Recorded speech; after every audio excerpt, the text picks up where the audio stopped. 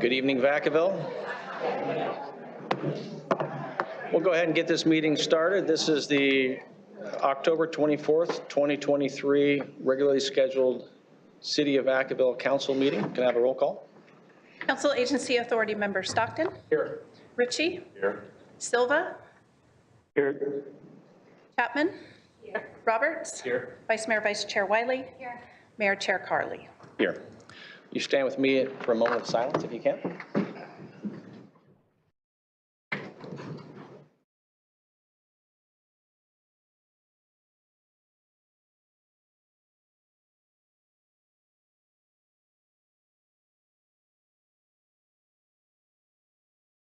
Roberts, will you lead us in the pledge? Allegiance to the flag of the United States of America and to the republic for which it stands, one nation, under God, indivisible, with liberty and justice for all. Thank you.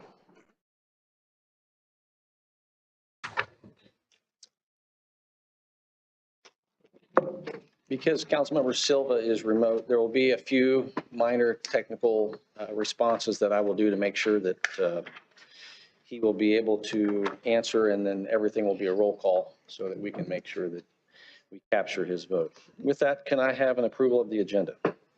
Motion to approve. Second? Second. We have a motion and a second. With this, all in favor? Aye. Opposed? Forward. And the number 4, approval of the minutes of the last meeting. Motion? Motion approved. Motion and a second.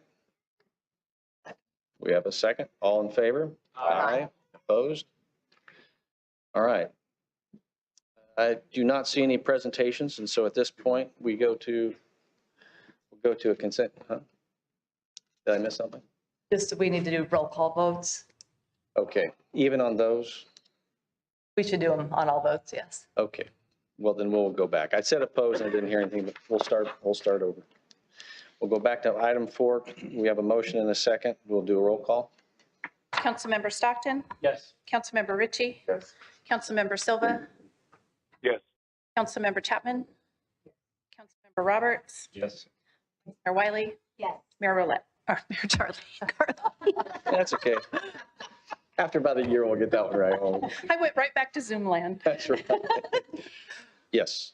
All right, moving to item 4, we had a motion and a second. Do a roll call. Councilmember Ritchie, Yes. Councilmember Silva, Yes. Councilmember Chapman, Councilmember Roberts, Vice Mayor Wiley, Yes. Councilmember Stockton, Yes. Mayor Carly. Yes.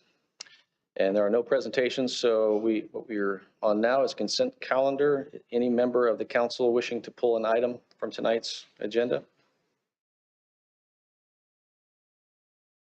Hearing none. Any member of the public wishing to pull an item on consent calendar? Seeing none, do I have a motion?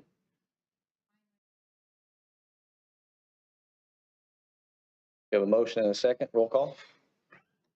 Councilmember Silva, Yes. Councilmember Chapman, Yes. Councilmember Roberts, Yes. Vice Mayor Wiley, Yes. Councilmember Stockton, Yes. Councilmember Ritchie, Yes. Mayor Carly. Yes. Next, we'll move on to business from the floor. This is the time when a member of the public wants to address the city council on an item that is not on the agenda, but is within our jurisdiction. So each of you will have 3 minutes, and please come to the podium. Good evening. Being a former flight attendant, 9/11 will never, ever be a happy day. Logging on to www.va.gov, you will find the Department of Veterans Affairs and the first version of the pledge. It states, "I pledge allegiance to my flag and to the republic for which it stands, colon, one nation, indivisible, comma, with liberty and justice for all, period." Those 23 words were first recited amongst school children 27 years after the Civil War ended in 1892. If you look at ushistory.org, it's different. Wikipedia, it's different. Britannica.com states that at Dwight David Eisenhower's urging, the Congress legislate that under God, those words be added, making the pledge what it is today. May I remind you, there's supposed to be a complete separation between church and state, and there has not been. Both my children have attended Travis School District K through 12. Foxborough Elementary was home to Awana, capital A-W-A-N-A. For those of you who don't know, Awana is an international evangelical Christian nonprofit organization in child and youth discipleship. The problem is clear to me. Awana had no business being in any public school. In 2008, ABC News reported my children's female music teacher at Foxborough Elementary had announced to the students that Abby wants to be known as James. I had and have no problem with that. I support the LGBTQIA+ community, as well as Colin Kaepernick. And that flag over there does not, I repeat, it does not equally represent everyone. They say that life is too short, but I can argue that it can also be very long and treacherous without the love and support of family, friends, and even strangers. Thank you. Good evening. Hi. Hello, everyone. Sarah Dunn, representing Keep Vacaville Safe Group. We're largely opposed to the Menard Energy battery storage project. As you may know, the city posted the answers to the question from the September 7th meeting. When reviewing these questions, I'm assuming they were provided by the energy company. We noticed many discrepancies and questions that are still not answered. This is really disappointing. There has been plenty of time since the community meeting. The most alarming to me is the lack of transparency among the actual company itself. When asked what the name of Menard Energy's parent company, is Menard a foreign-owned company? The answer states, Menard Energy LLC is a 100% wholly owned subsidiary of a U.S. entity, Ampere Energy USA LLC. Did you catch that? An LLC owned by an LLC. And they still didn't answer the question, where is the country of origin?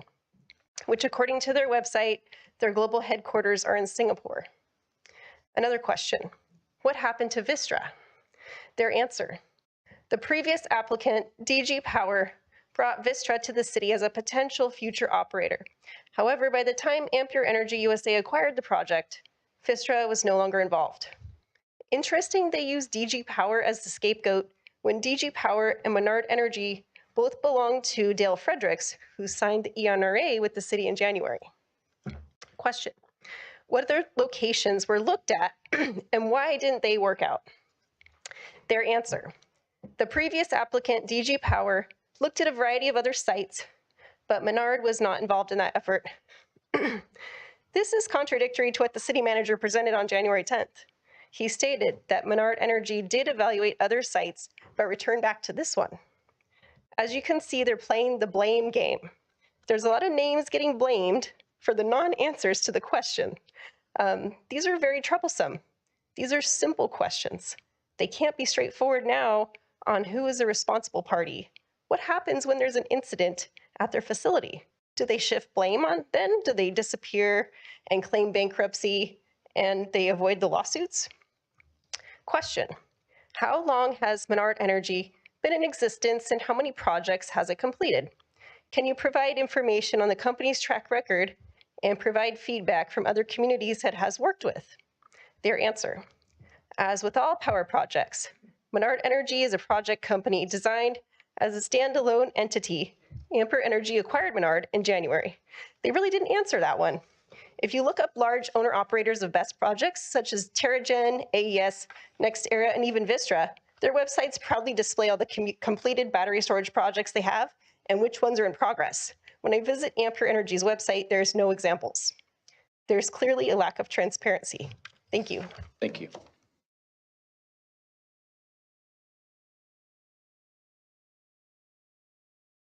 Good evening, Mayor, Vice Mayor, and council members. In 2020, Menard was told to go explore, well, the company before Menard, but was told to go explore other areas. They came back and they stated that they had explored, yet they could not provide locations. The city is taking them at their word that they did their due diligence and explored.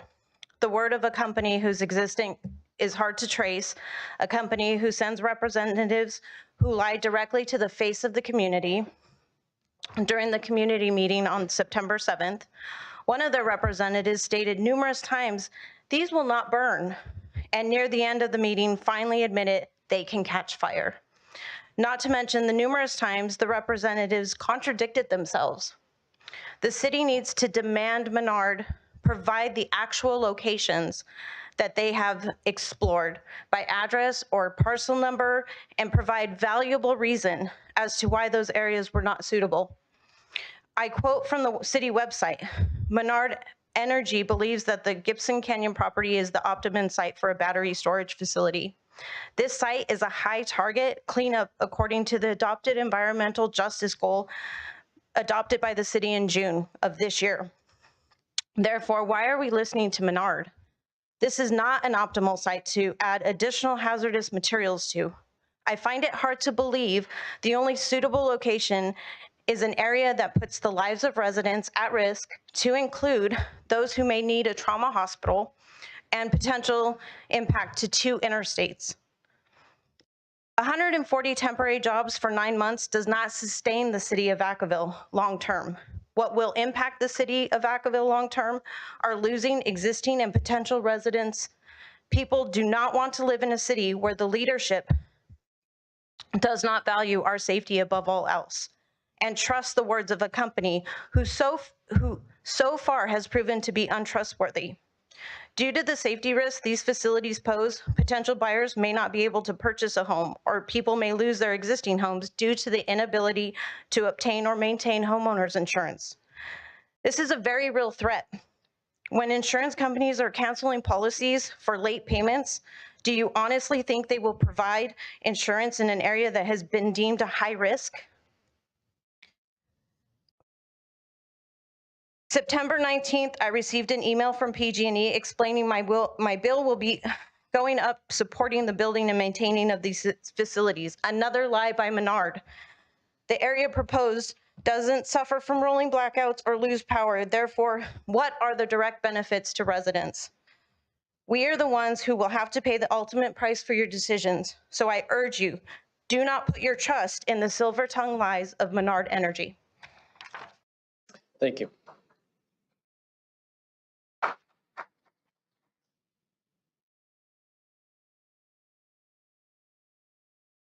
Good evening. Evening. Good evening, Mayor, Vice Mayor, City Council members, and city staff. Leo Escarcega, Leisure Town. I'd like to continue my discussion with the council and viewers from my attendance at the October 10, 2023 meeting. I'll make an observation on the big picture. PG&E has 9 project agreements with energy companies to collectively procure 11.5 gigawatts of new electricity resources. These energy companies share a common thread, like Menard Energy. They are LLC entities. City Council, Vacaville residents, you will recall PG&E filed for bankruptcy in 2019 amid billions of dollars of liability for wildfires linked to its equipment. For PG&E, battery energy storage facilities are another fire and equipment risk. To conclude, in order to inform those residents of Vacaville that are not computer literate, I would request that the City Council print the FAQ document and deliver them to the Cultural Center Library, the downtown library. Thank you. Thank you.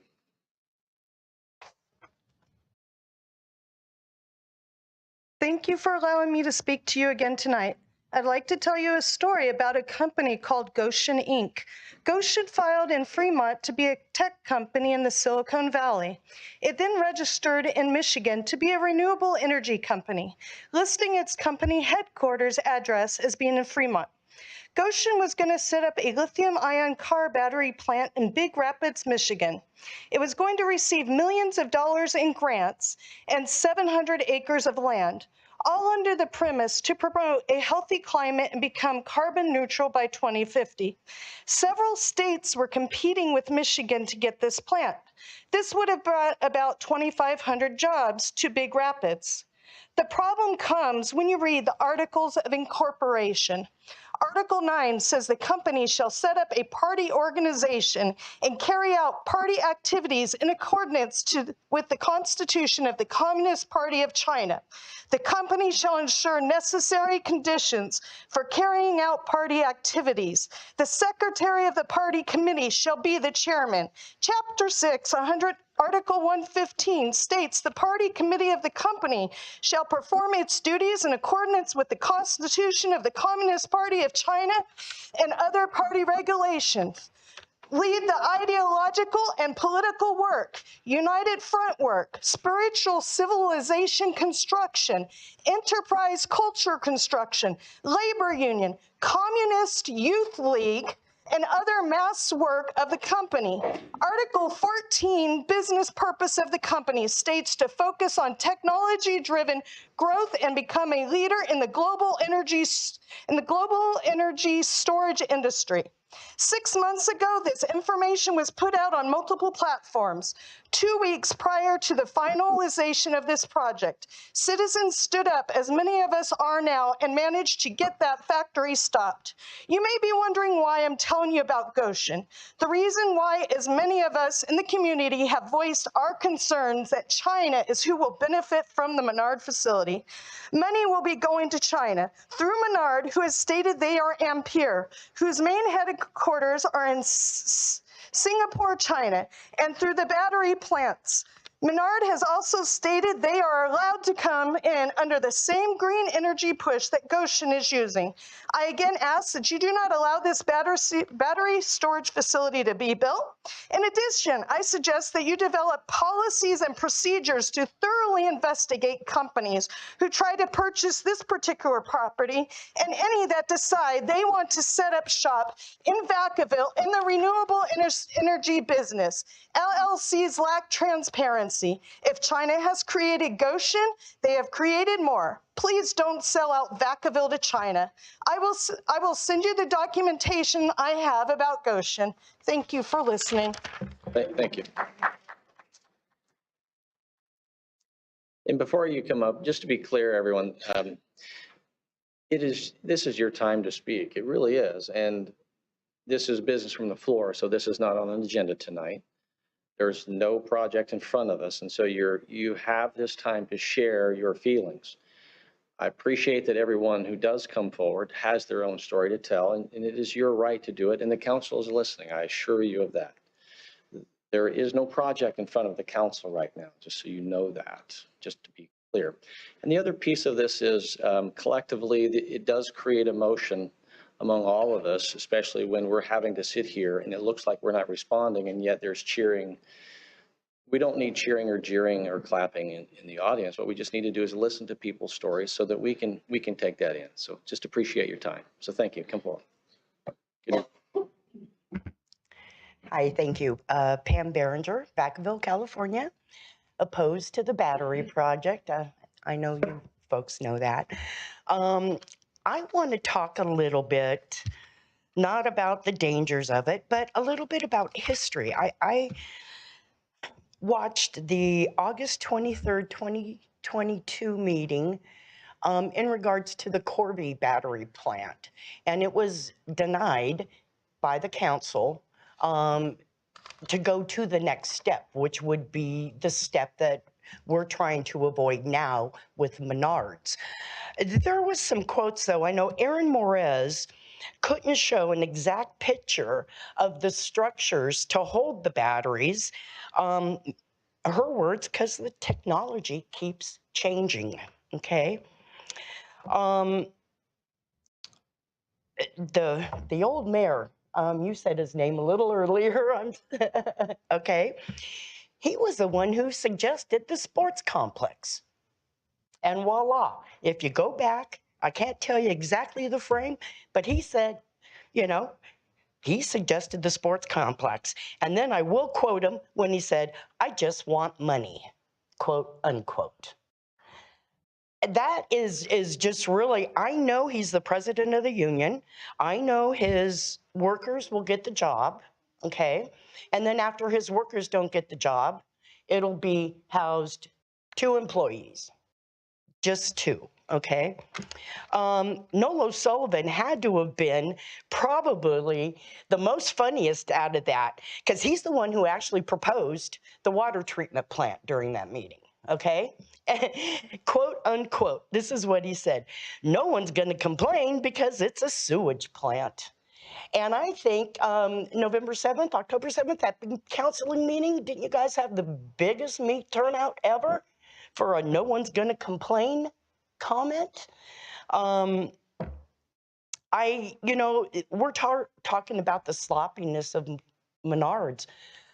Can you guys tell me where 7050 Leisure Town Road and Mills Road hook up? They don't. It's Mills Lane, and Menards can't even get the name of the road right. What are they going to do with batteries? They can't answer any questions. They can't tell us. It's all, what I am hoping is I am hoping that this council isn't like the previous mayor and all you want is money, because there's a lot more to Vacaville than just money. I know you need money. One thing I want to thank you folks is I've been doing a lot of talking, and through all this, I have met some of the most fabulous Vacaville residents that I've met hundreds of Thank them. you. Appreciate your comments. Thank you. Okay, thank you.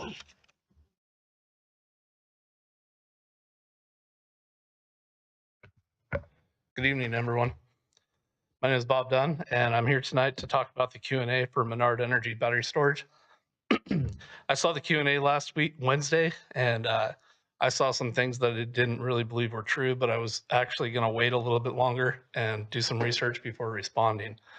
However, the next morning, Thursday, October 19th, an email came from the city communications manager. The email stated that the questions were answered by city staff who worked with project proponents to develop the answers to the questions. However, the email goes on to the overview, and in the middle of the overview, it states, currently there are over 500 utility-grade BESS facilities operating throughout California and the United States. These facilities consist of banks of batteries that are housed in fireproof metal containers. That's not true. First off, this reads like there are 500 facilities with fireproof containers. That's not true. Second, the city took the information from that Menard provided from the Q&A and posted it as their own statement on the email. That's really where I have the problem with this. Again, the information is not correct. While Menard may state that these are fireproof containers, the manufacturers do not.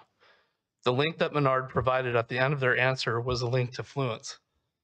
That manufacturer does not state that their boxes are fireproof. Neither does Poen. In fact, so far I haven't found a manufacturer who does state that. The overview continues to say, these batteries harvest energy from natural sources, sun, wind, and sell it when there's demand. In this instance, that's not true either. It'll pull energy directly from the substation and sell it back at a higher rate. I think we're all actually pretty aware of that. So we have been giving city staff credit for handling the meeting well, letting people ask all their questions.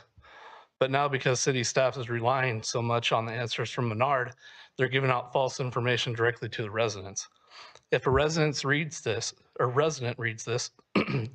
they're being misled to believe that the facility will house batteries in fireproof containers and there's no fire risk because the city told them so.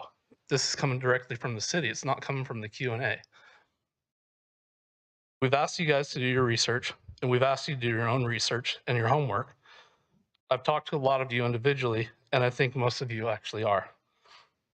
However, Menard has misled the public and the city, and in turn, the city is now misleading the public as well. I don't believe it's intentional, so I ask that a retraction is sent out. I really don't think it's intentional from your city staff. I think that they were asked to just follow what Menard had said, and so I would like to see a retraction on that. An email that goes out and says that there was a mistake. Thank you. Thank you.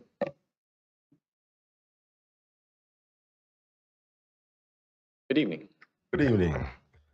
Hi, Mayor Carly, City Council, and City staff. It's me, Frank Nelstone again, and today I'm coming to you all with a great opportunity for the city. As you may know, I've been advocating for Vacaville's cannabis market to be made available to our residents for some time now, and I believe as a city, slowly but surely, we're making a lot of progress. But as expected, to roll out a program at this scale will take a lot of effort, resources, and city support. Thankfully, the state's Go Biz department has just announced the release of the 2023 to 2024 grant solicitation for the Cannabis Equity Grants Program, available for local jurisdictions like Vacaville to receive support through their own cannabis permit program for applicants and market operators.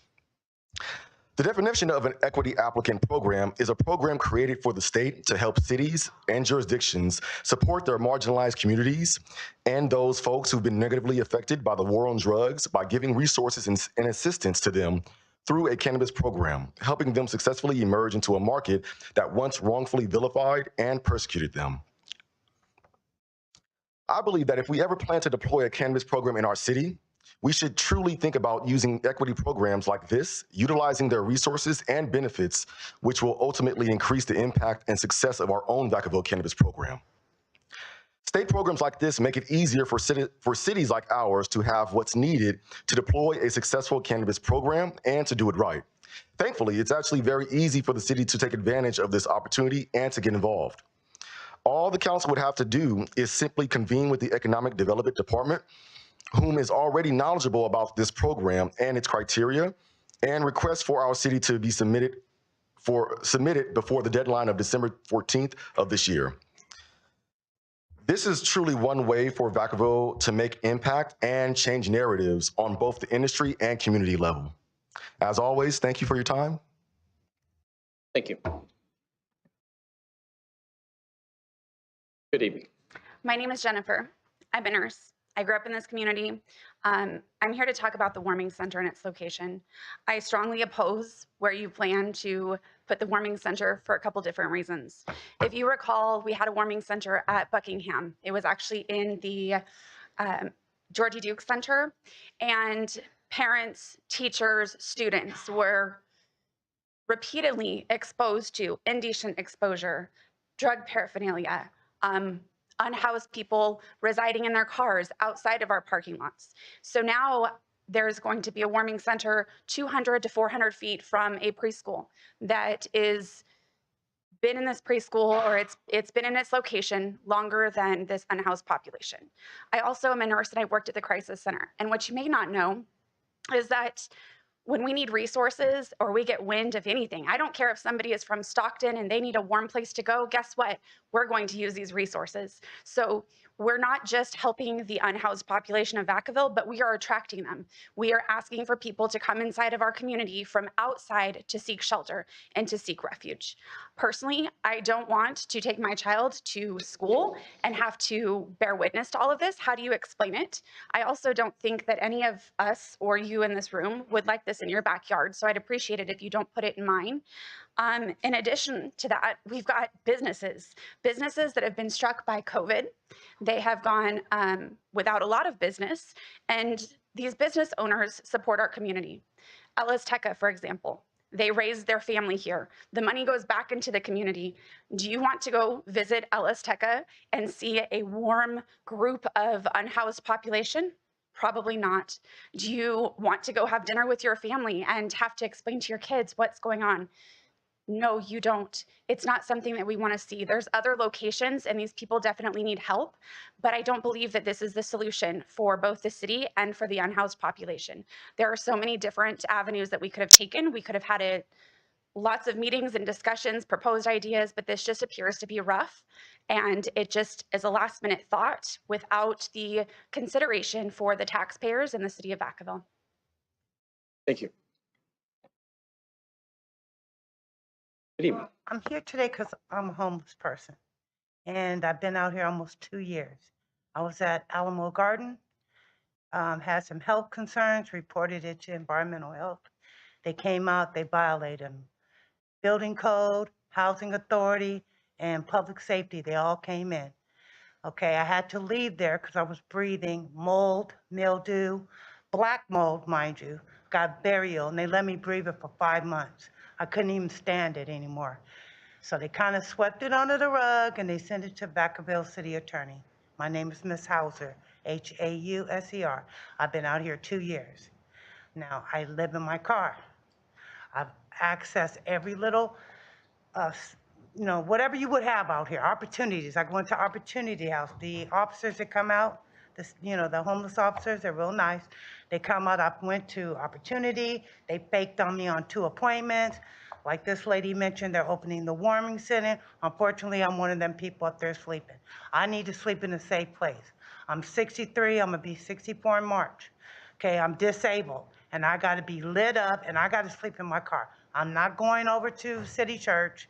In fact, I was the first person that ever slept in City Church in freezing temperatures. But I'm not going to look at women and children sleeping in tents and people who are on drugs trying to recover are inside the church. Are you kidding me? No. That's twisted, warped. Now today, we have officers come to me and the rest of the people and tell us that you guys are putting a new ordinance in, that we're not going to be allowed to sleep in our cars. I go to bed early every night. I don't do drugs. I don't drink. I don't do any of those things. I just live. There's not enough opportunities here, but I mean, does the, what is it, the Ninth Circuit Court, Martin and Boys, does that not affect us? I mean, can they just come and tell me I can't sleep outside? Are you kidding me? I'm in my car. Okay, you don't have enough shelters here. You don't have enough programs here. I was on Pony Express. I went to First Five. I got on the Pony Express wait list. I go back to Housing Authority, who passed 2 times, the check to see if the apartment was okay. I kept telling them, it's not. Sutter had to write them a letter. And if you check with your Vacaville City Attorney's Office, you should have all that information, because it was sent from my person, Toby, who was at the environmental health. So they wouldn't even fix it. They wouldn't even open up. They didn't even have a license. Okay, now I have to come out here and take the wrong, and I'm okay with that. Okay, but what I'm not okay with is that Vacaville's where I voted this past vote time. I voted in here, okay, for whoever I voted for in here. Okay, and you mean to tell me I can't sleep here and be in a safe place? Okay, everybody out here ain't on drugs. So I think maybe the round table, Mayor, that you was talking about, because I read your story in the newspaper, maybe you should have some of us come there. Because I'm just a regular old person trying to live. I get Social Security, I don't get enough, and the rents keep going higher and higher. And I'm doing the best that I can, okay? But I don't think officers should be coming up to me talking about, oh no, you're gonna be out of here, we're gonna fence this up, you can't park over here. What do you want me to do? I'm 63 years old. Thank What you. am I supposed to do? Thank you you. so much. Thank you.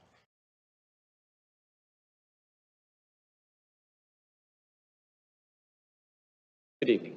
Good evening. My name is Sheena, and I'm here to talk about the warming center as well. I feel like it is inappropriate to put it close to a school or even close to parks. My daughter goes there, and again, there's already a homeless population over there. And I think opening it there is just gonna attract them more. And I feel like a lot of people don't know about the preschool that's there, which is kind of a selling point to me because it's right off the freeway, which made me nervous. But if you don't know it's there, you don't know it's there. So it's gonna kind of put it out there in a negative way. If the warming center is open from whatever the hours are, when they are to leave in the morning, where are they gonna go? They're not gonna go far because they're gonna wanna stay close, knowing they need to get there since it's a small amount of occupants that can be there. I feel like it should be placed somewhere away from a school, somewhere away from parks. There has to be somebody somewhere else to place it. A few of me and the moms, we started a petition. As of 6 o'clock, we have 773 signatures. We drove around and looked at different abandoned places. I don't know if they're ones that can be used, but we found Bed Bath & Beyond, Blake Austin, near the transit station at Monte Vista, downtown industrial areas, and these would also house more people. If the goal is to save those from freezing, then that area is small and it's not gonna do much. We're worried about, yes, the homeless that bring in mental illness or drugs or alcohol. Yes, they're not all under that umbrella, but there's a good majority of them. And I don't want to have to worry about my 4-year-old going to this school having to say, oh, don't worry about what's going on over there, or having to explain why this man is running around naked, or why there's feces outside, or having to worry about needles. I ask all of you, if you had, think about your children and your grandchildren, would you be okay with this? I highly doubt it. These are our children, and there is not a price tag you can put on our kids. The safety should be number one. I understand wanting to help the homeless, and I'm not opposed to that, but I am opposed to having it next to the school. I mean, are we gonna know that if there's pedophiles there? Because if there are, they're supposed to be 2,000 feet away from schools and parks, correct? Yes, correct. So why would we put this close to our children? It's not okay. So I would really, really hope that you would take into consideration looking somewhere else. I don't know if I can give this to you. I don't know if that's allowed. If you could Okay, give it to yeah. our city. Like I said, if there's work that we can do to help find places, there is a group of moms that we are ready to help and do our part. But we just want to keep our children safe, and we want to keep them as innocent as possible. This world is not a good world right now, and having to tell them, about the mental ill and the drug use, it's not something we want to deal with right now. Thank you. Thank you.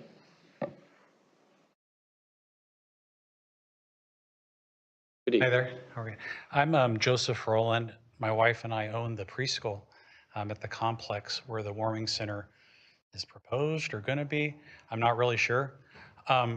One initial frustration that we have, and all the business owners, and there are a lot of businesses there in that complex, where was the communication? I mean, didn't receive anything via paper. No one came and talked to us. One of the business owners overheard something at their restaurant, contacted Representative Silva, and he came and said, yeah, well, at the last council meeting, they mentioned this is going to happen. He said, sorry, I wasn't part of the planning, even though it's his district. And I watched it, and it looked, Mayor Carley, like you told him, don't worry, I'll fill you in. I don't understand how that happened, but we would love to have communication. We'd love for you to listen to us. We wish we could have been a part of the planning or understand. I think the business owners feel underrepresented. Secondly, it's already been mentioned, but as a school, we will protect our kids. We have 130 families. We have TK, preschool, and kindergarten. We will protect them. But we started reaching out to Buckingham, and we heard from teachers. And we have a lot of resources, pictures, evidence. I'm sure if you go through your city records, you're going to see some of that. I don't know if you were the police commissioner at that time, chief, but it was a debacle, and it had to be closed down. It wasn't fair to the kids, the teachers, and it wasn't fair to the unhoused that needed support. Because where are you going to go, even where we are now? If there's someone in the parking lot loitering, we have to call. It's going to put a strain on city resources. It's not fair to those individuals who need help. I just don't think that it was well planned, and it was already said. So yeah, I don't think I need to actually read the information, but there are teachers who are willing to speak with any members of the council that would like information about a school and a warming center being in close proximity. And actually, I think there's something in the news even today in Los Angeles County where they're making some decisions about separation just for everyone's benefit. This was kind of just stated. Was there any kind of comprehensive process here? It just seemed like let's do something real quickly. Did anybody say, hey, here are 10 potential locations. These 5 are a little better. These 3 are even better. This is the best for all affected. I mean, we need that kind of process for everybody. And it just seemed like if we didn't overhear this conversation in a restaurant, we would have showed up for business on, I don't know, I've heard different stories about when it will be open, but after November 1st, and we would have had a massive challenge potentially. And it's not fair to all of us, and it's not fair to them. So if not, I hope that kind of research can be done and that kind of decision making. Thank you. Appreciate your comments. Good evening. Mayor Carley, council members. My name is Kristen, and my child attends Above and Beyond Preschool in the parking lot of the proposed warming center. I came here tonight to speak on not only for myself, but on behalf of so many other parents who wish their voices to be heard on this matter. The decision of the new warming center, while thoughtful for some, leans in a more thoughtless way for others. The 400-foot close proximity of this safe place for transient people makes our already established safe haven of Above and Beyond Preschool a safety risk.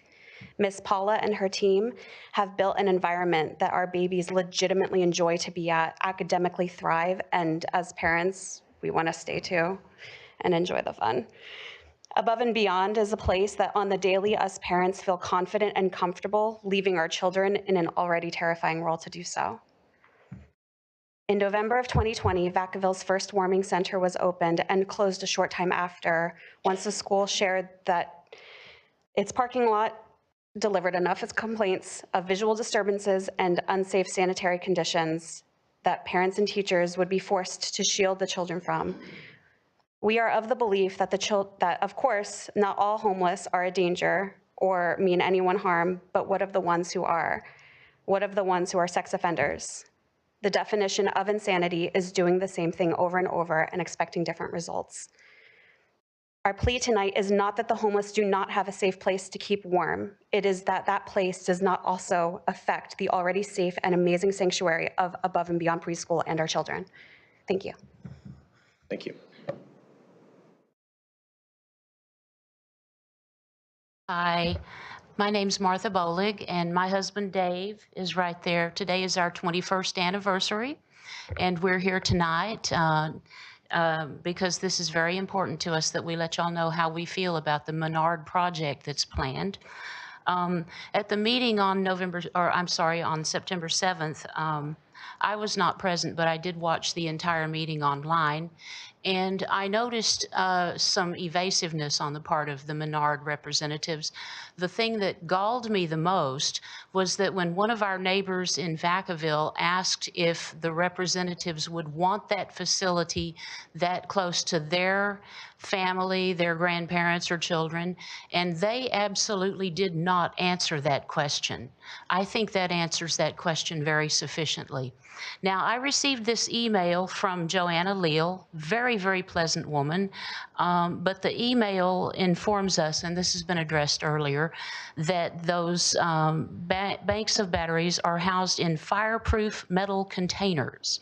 I emailed her back and I stated that is a lie. There's photographic evidence all over the internet of the fires leaping from one container to the next.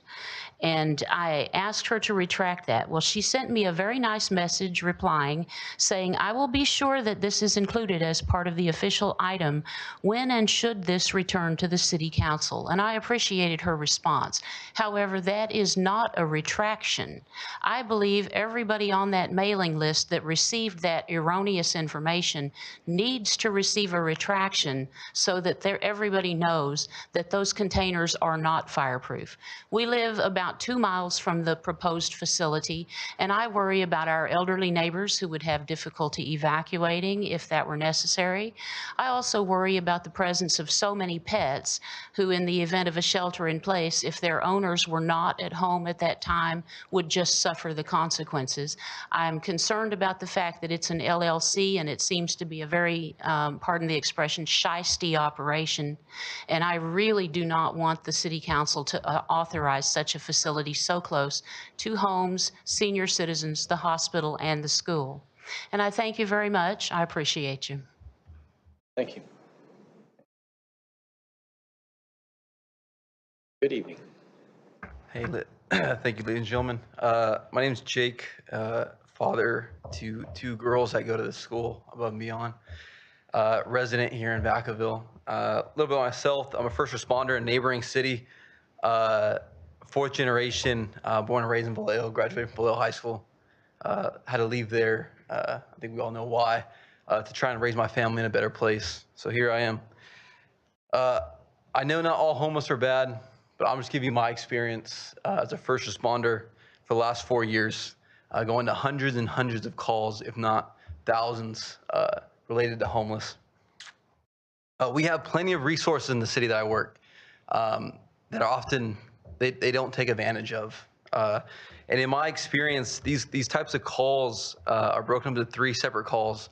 There's individuals that had committed crimes in the past that were currently committing crimes and committing crimes in the future. And of those 3 types of crimes that those individuals had committed, the majority of them, they were broken down into, again, 3 different types. So we have inappropriate crimes, because there are kids in here. So inappropriate crimes, violent crimes, and drugs. California says, and I believe this is low, that 40% of the homeless are actually sex offenders. I believe that to be much more inaccurate and a higher number. Our responsibility in this state right now, where it's so difficult, is to be protectors of our children. And I think we all, as a community, need to strive to protect our children. And I just think this warming center is a bad idea. In the city that I work in, we have a place called 310 Beck Avenue. And any of you that would like to go see what goes on there, it drains resources, and you can smell it before you get there. A lot of this homeless shelter is going to attract people from out of county, like somebody else said. That's just the state. The state is a warming center. Most of our homeless are actually not from California, Idaho, Texas, Arizona, places where they have warrants that are non-extraditable, meaning that the state that they came from does not want them back, and we will not send them back. So now they're here in California. I'm appreciative of living here and being a resident here. This isn't to badmouth anybody. I love living here. I just want to be able to raise my daughters in a safe area. And with so many people leaving more and more, I'm trying to stay and trying to fight to raise my family here. And things like this just make it tough. So I just feel like I've been put in a position to make a choice, either take my kids to the school and make my wife or my two daughters a victim of a crime. And I just feel like that's or take them out of the school, and that's just a tough decision. Thank you. Thank you. Good evening. Good evening. I live 1.5 miles away from the proposed Menard LLC battery plant thing. I'd just like to know why we weren't notified about this possibly going in. Being within the 4-mile radius, we're exposed to the toxic smoke. If there's a fire and stuff like that, we'd have to shelter in place, tape up window screens and stuff like that. And also, it wouldn't decrease property value if you have to disclose that it's a toxic energy plant that can poison groundwater. If there's a fire and put on it, it seeps into the ground. We're all off wells out there. It would poison our groundwater. That's the only option we have for fresh water, besides having it trucked in at a high cost. I kind of want to know why some of this stuff happened. That's all. Thank you. I'm here to voice my opposition to the Menard battery plant as well. We do live within a mile and a half of the location, and the only way I found out about this whole thing happening was another concerned citizen was kind enough to go up and down our street and put notices on our mailboxes. And I would have never known about it happening without her doing that and getting us involved in the community information. Because of her, we then found out to get on the mailing list, the email list with the city to get more information. But once again, why should we have had to count on her to notify us of that situation? So I'm very, very disappointed with the city council and the communication that we received from the city with this. We do live very close, as stated. We are on well water. We have already had to put in generators to make sure that if there's a fire and we need to fight a fire, because last time when there were fires, we were close to evacuation, that we have a way to fight the fires. And now it seems like we've already had to do that because we're not on city water out there, and now potentially our well water would be conflicted if there was something that went wrong with the plant. So I apologize. I'm not as knowledgeable as some of the people here have been with all of the facts and figures. I have been somewhat new to hearing about all of this, but I definitely want to go on record with my opposition and my disappointment with the communication. There are a lot of people out in that area that probably don't participate in Facebook or other social media accounts and still probably don't understand what is happening in their area. And there should be more information given with the lack of local reporting in our area. Thank you for your time. Yeah, thank you. Hello. My name is Malia, and I have a daughter that goes to Above and Beyond Preschool. And I'm just here to kind of give you my background and my experience with the homeless.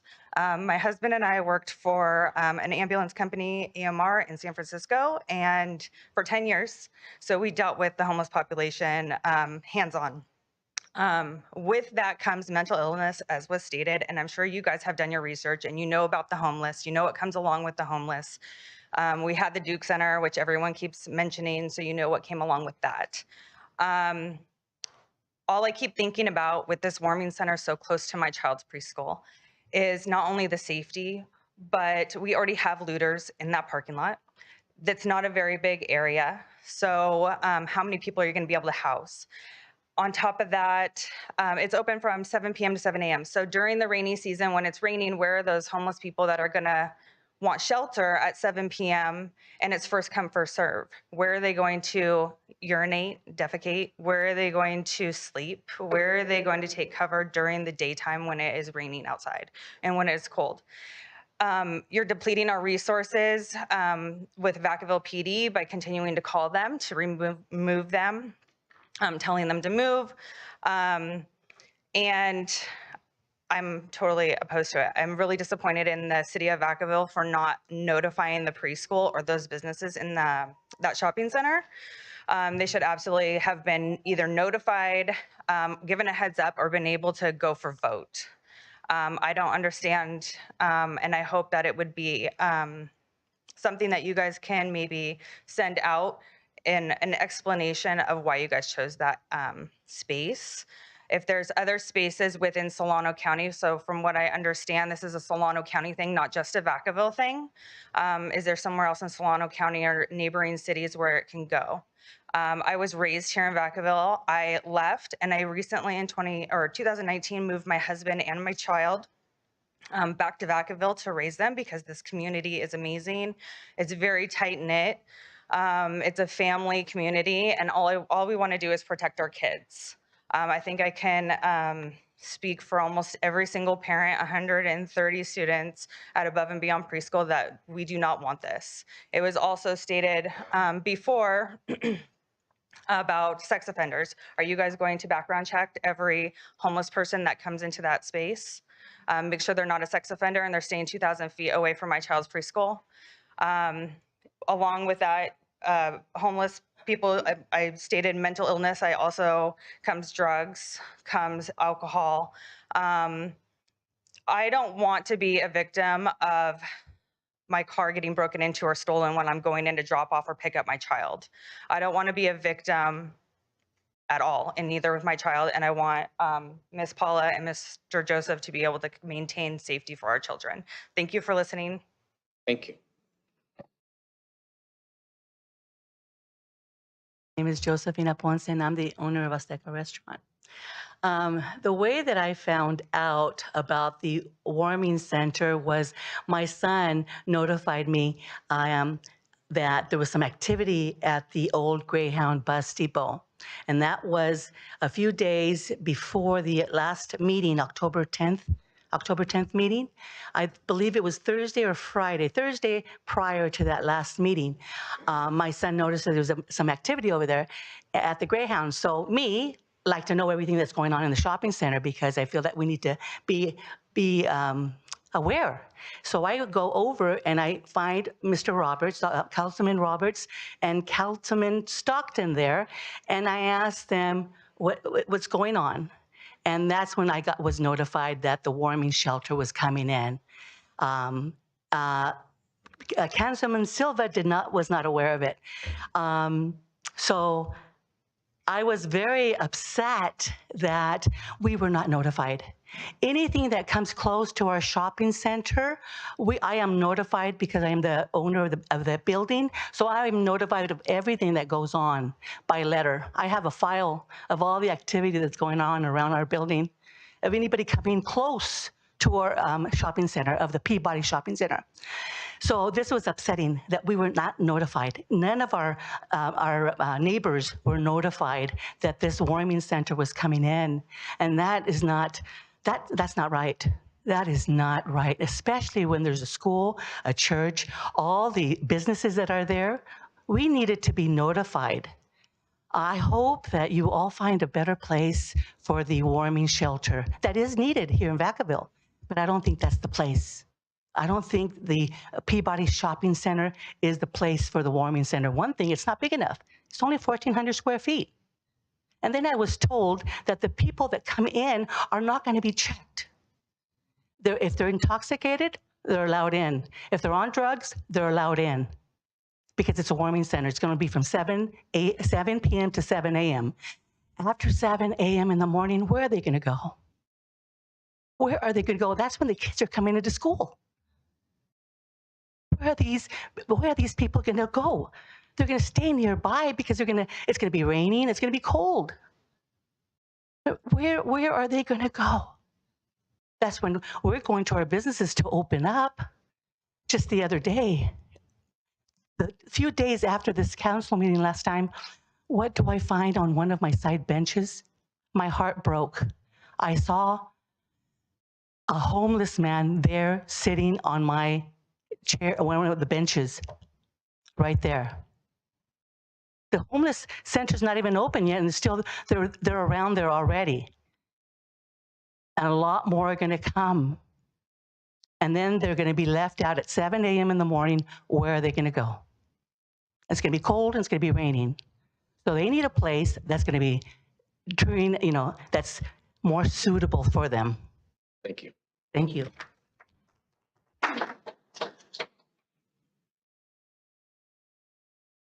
I'm going to do this without crying, but I doubt I can. You guys are heartless. None of you took into account that I have 138 kids. 138 kids every day who come to my preschool, who trust me. Their parents drop them off because they trust me. And you have approved a warming center with 400 feet from my front door? How dare you? That is heartless. How dare you? Why don't you go put it by Kairos? Oh, because you don't want your kids walking through it? You've got to be kidding me. My kids do not deserve any of this. They do not deserve it. They are young and their parents trust me. Absolutely heartless that none of you cared to call me. Oh, what's your name? What's your phone number, Miss Paula? It's on my front door. If you would have walked the neighborhood before you approved it, you would have seen my phone number. You could have called me. You could have left a note on my front door. You could have given us a heads up. Absolutely saddened by this, that you don't have a heart for the kids. For one, you put it in Duke right by Buckingham. Way to go. Well, that didn't work out, so let's put it by another school. No, I'm not against the warming center by all means. They need a place to live. I know they do, but not in my front yard. Put it in your front yard. Put it in your front yard. Let all the needles be in your front yard. Let the feces that we've had to clean up every morning, the throw up in our front parking lot, let you clean it up when you get up in the morning. Don't let it be in my front yard where my 138 kids are coming in every day.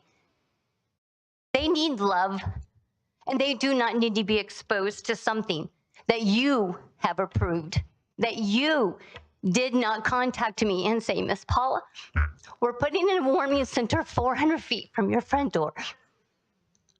It's you. It's you who approved it. There's other preschools. There's other churches. Right, Mayor Carly? There's other churches that have preschoolers that would probably like a warming center by their school. Thank you for your time. You need to move the warming center immediately.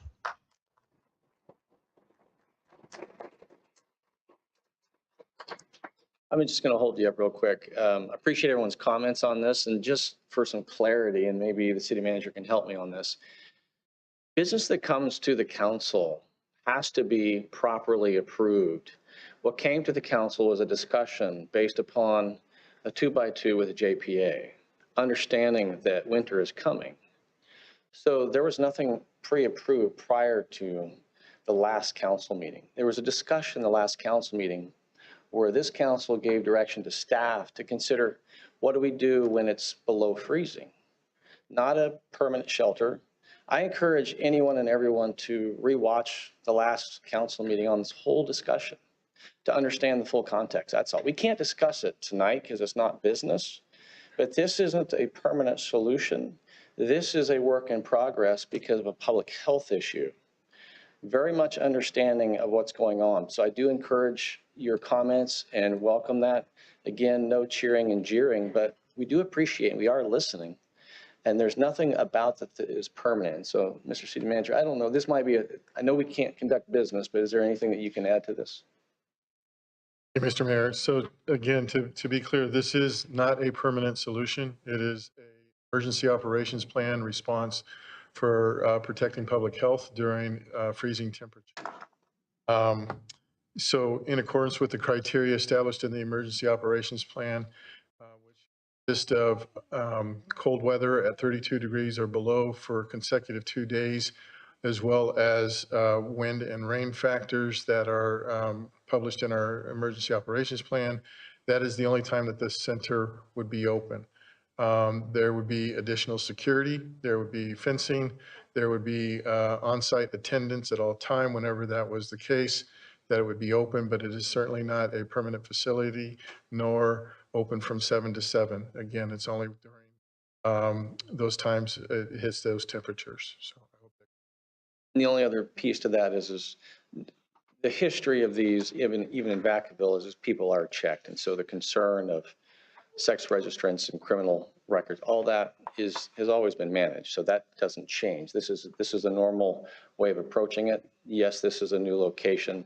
It's a location owned by the city, not necessarily other locations. But that's why I say encourage you to watch the entirety, because you will hear comments from this council that says, what's a permanent solution versus what is in the need for a public health issue right now. That's all.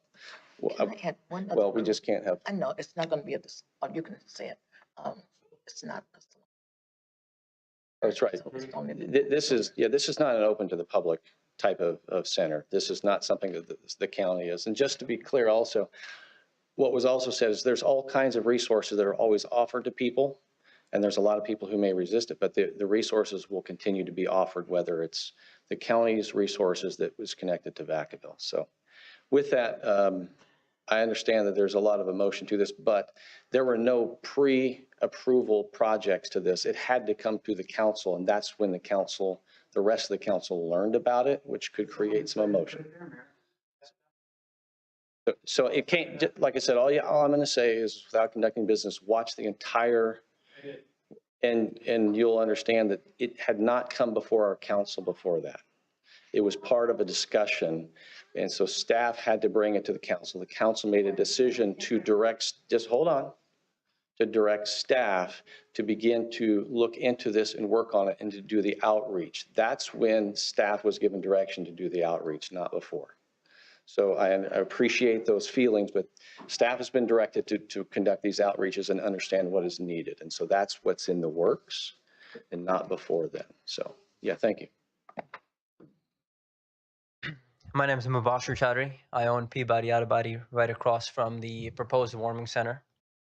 I'm here in opposition of the warming center, of course, for many of the reasons that other folks have already mentioned. My biggest concern is that you guys proposed a warming center without any notice, any proposed plan, or any business idea of what's actually going to happen. You keep saying that this is an emergency proposal. We'd like to see something.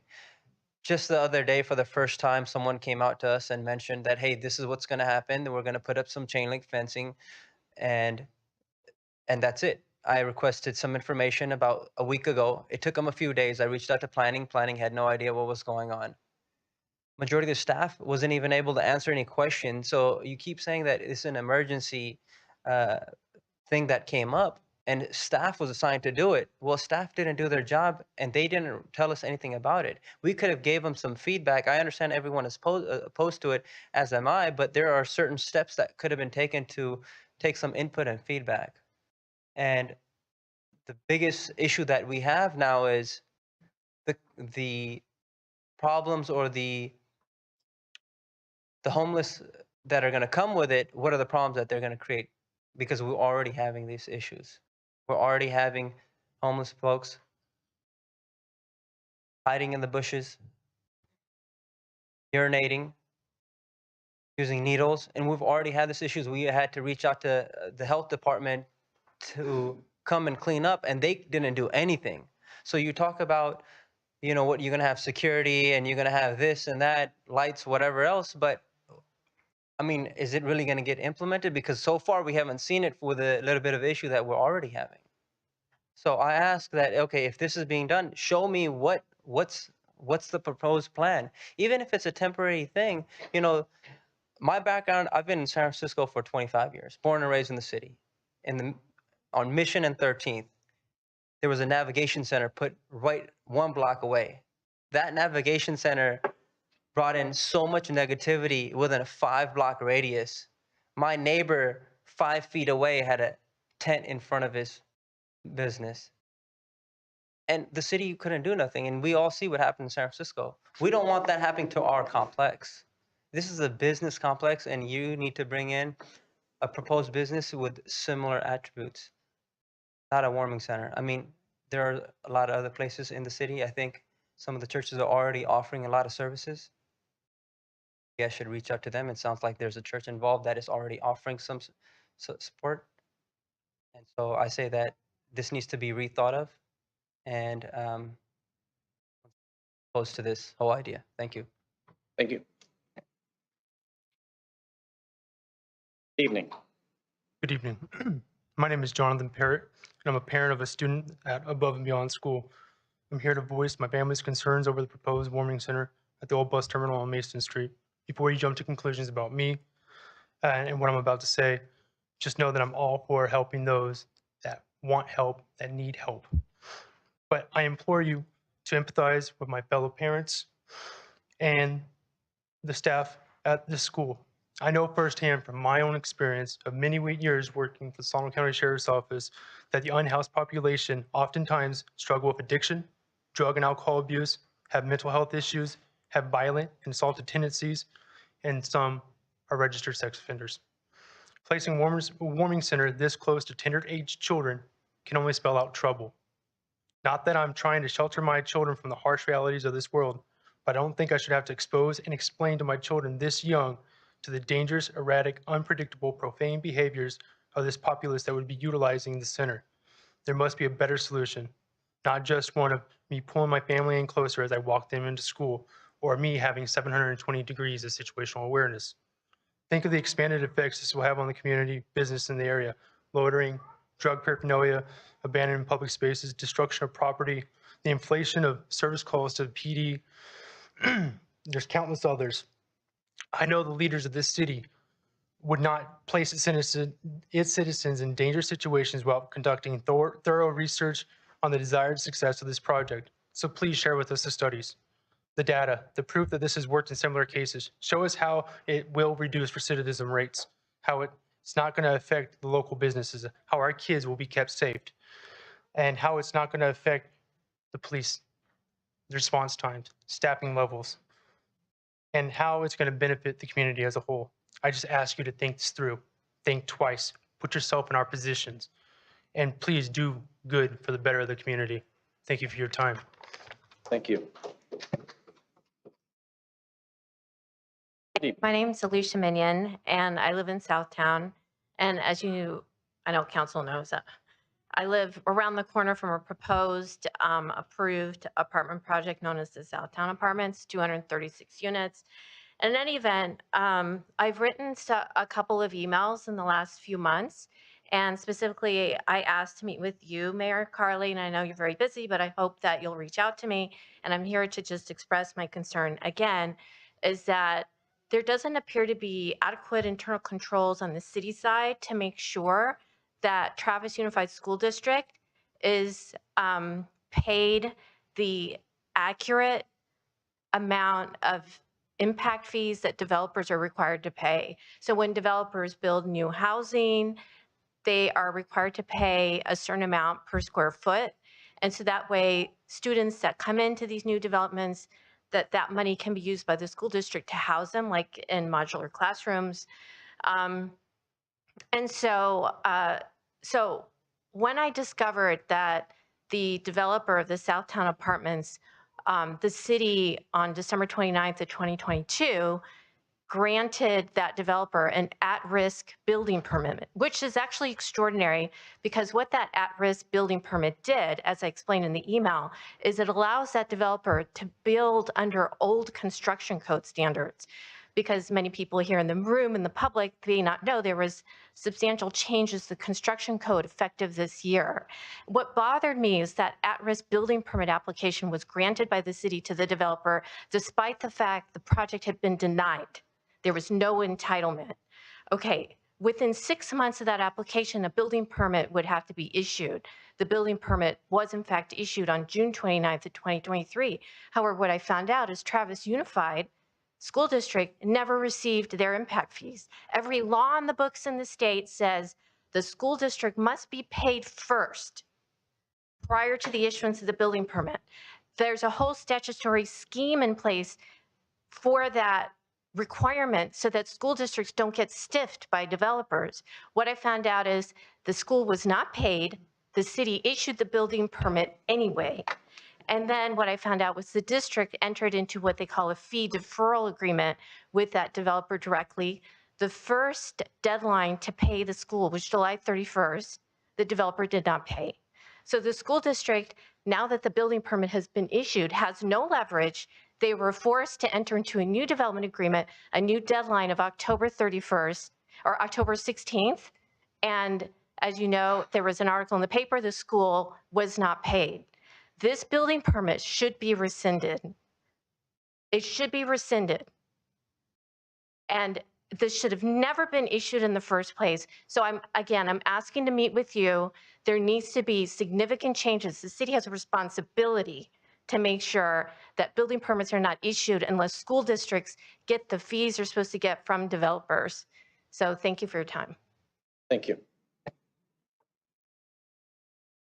Good evening. Hi, I'm Jennifer Hannon. I am a parent, thank you for your time. Like many, I also have a child at Above and Beyond. You might have noticed how many parents are first responders there. Those who choose to serve others should be served within their own community. In my professional experience, I've worked next to 2 warming centers that were near preschools in other cities, Vallejo and Fairfield respectively. The foul things I've experienced, such as needles and feces, including urine, the incidents such as shootings and unnecessary violence that have been so bad, I would have to bring children into shelter in place and their parents couldn't pick up their children. It is extremely unsafe for the children and the staff. Unless you're willing to staff an officer the hours of the school, it is unsafe to allow this. My husband is a local correctional officer and has experienced the release of inmates with a one-way taxi ride. Those taxi rides can go anywhere that they feel necessary. The possibility of homeless being relocated to this warming center is a very big risk to take for a monetary reward for the city. Unless you yourself are willing to be on hand to pick up or remove any potential issues, I highly encourage you to reconsider and relocate this warming center. I also want to note the irony of how many police officers are standing in this meeting outside for your safety, but yet you're willing to have a preschool unguarded with the possibility of incidents happening up to daily. There's no logical way every person will be checked daily as they walk in to the warming centers. You have over 100 families that this affects, as well as countless businesses who are dealing with this daily. Winter is the same time every year, so wouldn't it have been smart to worry about this more than a month before winter time? I respectfully ask that you reconsider and thank you for your time. I think we all would like some clarity on this, and if it's still in the works, as you stated, let's work on it together and find a better temporary emergency solution. Thank you. Good evening. Good evening, everyone. My name is Sandra Tam, and I run the Asian County Square Market here. And along with all my other friends and business owners around the plaza, we just found out about the warming center at the Greyhound station.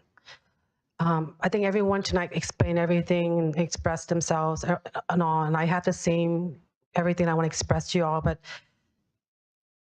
I just want to let you know personally that I'm not against the warming center because it's very important.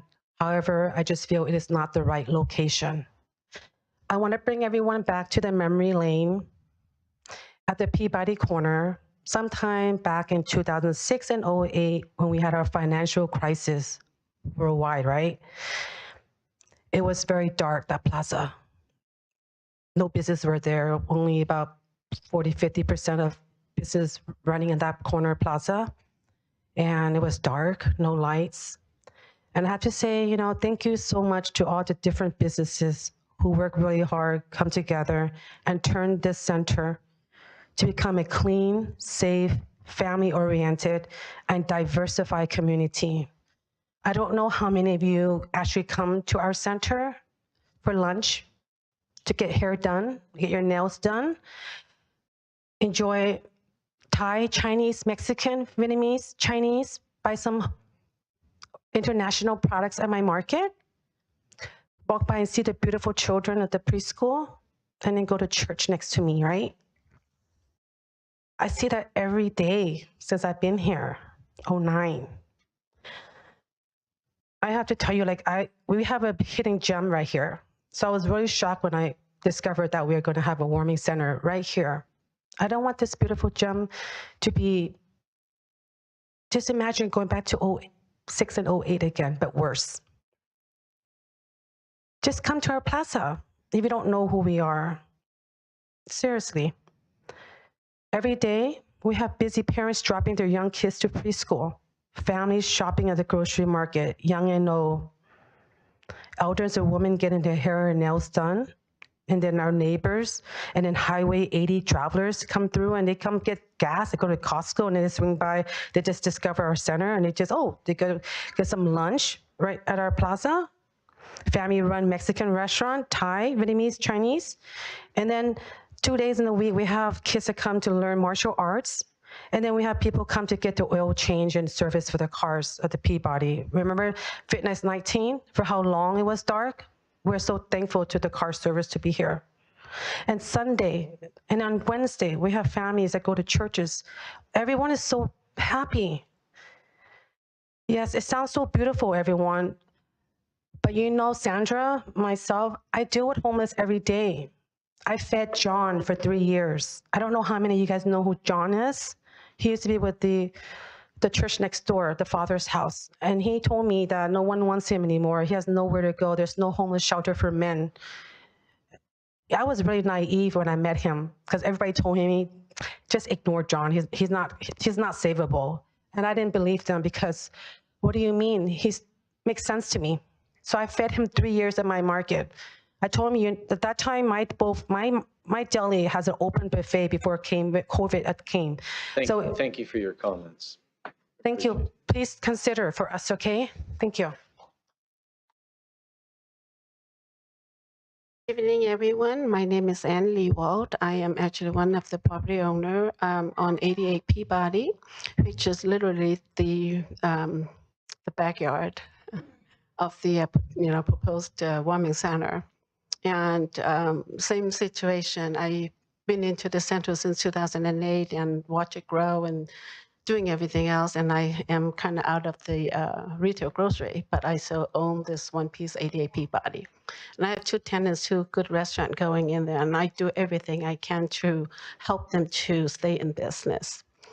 And in the past few years, it's really, really been tough for me to help them fight the homeless. They literally sleep in our backyard. We have a trash container that where we provide a hose bibs for cleaning. At nighttime, since it wasn't locked, they would use that as a shower bed. And in the morning, when the tenants coming in, they were terrified. They, can't run the business like that. First thing they would call me. And so I have to spend money, thousands of dollars, just to enclose the trash can so that they can be lockable and they can, to basically, taking care of our own problem. By calling our police, I understand there are a lot more priorities better than, just taking care of a homeless situation. I understand that. So we have to do everything we can.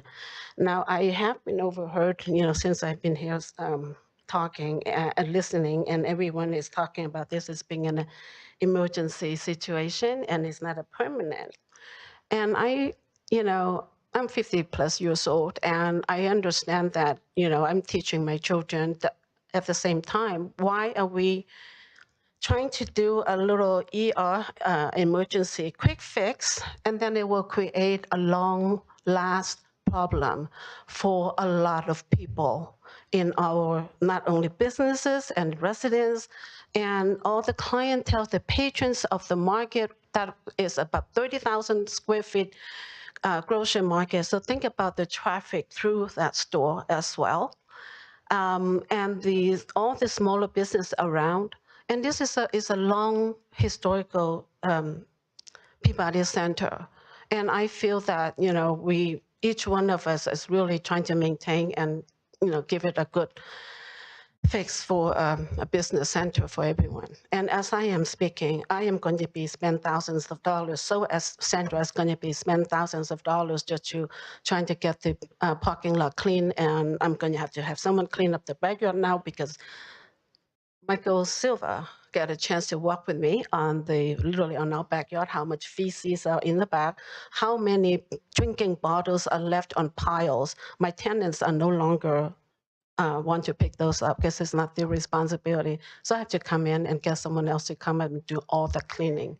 So imagine, we already have to deal with that. So bringing in more is a problem. Plus, Thank you. my one more thing, sorry, because you say that it's not a permanent or a 24-hour facility, that means that all the non-open hours will be our problem because these people have no place to go. And I'm repeating.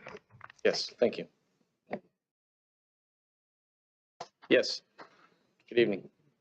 Yes, my name is Eugene Cordy, and I'm here for about the fourth time with the same problem of the police department.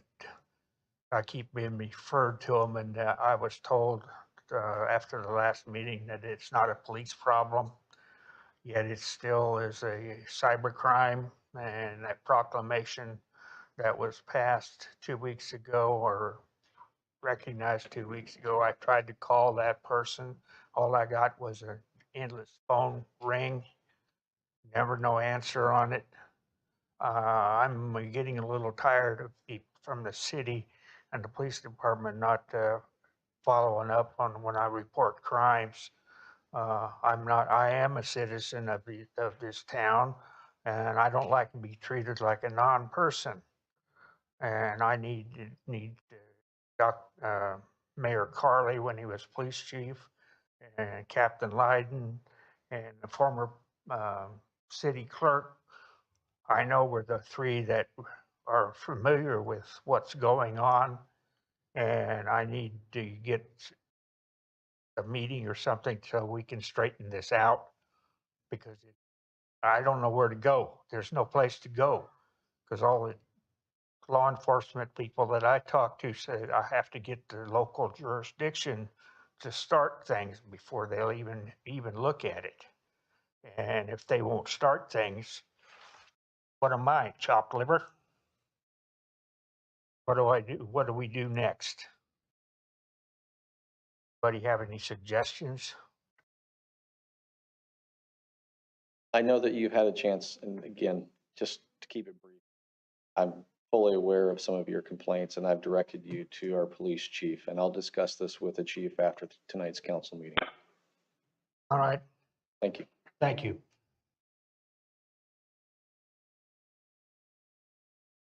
Good evening. I am coming to you again as a member of the community to speak out against the warming center. I do appreciate your explanation this evening. I did watch the meeting as well as read several news articles. I'm not a parent myself. I am an auntie and I do go to church. I have been very active with Miss Paula and Mr. Joseph's community there. And I just want to remind you of the fact that you need to support your community. I understand homeless people are part of our community, but we have 32 local police officers that are family members and students at that school, not speaking to fire department, nurse. I'm not saying they should be above everyone else. I'm just saying let's keep the littles little. And I don't want to harp on what our show of community has already expressed about the homeless community. I just want to voice my negative naysay against this area that was selected. And while I do appreciate the emergency response for public health, because I'm a nurse, I work at North Bay, I deal with social services and the medical social workers and the pressures that they are under to accommodate the ever-growing challenge of the homeless population and getting them to services and advocating for them. I don't feel this is the right avenue, nor was it communicated in the respected time or way for this business area. So thank you for your time. Thank you. Evening. Good evening. It's very easy for someone like myself who didn't put themselves in the position of running for election and volunteering to put yourself in for this.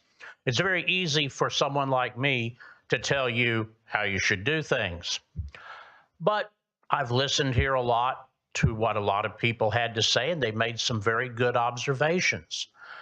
I think one time I made a mention of it's very difficult to run a city. There's a whole lot of stuff going on with running a city that's really more important than some of the things that you, ladies and gentlemen, wind up spending a vast amount of time on.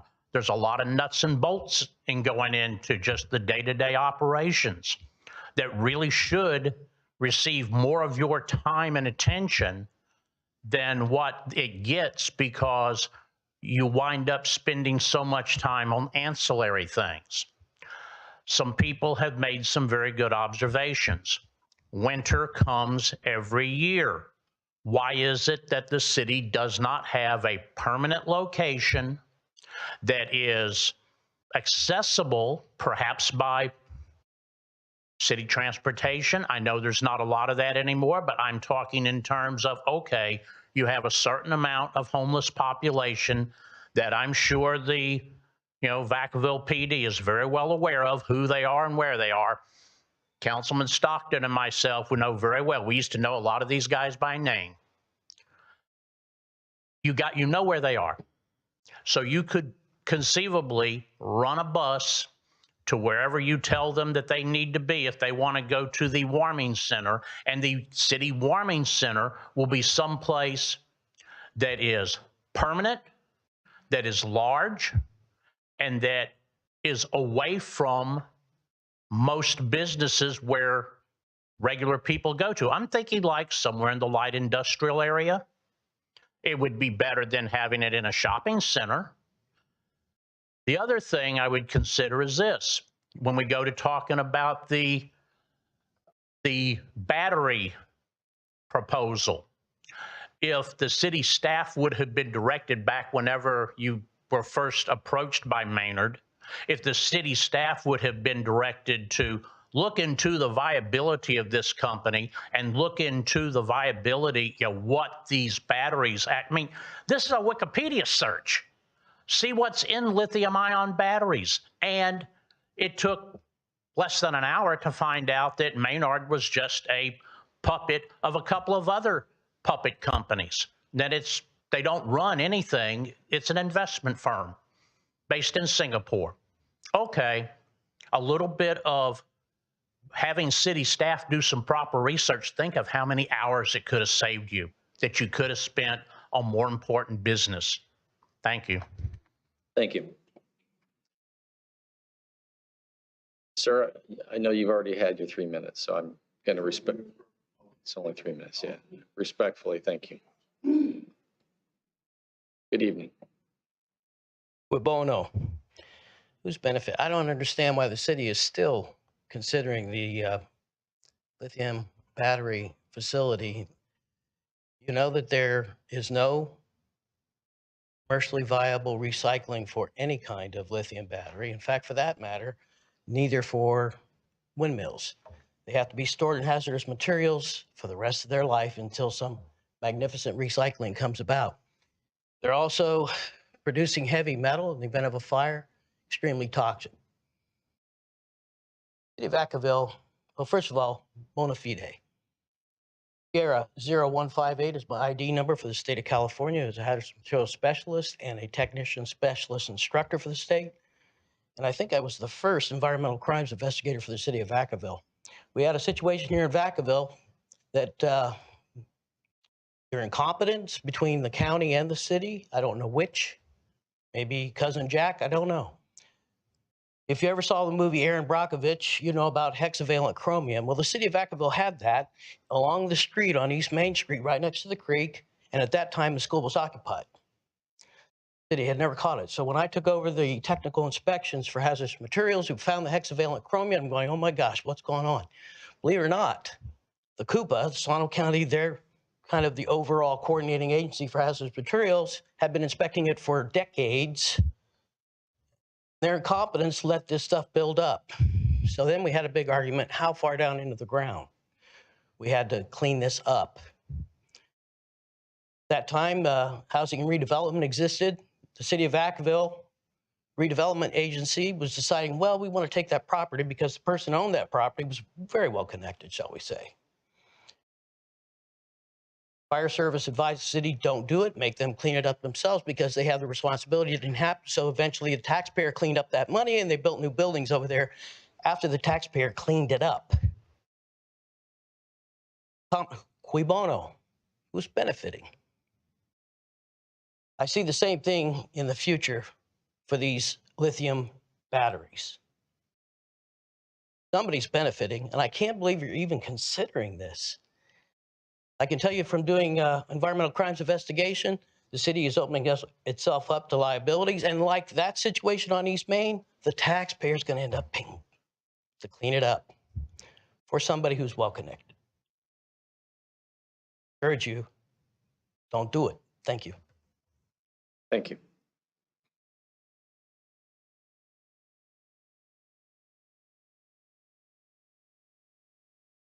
Seeing no one else speaking tonight, I'm going to go ahead and close business from the floor, bring it back.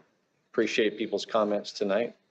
Just because we sit here and we cannot respond, it's because it's not an agenda item. It does not mean that it's not important to this council or that this council does not have opinions on these issues. So I recognize that there's a lot more to come. Not a time where we can conduct business, but what you did hear from myself and the city manager is that it's a work in progress right now. There's nothing about a permanent solution. The only other comment I'll make is to understand what a center is, what a shelter is, and what a navigation center is. These are very technical terms within the state of California. This is not a navigation center. This is simply a temporary solution, not a permanent fix. And there's work to be done. And I know that the city has been directed to do this work and to be accountable to this council. So we hear you tonight. We really appreciate it. With that, let's take a 5-minute break and we're going to be in recess for 5 minutes. Thank you.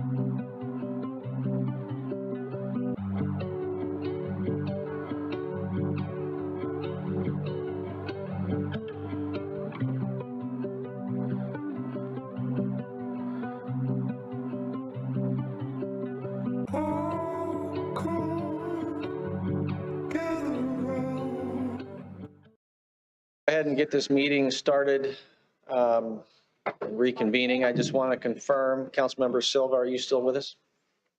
Yes, sir. All right, thank you.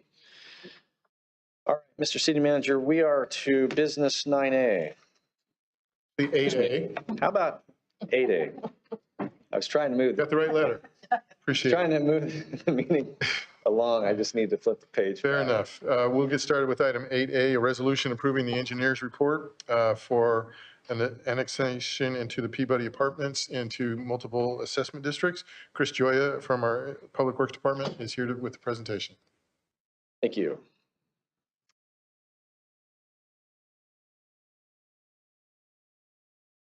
All right. Good evening. Good evening, Mayor, members of council.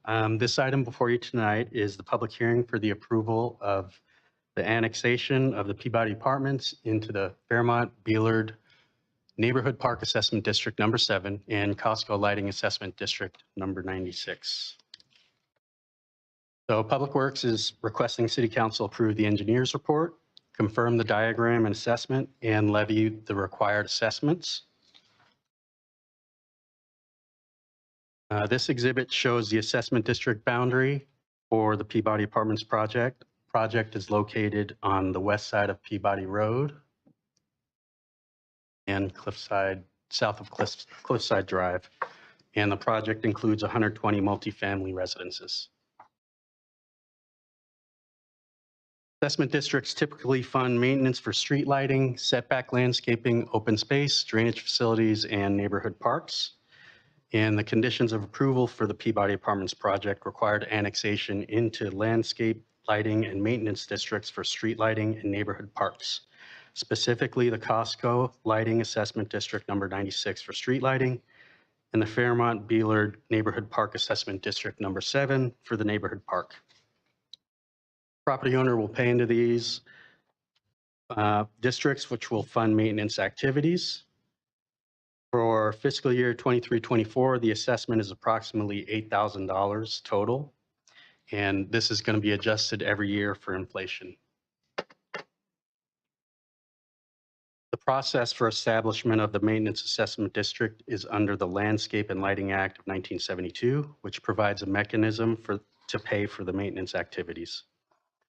At the October 10th council meeting, council granted preliminary approval of the engineer's report and set the public hearing for tonight. A ballot was sent to the property owner at the conclusion of the last council meeting. The purpose of the ballot is for the property owner to approve the property to be annexed into the existing district. Signed ballot is now in the possession of the city clerk. After the public comment period, the city clerk will open the ballot and present the findings. That concludes my presentation. Any questions? Thank you very much. I don't see any questions up here. I want to check with Councilmember Silva. Do you have any questions? No. All right, I'm going to open up to the public for public comment on this. And I'm going to close public comment and bring it back to the council. Council or Vice Mayor Wiley. Thanks for the information. We have been talking about the lighting and landscape assessment districts for a while and how the fact that they're not always adequately funded. Is this one that they're going into one that's adequately funded or one that's not at the level that it needs to be? I believe this one is adequately funded. Thank you. Councilmember Chapman. Thank you.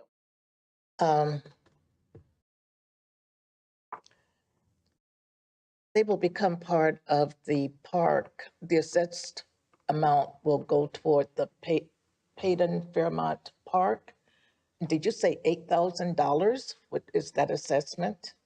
$8,000 a year, yes. A year. $8,000 a year for both the Beelard Park and the Costco Lighting.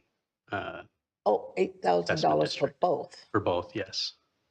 Is that the norm? Normal amount is that the amount that is normally assessed? The assessment amount is based on the number of units. So the more units there are in a district, the higher it's going to be. I don't really know off the top of my head what the probably figure it out, but I think that's normal. Our assessment district engineer is the one that makes the calculations, and I'm sure it's on a, the typical rates that we do for all these assessment districts. If you'd like more information, I can gather it and forward it to you. That would be good to Okay. know with all the building and developments that are taking place. And I'm new to, I'm still on that learning curve for some of this stuff. I am too. You are too. Okay. All right, I would appreciate it. Sure. Any other questions? Do I have a motion? Motion to approve.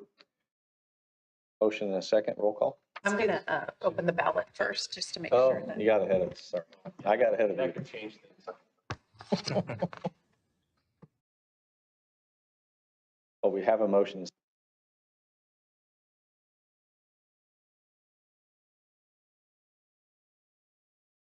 Property owner votes yes.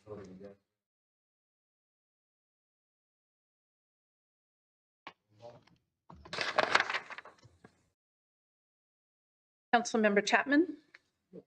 Councilmember Roberts? Yes. Vice Mayor Wiley? Yes. Councilmember Stockton? Yes. Councilmember Ritchie? Councilmember Silva? Yes.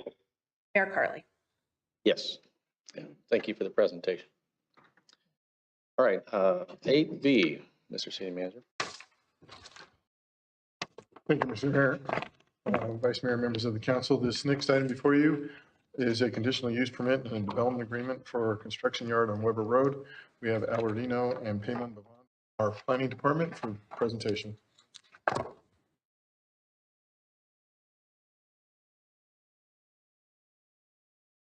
Good evening, Mayor, City Council. The item before you tonight is the Weber Road Construction Yard. This is a request to establish a temporary construction and materials yard on a vacant 41.2 acre site. It's located north of Weber Road and east of Interstate 80. It's located in the northeast growth area. The general plan designation for this site is Technology Park. The zoning for this site is also Technology Park, consistent with the general plan. The zoning allows for interim uses subject to a conditional use permit as well as a development agreement.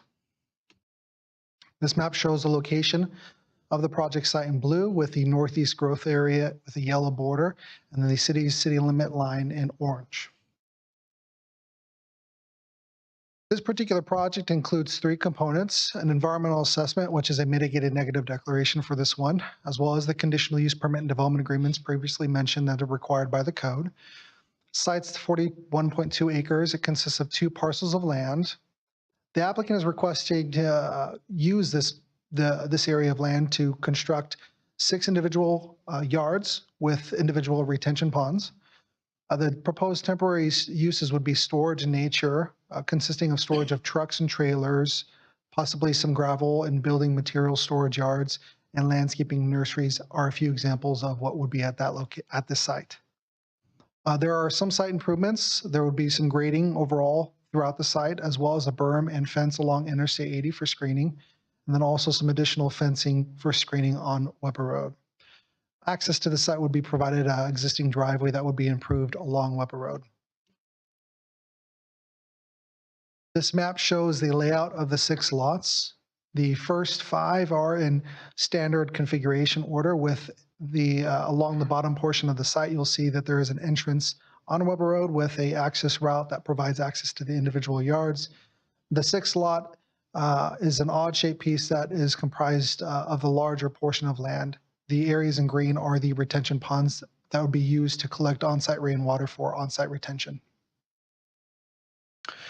These pictures were provided to us by the applicant that depict what those on-site installations would look like for the fencing along Weber Road on the left picture, as well as the picture on the right showing that 3-foot berm with a 5-foot fence on top of it for a total of 8 feet.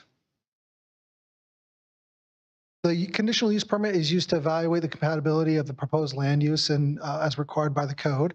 Most notably about this project that there's no offsite improvements. Everything's going to be contained on the 2 parcels of land. There's no offsite utilities that are going to be required. Everything's going to be maintained on the site. Power would be provided to individual yards by generators. Water would be provided by an existing well at the site. There are some notable conditions that staff evaluated and determined were necessary for this project. The first are related to the limitation on the hours of operation. Notably, we had identified that it was necessary to limit the hours of operation for 6 a.m. to 6 p.m.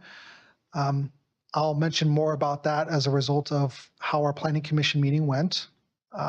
Condition number 6 is a requirement on the applicant for additional review for specific land uses that would be established at that location. For instance, if the property owner wanted to lease out for a boat and RV, we've had some experiences about needing to have additional security for those types of storage facilities because those types of locations tend to have break-ins where people go onto the site, steal stuff from the RVs. So there's a requirement in there is that if they were proposing to establish that type of use, they would have to provide us with a security plan that would be reviewed by the police department before a business license is approved. Another example would be tree and bark storage. Those are combustible materials that would have to be reviewed by the fire marshal to make sure that everything's being provided on site.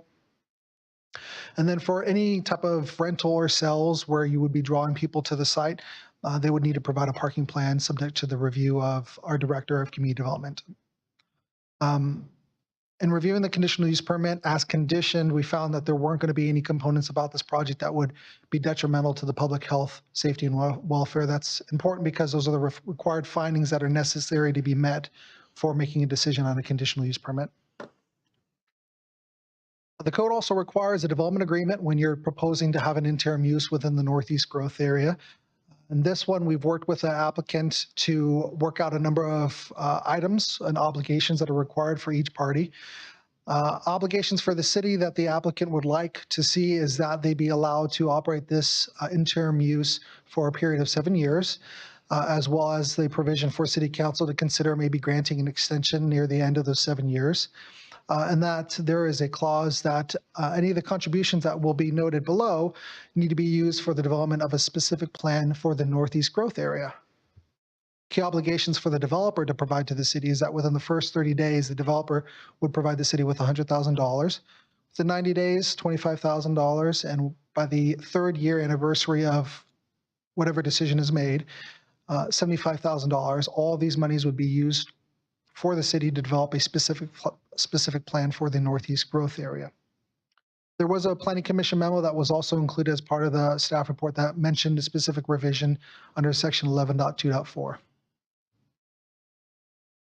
With all projects, environmental has to be done for it to determine what kind of impacts are going to be created on the environment by a proposal.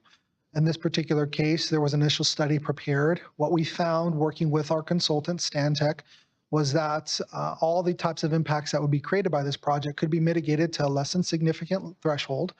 So we circulated that document for a period of 32 days from August 24th to September 25th, soliciting for comments. 2 comment letters were received, one from the California Department of Fish and Wildlife, one from Central Valley Regional Water Quality Control Board. Those comments were standard from the control board.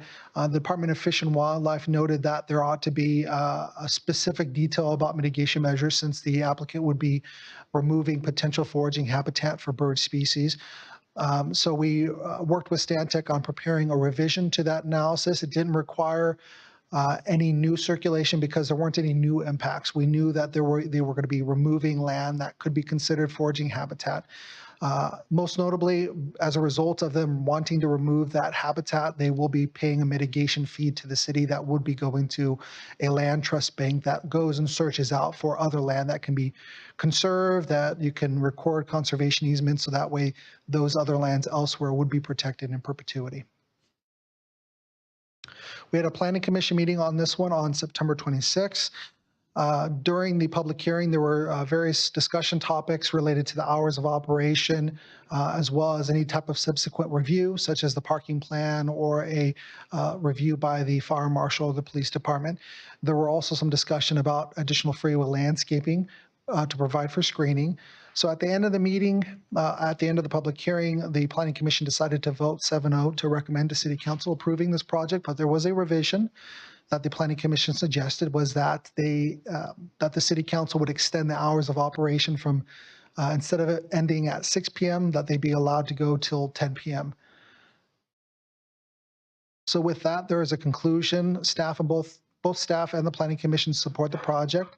It does meet the required findings. Those are listed in as part of the resolution and subject ordinance. It would comply with the general plan and the zoning for requiring conditional use permit and development agreement for interim development. It complies with development standards that can be established with the conditional use permit. The project consists of temporary. There's nothing permanent about that. The project, there's no offsite improvements. Everything at the site is temporary. The project wouldn't prevent any type of future more beneficial, higher value, job generating type of land uses once the city is able to develop a specific plan for this northeast growth area. And then also the applicant has agreed to provide a financial benefit for this project that would allow the city to develop a specific plan for the northeast growth area. So with that, there's two recommendations. One is to adopt the subject resolution for the environmental review and the conditional use permit. And the second is to introduce an ordinance for the development agreement. That concludes my presentation. City's consultant is here as well as the applicant to answer any questions from the city council. Yeah, thank you for the presentation. Initial questions, I'm going to open it up to the public and or anyone, especially from the developer or from the representative who may want to speak. Come forward.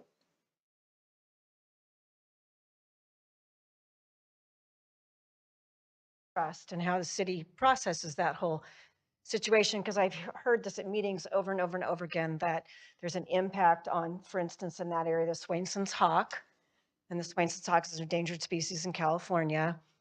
And presumably then those hawks are taken care of by land being set aside permanently in some other area, but those are territorial migratory birds. So I wanted to know how that worked. And I just want to know that there is a legitimate trail that I could read about to follow where those lands are and how the money is sent to those lands and how that is all handled.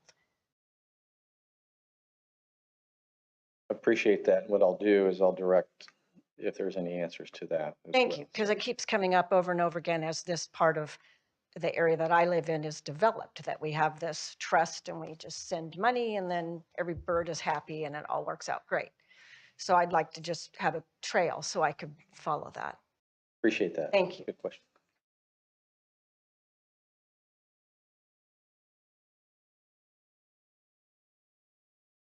Well, when I bring it back, I'll have them answer it.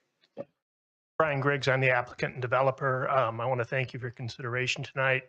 I want to compliment you on your staff. I've had the opportunity to work with the city manager, Director Morris, several of her representatives, including Albert, who's been fantastic, fire, public works, building, and I work in a lot of different cities, a lot of different communities, and you've got a really good core group, easy to communicate with, represents the city well. As you're going to hear, Albert will probably tell you that mitigation fee is $323,000. So it will hopefully be able to provide habitat. And I do appreciate your question because that was one of the big questions I had about where that money was going. And I think Albert will be able to give you a pretty good answer. But I do want to commend you on the openness. I've heard Vacaville is a great place to do business. Looking forward to accommodating a lot of the residents. We've been able to employ some of your local contractor, Paul's here, engineers, soils, and they're all quality individuals. So you guys have done a good job. Keep it up. I'm here to answer any other questions you might have. Thank you. I don't see any questions, but appreciate your comments. Anyone else? I'll bring this back to the council for any questions or comments. And go ahead and reach out to Councilmember Silva just to see if you have any questions or comments. No questions. Thank you. All right. Councilmember Chapman. Yes. The same question as the lady brought forward in regards to the natural habitat, the species, or if there were any specific species identified, and then if so, how do you plan to address that concern, even though it didn't show up as if I think the report says you can go forward. It was wasn't that significant? Did I interpret that correct? And then the second question I have is on the time. It was initially 6 to 6. Was that the owner's requested time? And we wanted them to go later, or did they want longer hours? How did the 6 to 6 change to 6 to 10? And if you could go ahead and answer the trail question as well. Of course, I'll take the hours of operation. As part of the public hearing, the Planning Commission observed a constraint on the hours of operation because some of the types of uses have a tendency to go over, such as delivery of trucks or materials. So the commission decided that they thought it was better, more helpful to allow an extension of the hours of operation. And they made that as part of their action. Mitigation is intended to reduce potential impacts to a less than significant level. So for Vacaville, there are a number of avian species that are notable to our area. Two in particular are seem to come up a lot. One is Swainson hawk, the other one is burrowing owls. Swainson hawk is a threatened species, burrowing owl is a special species of concern. So when a project has a large fallow field like this one, the Department of Fish and Wildlife has written technical reports that says that these types of fields are great for foraging habitat, and they'll go and they'll find all kind of critters for themselves. And so what CDFW has determined is that when you intend to take property like this as landowners to develop it, and it has the suitability for being foraging habitat, that's okay, but it does result in an impact. And the way that you reduce that impact is by going somewhere else, finding other land that could be used, similar habitat, undisturbed grasses that have critters roaming around, that they find somewhere else where they can buy that land and record a conservation easement so that way no development can be put on that forever.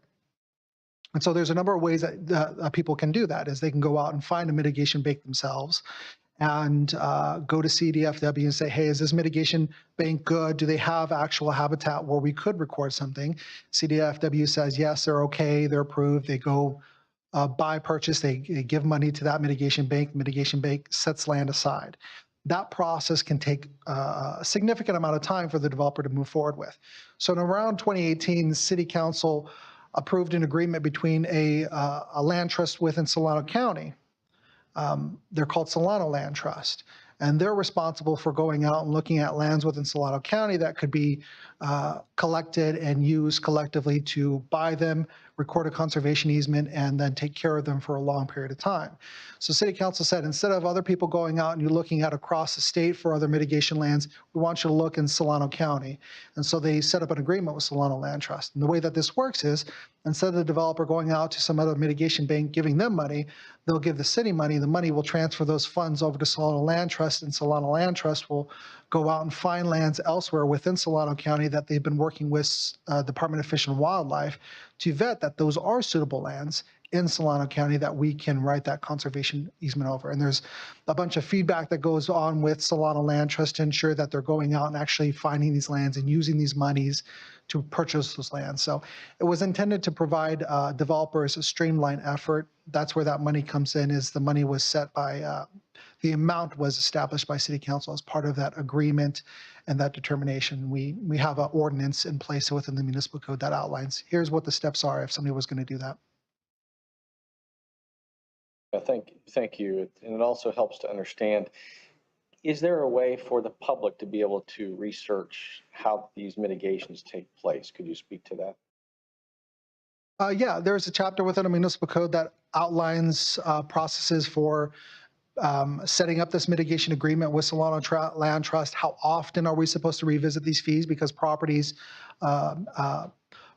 value increases also, so those fees have to also increase to match that. That should be done every 3 years. So the best way that the public can find out about what are the latest mitigation fees that have been paid to the city for what areas is really to contact our offices and talk to our staff, because we have that information on hand. There's the most notably, the Roberts Ranch subdivision is, as they're developing, each one of those portions of their subdivision have to pay that mitigation fee, and we're actively so we have all kinds of transfer letters that we've given over to Solano Land Trust that shows what that is. Really the best way is to contact our offices and to reach out to us, because we're a one-stop shop for being able to provide that information.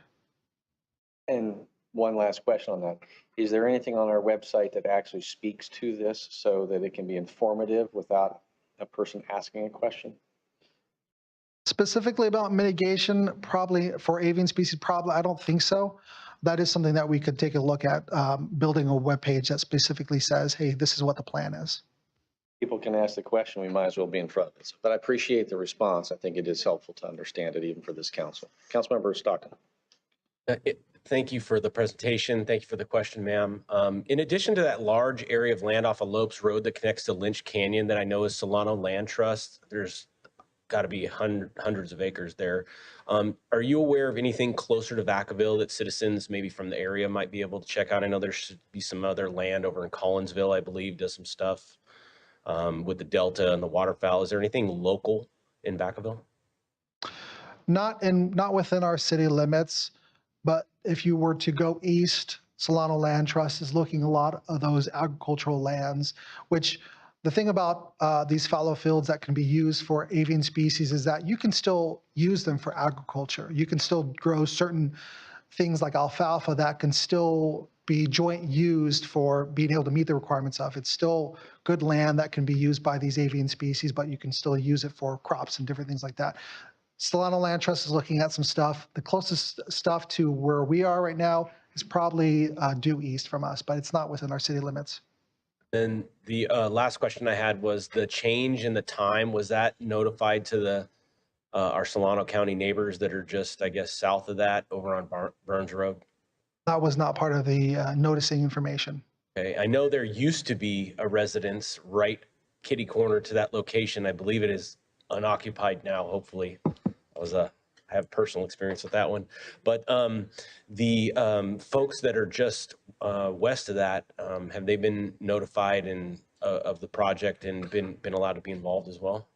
Yes, they have been notified about the project. Our response to the Planning Commission on this particular discussion item was that the municipal code already contains enforcement procedures for issues with noise. So if there was a complaint from a adjoining neighbor, we would have provisions that are already in place where we'd be able to notify the property owner, he'd be in contact with their tenants, and we'd be able to figure out what's causing those noise issues. Can we fix it? What do we need to do?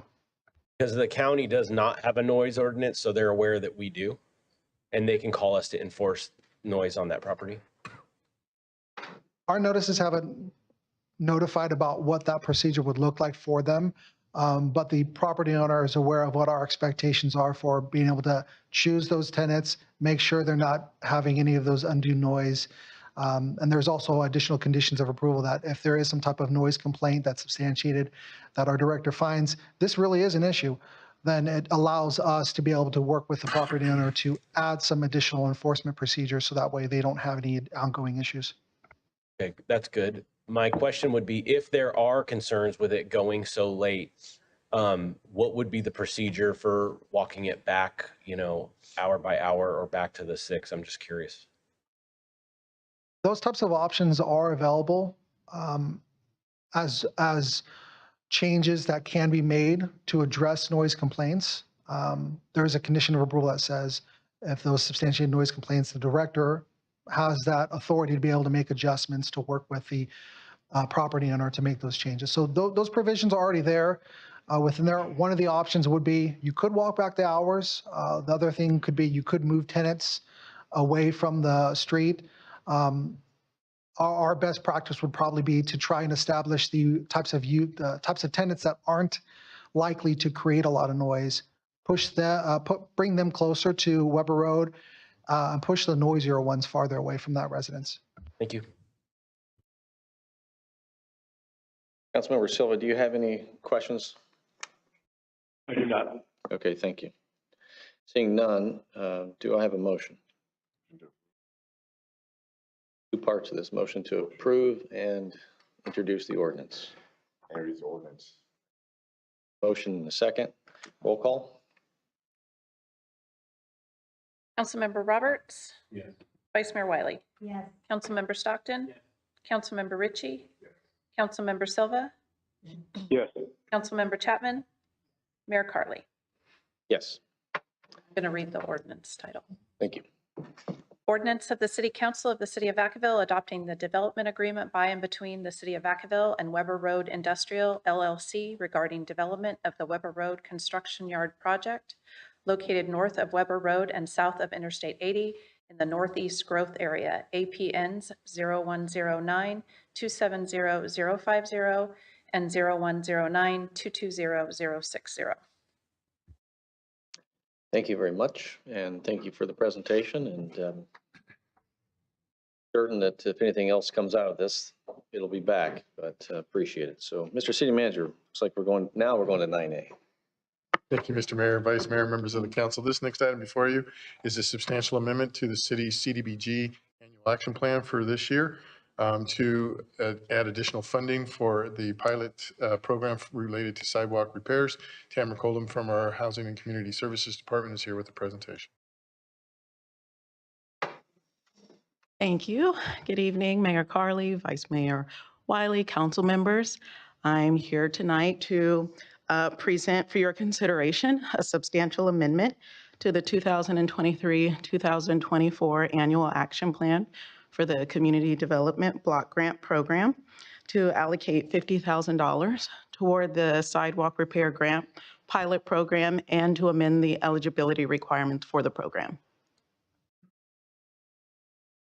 On September 27th, 2022, City Council did approve implementing the Sidewalk Repair Grant Program. The program made available $100,000 in Community Development Block Grant funds to assist residents in addressing sidewalk repairs cited by code compliance staff under Municipal Code 12.30. The funds assisted a total of 24 households with an average of $4,100 to make those sidewalk repairs. Of the 24 households assisted, approximately 57% were low-income households earning less than 80% of area median income. Staff is now recommending an amendment to the 23-24 Annual Action Plan to allocate more funding towards the program. Staff is also recommending amending the eligibility criteria for the program so that it would be made available to only low-income households, so those households earning less than 80% of area median income. Changes to the Annual Action Plan are tracked and is attached to the staff report. There's also some formatting and typographical errors that were made. The draft substantial amendment was made available to the public for review for comment since September 23rd.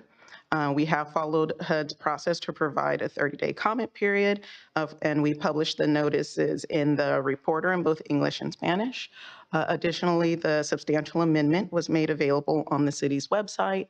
It was emailed to our partner agencies that are listed in the plan, and the notice was also posted at various sites, including but not limited to the local libraries, community centers, and grocery stores, especially Spanish-speaking locations to make sure that we make the notice available to that community. With that, I'm happy to take any questions or comments from the public or from council regarding the substantial amendment to the annual action plan and the amendment to the eligibility criteria for the sidewalk repair grant program. Well, thank you for the presentation. I don't see any questions. No, I do. Councilmember Chapman. Thank you. Quickly, the eligibility, staff recommend reducing it to low income. What figure is being used to identify low income residents? So that is households earning less than 80% of area median income, and that number is based on household size. Attachment 2 to the staff report does have the list, that chart, that actual dollar number, but it is area median income for Solano County, 80%. Oh, for okay. Yeah. Cool. Over up to the public. Are there any questions, comments?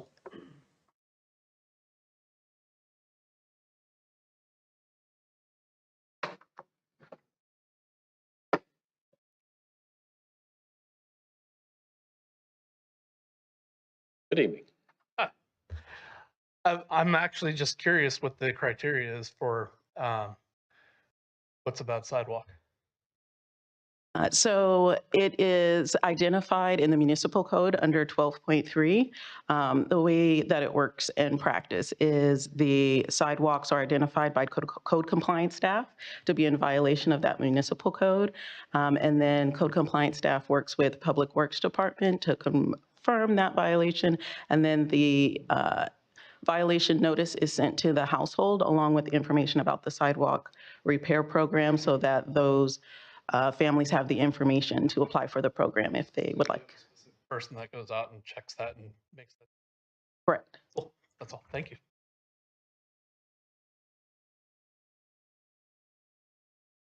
Seeing no one else, I'm going to close the public comment portion. Vice Mayor Wyland.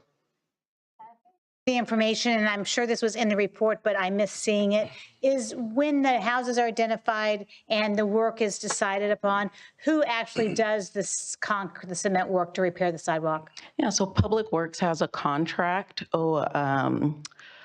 with a construction company. So when the project is identified or the sidewalk is identified, the construction company will go out, review it, place a bid on and a scope of work on what's needed, and then Public Works reviews that to ensure that it's adequate to make the repair.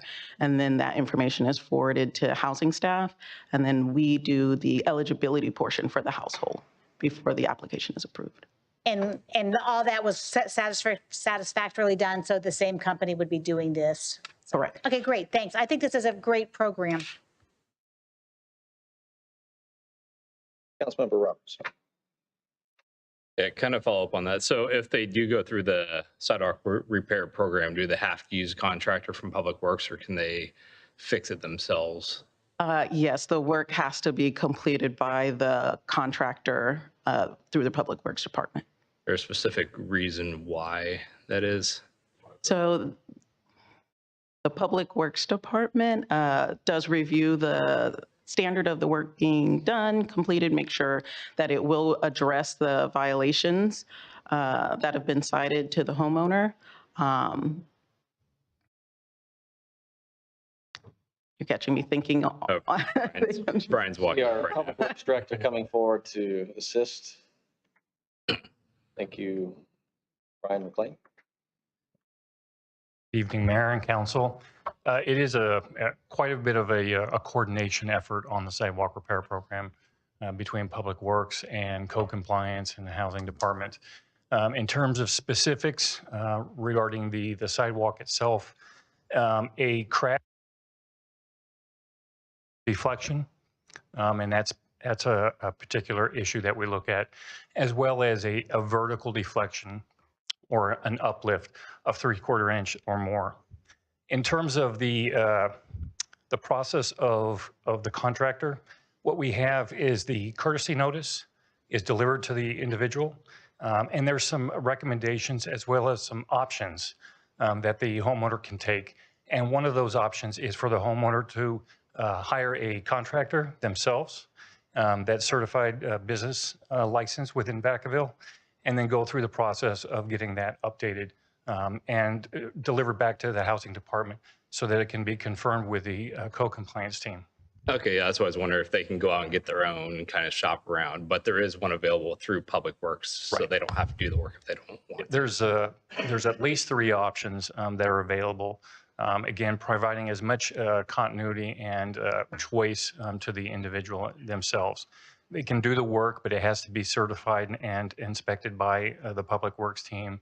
They can hire a particular business that they determine is adequate, and then there's a free, no permit application that we get and provide to the homeowner themselves so that we can come out and inspect the work. And then the final option is the sidewalk repair program in terms of the contractor. The homeowner decides that they can't do the work. They don't want to go out and have somebody else do the work. They want to have the city do the work. And they're trying to get a subsidy help from the city through this program.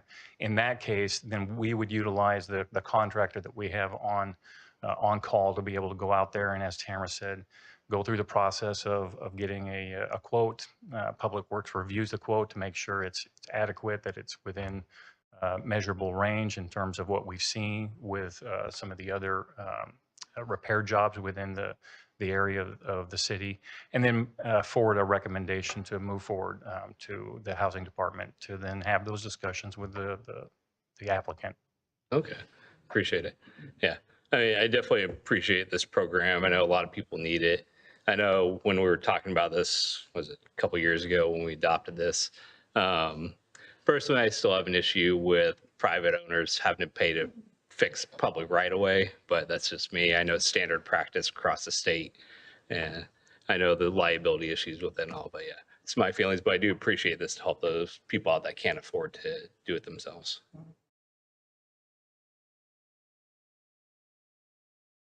Councilmember Silva, do you have any comments?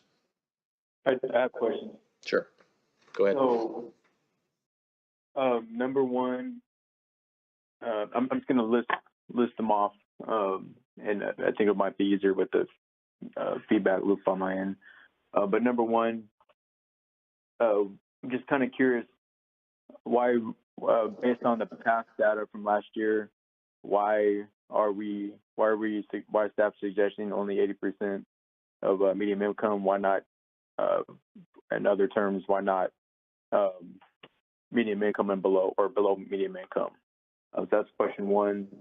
Number two, can someone please clarify what is the impact that allocating or reallocating 50,000 to the Brown Street multipurpose facility? What is the impact to that? What is our plan to make up for that reappropriation of those particular funds for this? I know it's in the attachment, but it's not quite clear to me based on what's in the staff report. And then the other question is, could this potentially be used for one area on Brown Street specifically that has no sidewalk? Just the background, there's for the first time in ever, there'll be sidewalk placed. The work that those folks have done is absolutely amazing. Folks in the area are very appreciative of it. But there's one section in front of one house that I apologize, that was not, I thought it would be a part of that particular project, but there's one section of sidewalk that is would still be absent, and therefore increasing the challenge for those who are particularly wheelchair bound, gaining access along that pathway. So if I need to clarify that last point, I can, or question, I can. Are you able to answer that? I will try to the best of my ability. So to answer the first question on the area median income, 80% is the limit that is defined by the HUD under the Community Development Block Grant Program. So low-income households under that program are defined at 80% of area median income. So that is why that is the limit that is identified. For the second question on the impacts to the Brown Street project that is funded under CDBG currently, that the $50,000 will be reallocated from. That funding is previous years of CDBG block grant program funds that are currently sitting in that project. Reallocating this $50,000 to use for the sidewalk repair grant program will allow us to expend those funds first, or expend those funds quicker for the current grant year and help meet a timeliness requirement that the city does have under the CDBG program with HUD. In addition, there are other funding sources that can currently be used to pay for expenditures under the Brown Street project, which include the state parks grant.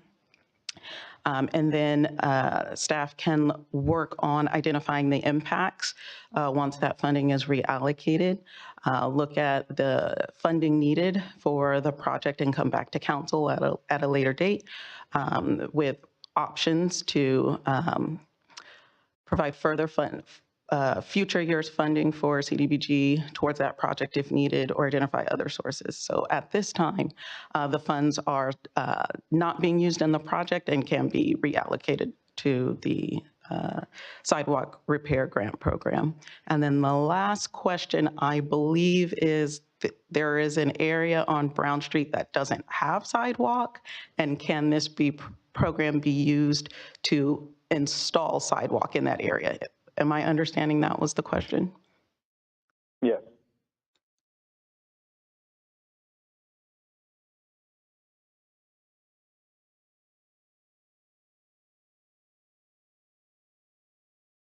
All right, our Public Works Director is coming up. Back again. So the area in question is on Brown Street, and over the last couple months, through a grant that the department was able to get, we've been going through the process of doing sidewalk gap installation. So there's quite a bit, several hundred feet of sidewalk that actually is going in along Brown Street. There is one property past the 500-foot mark south of Markham School that didn't get into the project. And so our plan is to, again, look for additional funding to be able to identify for the sidewalk gap program phase 2 and to be able to plug that gap. At a later time, to come back to the council, correct? Sure. Thank you. Well, I would think, I would think that if the homeowner is 80% of the median income, then they would be eligible and they can go through the application process. Is that accurate, Brian? Staff can definitely reach out to, with code compliance and public works to that homeowner to determine if they're eligible under this program or not. But just to add some clarification, the program itself is for repair, not for new. To help with his question is there's a significant amount that it's on the west side of the roadway, but south of the school, that has no sidewalk, that Councilmember Silva is inquiring on. How can we improve that area? And if I understand, our Public Works Director is it's a work in progress, looking for funding for a potential project to be able to complete that. Is that correct? Okay. Councilmember Silva, did that make sense to you? I hear what you're saying. So if the focus is repaired, then would it be possible to amend this to include the possibility for a new install and within city limits? Well, I think that the issue is this is based upon HUD and CDBG money for repairs, which has some complexity to it, but I'll defer that question to, can you answer that? I know where you're coming from, Councilmember Silva, but I think there's complexities to requirements for a program, but let's listen to this answer.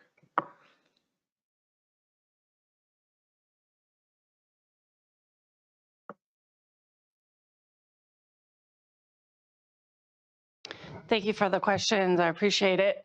My thoughts on that, Councilmember Silva, are that we should take time to coordinate with Public Works and code enforcement and look at our CDBG funding so that potentially we can fund both this repair program with the $50,000 we're recommending this evening, and then identify other funds such as CDBG, and we would come back to the council when that coordination is complete with Public Works and make a recommendation to ensure that section of sidewalk gets done. So do you already know that, I know that staff said that there's enough demand to support this, the funding for this amount of funding for identified possible homeowners. I also am aware that sometimes, despite our efforts to engage and keep people informed of the opportunities that are there, some folks don't maybe participate or maybe feel it's too much of a challenge or obstacles to get to it. So I guess where I'm kind of at with this, I mean, if it's it just seems easier just to say that we can do repair or install. Yeah, the answer to that is yes. Technically, we could do either through a program, amending the program to allow for that installation, because right now it is based on repair needed for safety violations under the municipal code. Okay. Well, when I would ask, it's probably easier if someone else on the council can ask to amend if you feel fit. I do. And thank you for adequately answering the other questions. Appreciate it. Thank you. If I understand it right, the program will allow for it. The specific program is designed for citywide under the 80% AMI, versus allocating a significant amount of money that we haven't identified, which although it could do it, it could be significantly more than the amount that's even being asked for tonight. Is that correct? I don't know the length of the sidewalk. Yeah. Do you? I mean, I understand the question and I can appreciate Councilmember Silva's position. I don't know, without bringing back a specific project, we're talking about a citywide program versus a specific project. That's correct.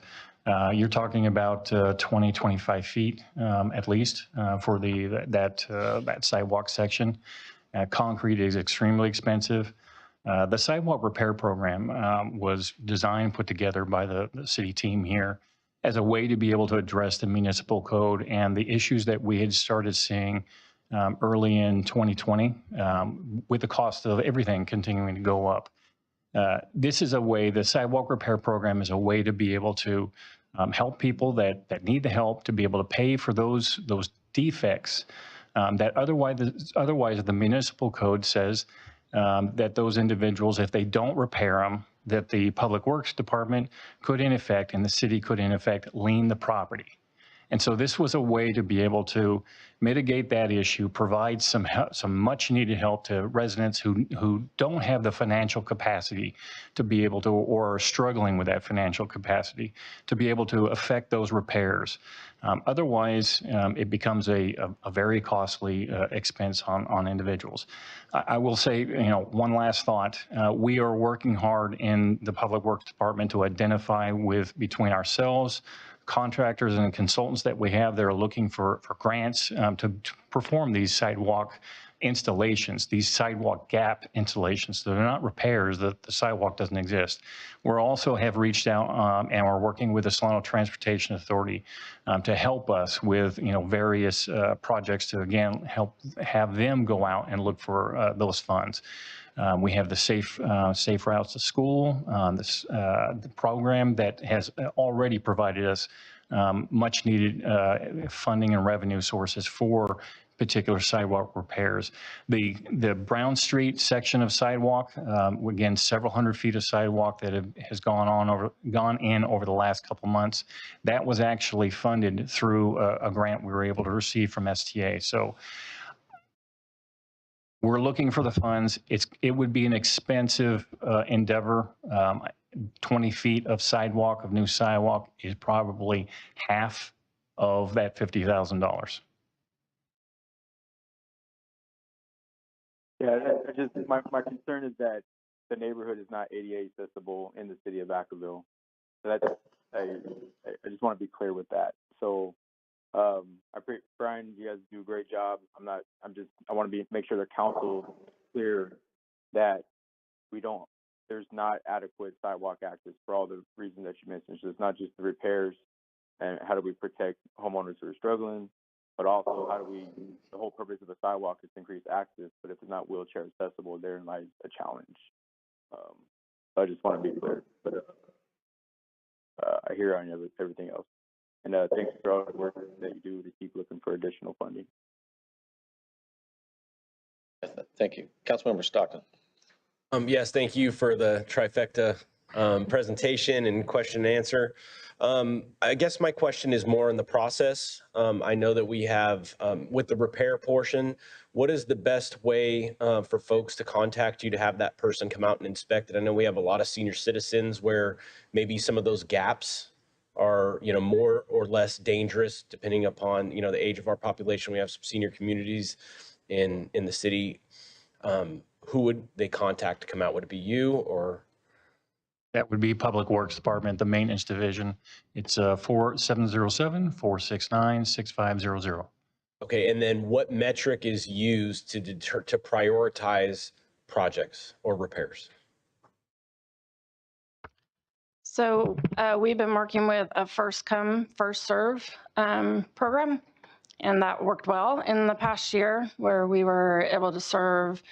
We didn't get like a ton of applications all at once where we had to deny people. So it did work out fine to do first come, first serve, process a group of applications and get the contractor out there to do several homes at one time. And then my last question is kind of to piggyback off of Councilmember Silva's question. How many other identified sections of our city are we not in compliance with ADA sidewalks that need to be repaired? I'll come at it from this angle. We have an ADA advisory committee.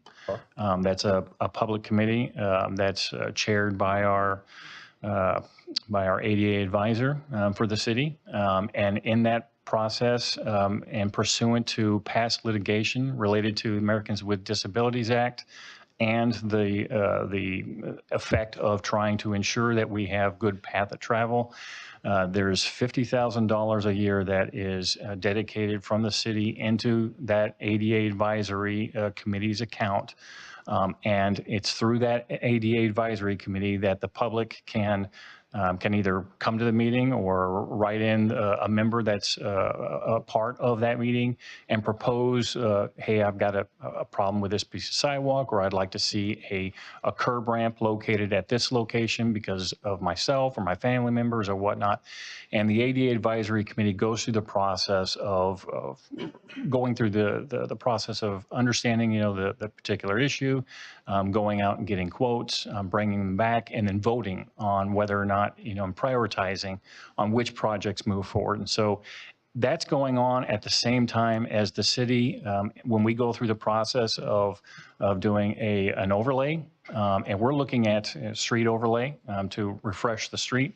We're looking at the corners. We're looking at the curb ramps to ensure that they're in compliance, and if not, they are brought up to compliance. So that's happening in the same zone.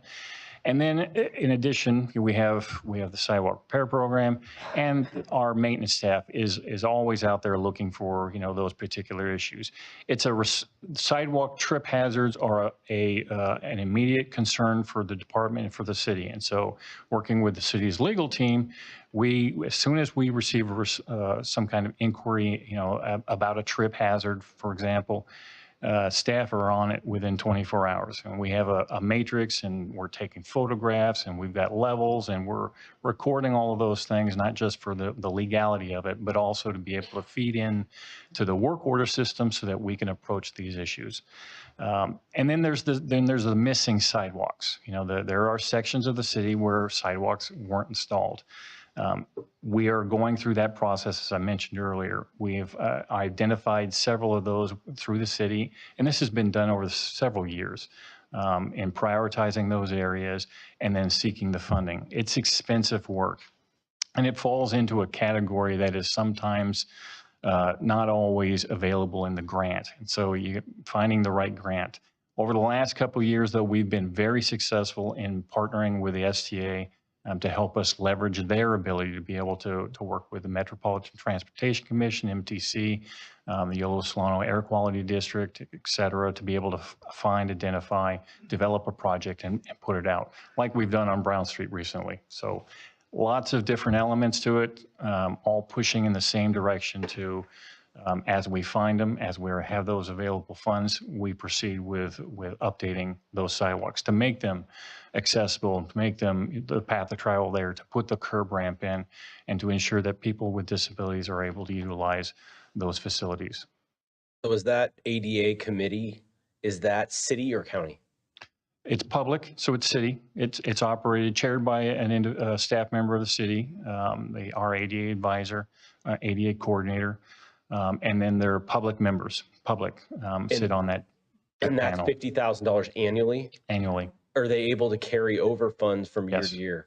Do we know what the current amount of money is that's within that? I would have to get you that information. So I would be interested to know that information to see whether that could be utilized to supplement kind of what I think we're trying to accomplish within the constraints and flexibility to be able to address Councilmember Silva's concerns, ADA concerns, and other sidewalk type repairs or construction.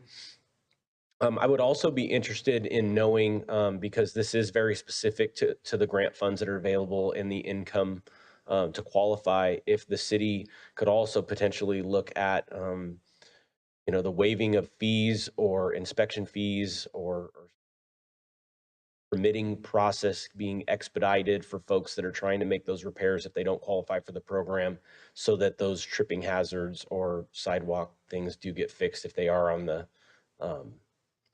if they do have to be paid for by the homeowner.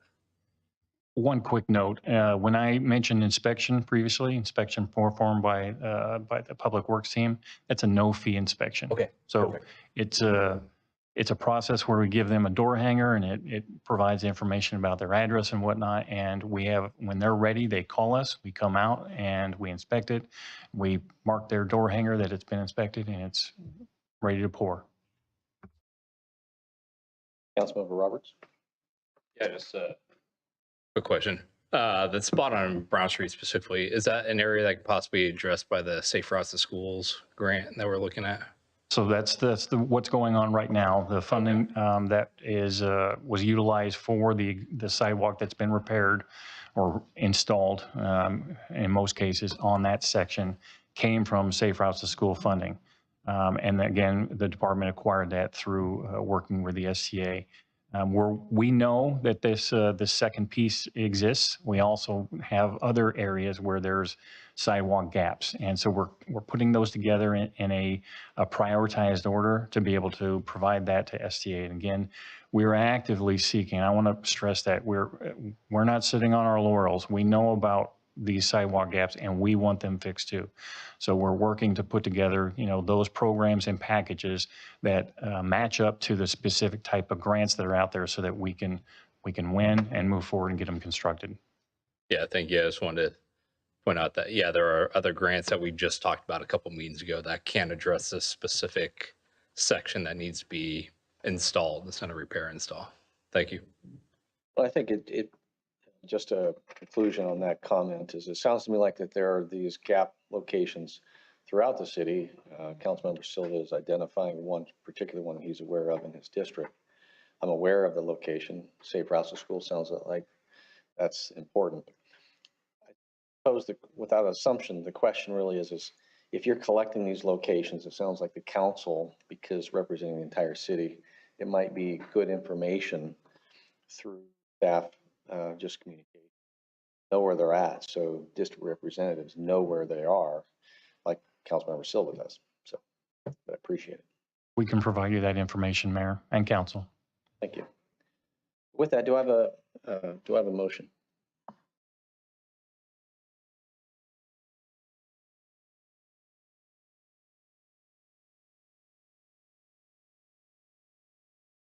I have a second.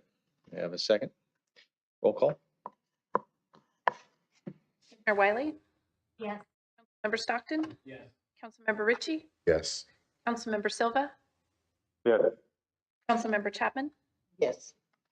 Roberts? Yes. Mayor Carley? Yes. Thank you very much. On to 9B. Mayor, Vice Mayor, members of the council, this final item before you tonight is a study session on the urban reserve, and with hopeful direction provided to staff. Your Community Development Director, Aaron Morris, is here with. Thank you.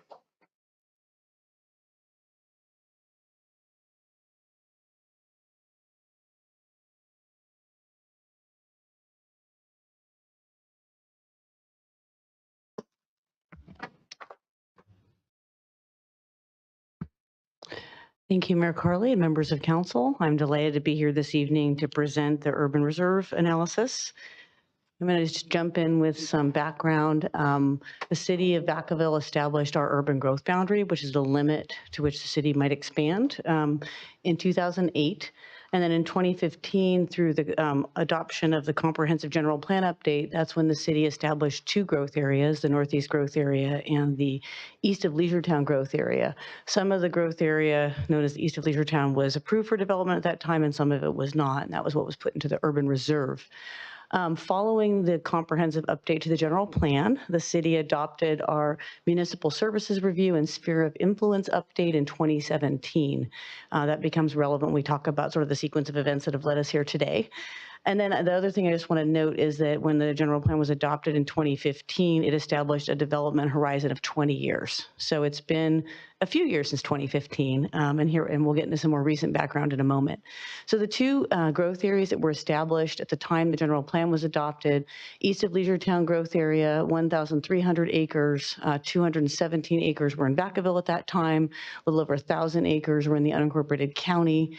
Since the general plan was adopted, 427 of those acres have been annexed into the city of Vacaville. Those are comprised of the farm at Alamo Creek approved development, Brighton Landing, which is fully constructed, and Roberts Ranch, which is under construction. The other growth area to the north of the east of Leisure Town area is our northeast growth area.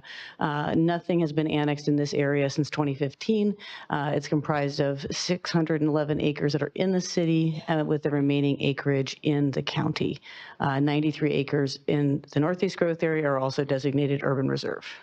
So this is more recent background. So last summer, the council reviewed the first version of this urban reserve analysis. They provided staff with some feedback. The key thing that they directed us to do was to go do outreach to all the property owners who own land in the urban reserve and to other interested parties, namely the development community, to get feedback on the analysis and get some, go through the sites and figure out which sites seem to be the more viable ones. And so that was something we accomplished last summer and into the fall. And then also in June of 22, that's when the council adopted the housing strategy that talks about the city of Vacaville's need for a greater variety of housing.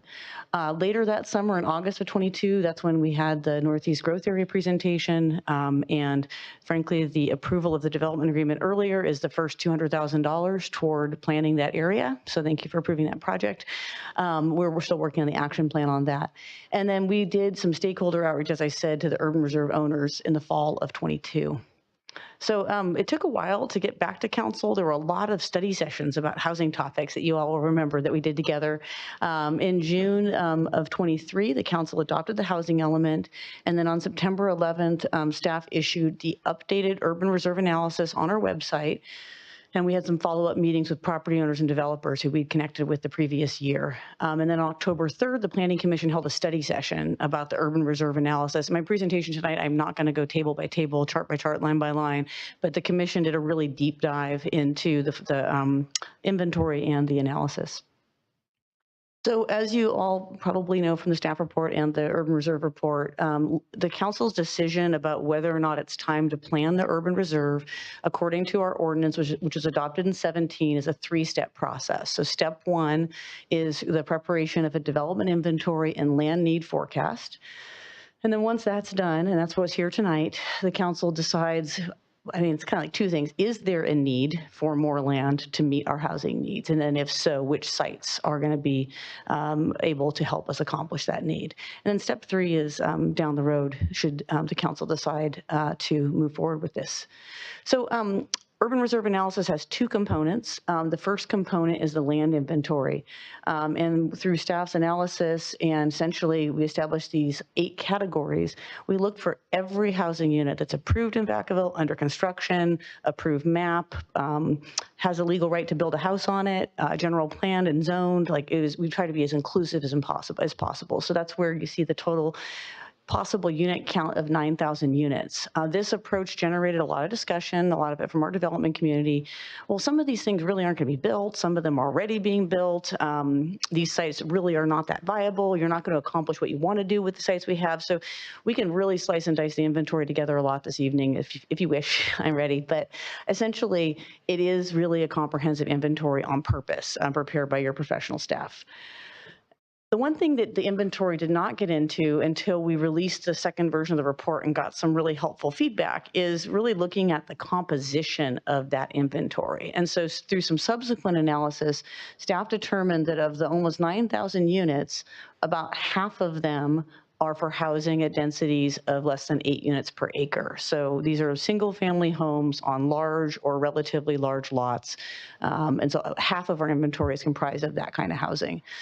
31% of the inventory is that higher density housing, and a lot of this was actually added as part of the housing element to plan for the state's vision that we will have more intense development in Vacaville. So that's 31% of the inventory, and so that really only leaves 8% of our inventory, existing inventory, is for housing between 8 and 14 units per acre, which is sort of that missing middle, smaller lots, more affordable by design, and 6% is in that 14.1 to 20 range, which is more of like your townhouses, could be 3 stories kind of housing. So that was one thing that the Urban Reserve Ordinance did not get into, is really what's the value of doing an inventory? What are we trying to accomplish? And so this composition analysis proved to be helpful for staff and for the Planning Commission. And this is just some imagery of what housing in that density of 8 to 14 looks like. You know, these are single family homes, or they can be, but they're close together, and there's more of them in a smaller area, which can ultimately provide more affordable housing by design. Let's talk about the land need forecast. And this is, I call this the status quo land need forecast, because after the general plan was adopted in 15, the idea was, what do we base our future on? We already have a general plan that says what we're going to do. So staff used a kind of a conservative method of saying, since 15, how many units a year have we produced on average? That number is 414 units. So then you multiply that by the next 20 years, because that's what we're supposed to be analyzing, is if we have enough housing for the next 20 years.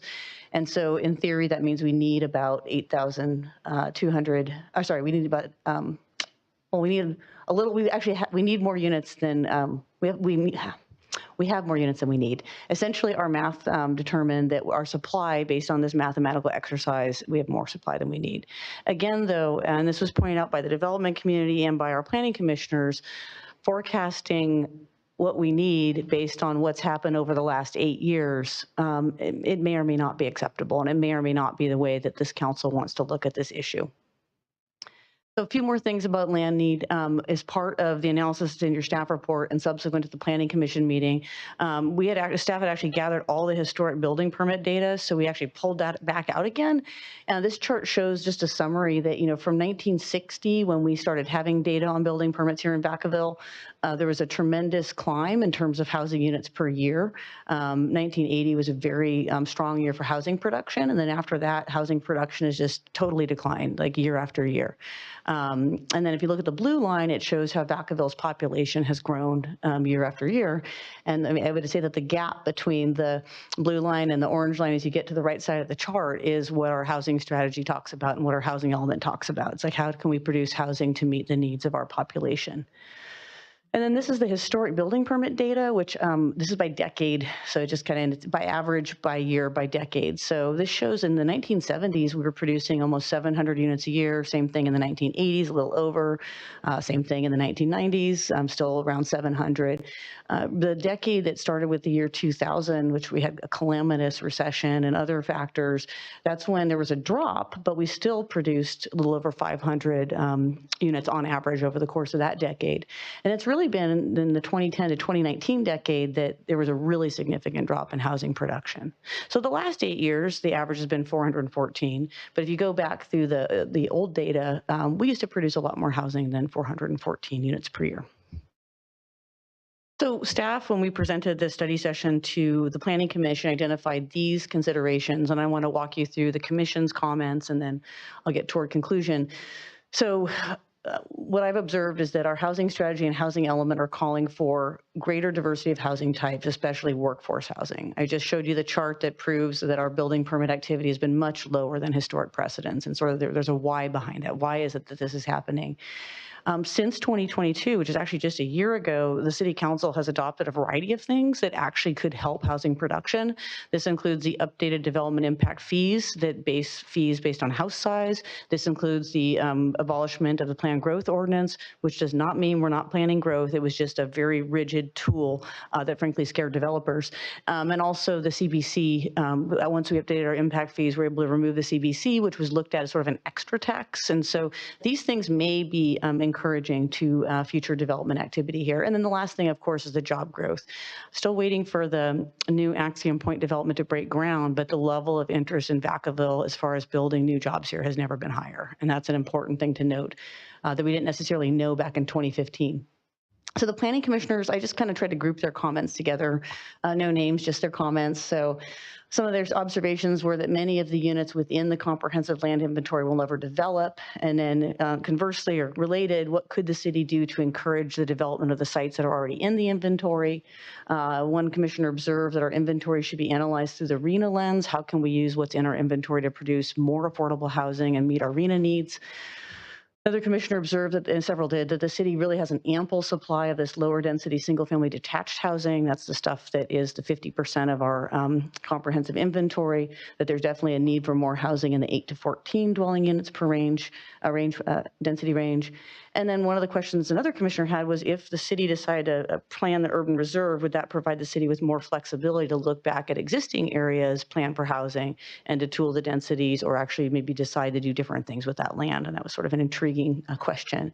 And a few more things. Several commissioners pointed out that growth is not always a bad thing, that it can bring community amenities such as parks, trails, reliever routes, and other things that benefit not just the new residents, but also the existing community around these sites.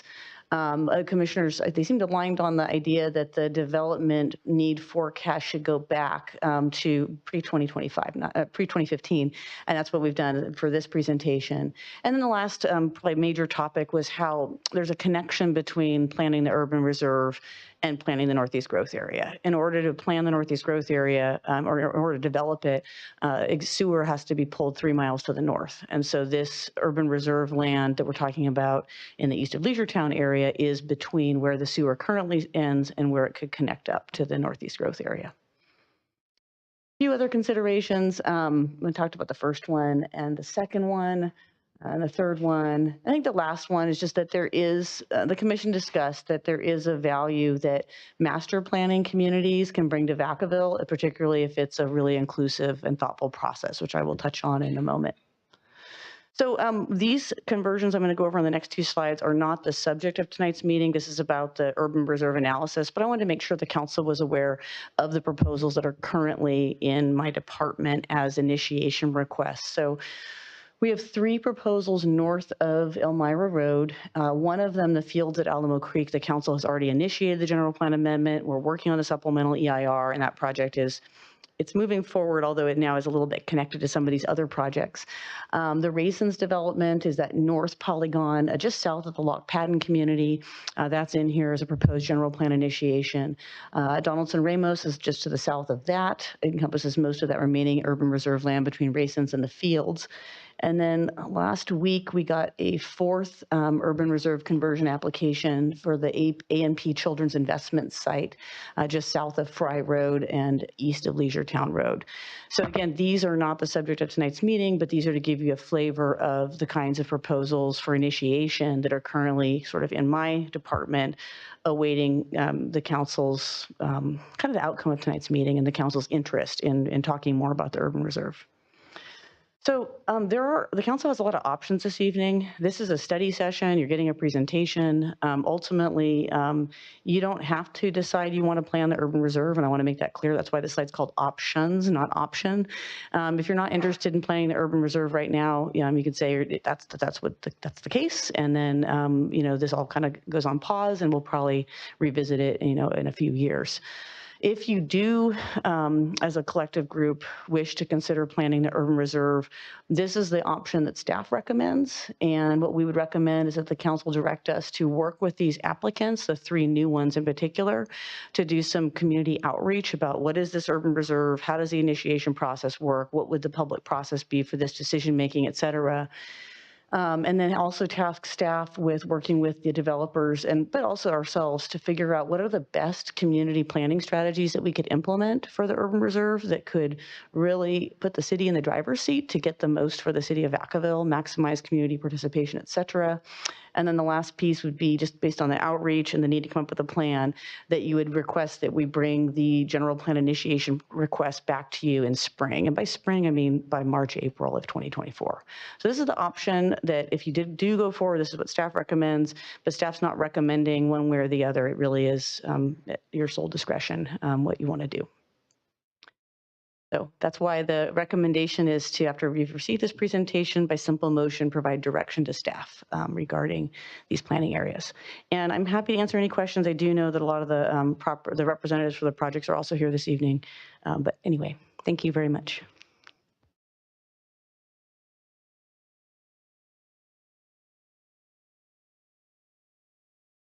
Thank you so much for your conversation. Hopefully my voice makes it the whole meeting. Been trying to be very calculated how much I talk. You know, it was mentioned earlier, the word kairos, and in Greek, that's an opportune moment in time. And, you know, the urban reserve was set aside a long time before we came to look at the right time to bring the development, the right time, right opportunity, the necessities and needs and wants of the community. We had a wonderful community meeting where we attended at the airport, and we had a chance to meet with members of the community to talk about this exact moment. The pre-planning of our predecessors here in the community, the way in which the community had a not so tasteful kind of feeling of how they dealt with the city and developers and how that's changed. There's an opportunity for us to come forward as city leaders, officials, to allow us to kind of be architects and kind of be artists and mold this area in the reserve the way we want it without having somebody with a hammer say, this is how it's going to be. And that was the old way of doing business, and it didn't work out. I said many times from the dais that happens to be the whole areas in my district. We can design the city the way we want it. The word connectivity is really important to me. What we're doing in Stockton's district with the power that we're going to bring to the city of the biotech, we have to think large. The bigger we think, the more connected it is. Instead of having this patchwork of a quilt, we have one development here, one development here. It doesn't feel like we're all connected. It doesn't feel like Vacaville is put together correctly. It's like this piece doesn't work, this piece. You drive across town, like what the heck's going on here? We have the ability to do it right.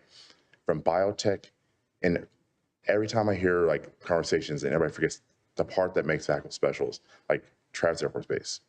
It's funny because that graph starts in 1940. Travis started in 1942. We have responsibility, and Travis does for us. Travis protects our city, our community, our state, our country, and the world through the gates. They have depended on us since 1942 to be a bedroom community. 70% of the residents, or 70% of the enlisted personnel, do not live on a base. They would love to live in our community. But due to that change of the graph of houses we've produced, the cost of living and life, they are going farther and farther away to find housing.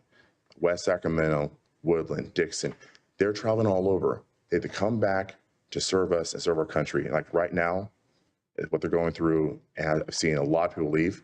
I actually had people in my company leave to go serve. It's more important now to remember that we serve that community, and we have an obligation to Travis to make sure we house the people that protect us. Like they're good enough to protect us, make sure that our shores are safe, but they can't afford to live with us. That's not right.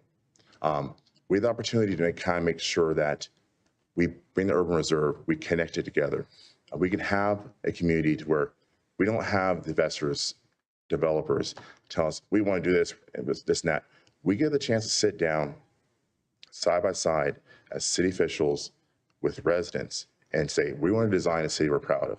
Like, there should be walking trails, there should be parks, but the parks shouldn't be these hodgepodge things. Around the corner, go left. It should make you feel like a sense of community. Like, we have enough land there. So I was able to review some of the largest developers of open space kind of malls throughout America. And it's amazing what we can do with the land to create this kind of, when you come to the community, you have to envision what is going to happen along Desmond Parkway. You're going to have the left-hand side, 130 some acres of green tree. The right-hand side is going to be all the development of the reserve, all the way up. We're going to be the bedroom community of amazing people. Like, I want to make sure that we always put, like these numbers, like the AMI, it all sucks. Like RENA numbers are out the window with the cost of living. I mean, AMI, these are people. Like these are our doctors, our teachers, our educators, passionate people that are here. Like they deserve to live in our community. I don't want to kick the can. I really feel like I want to go forward, but we need to make sure that the city and their residents have as much input as, believe me, when we did Green Tree, they had a lot of input. Like, they should be comfortable with every aspect of how this urban reserve is going to look, how the park's going to look. Does it feel like a sense of community? Is it somewhere you want to go or you have to go? I want to make sure that the community knows these developers aren't going to just tell us what to do. We're going to work with them, but the direction of the community. It's really important to make sure that we have that set up. The housing stock we have, it's on paper, it looks great, but in practicality, it doesn't fit. Like, the time it takes for us to talk up here, then developers go behind, talk to the city staff, put a shovel in the ground and a key in the door. The people that we were talking about passionately protecting, those kids in the facilities, the kids in daycare, a sixth grader now will be the person that opens that door by the time it's done. Like, we have to think big, and we cannot kick it down 3 years, 5 years.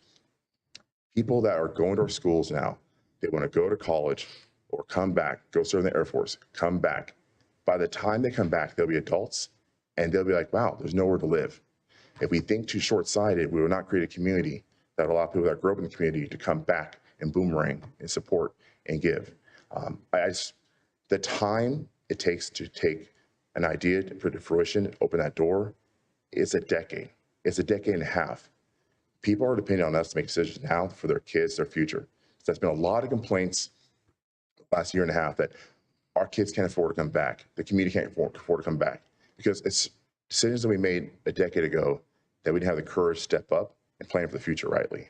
So I just really want to make sure that we do that. I had a great opportunity to talk to some developers. The missing middle that they're doing, the cost per square foot, would it be allowable? So we start having options to having a progression of housing throughout Vacaville where they can not just rent, but they can own in the low 400s, mid 400s to 500, 600s. And they'll be in a community where they can age in place. So they can, first home is say 1,100 square feet at 475. As they build equity, they love the community, they can move 3 miles away and now buy into a larger home without feeling that they have to go to another city to reach that. So yes, on paper, we have the right amount of houses, but in actuality, we don't have the product mix to allow all the staff that's going to come from biotech and all of the different E ratings of the Travis Urban Space to be able to live in our community. I know it's long-winded, but the reason why I'm here is from the Travis Urban Space. We have the largest percentage of retired and active duty military personnel in the state of California are Solano residents. I think we've kind of really forget that. Like, we have an obligation to them as much as they have an obligation to us to make sure we house and support Travis.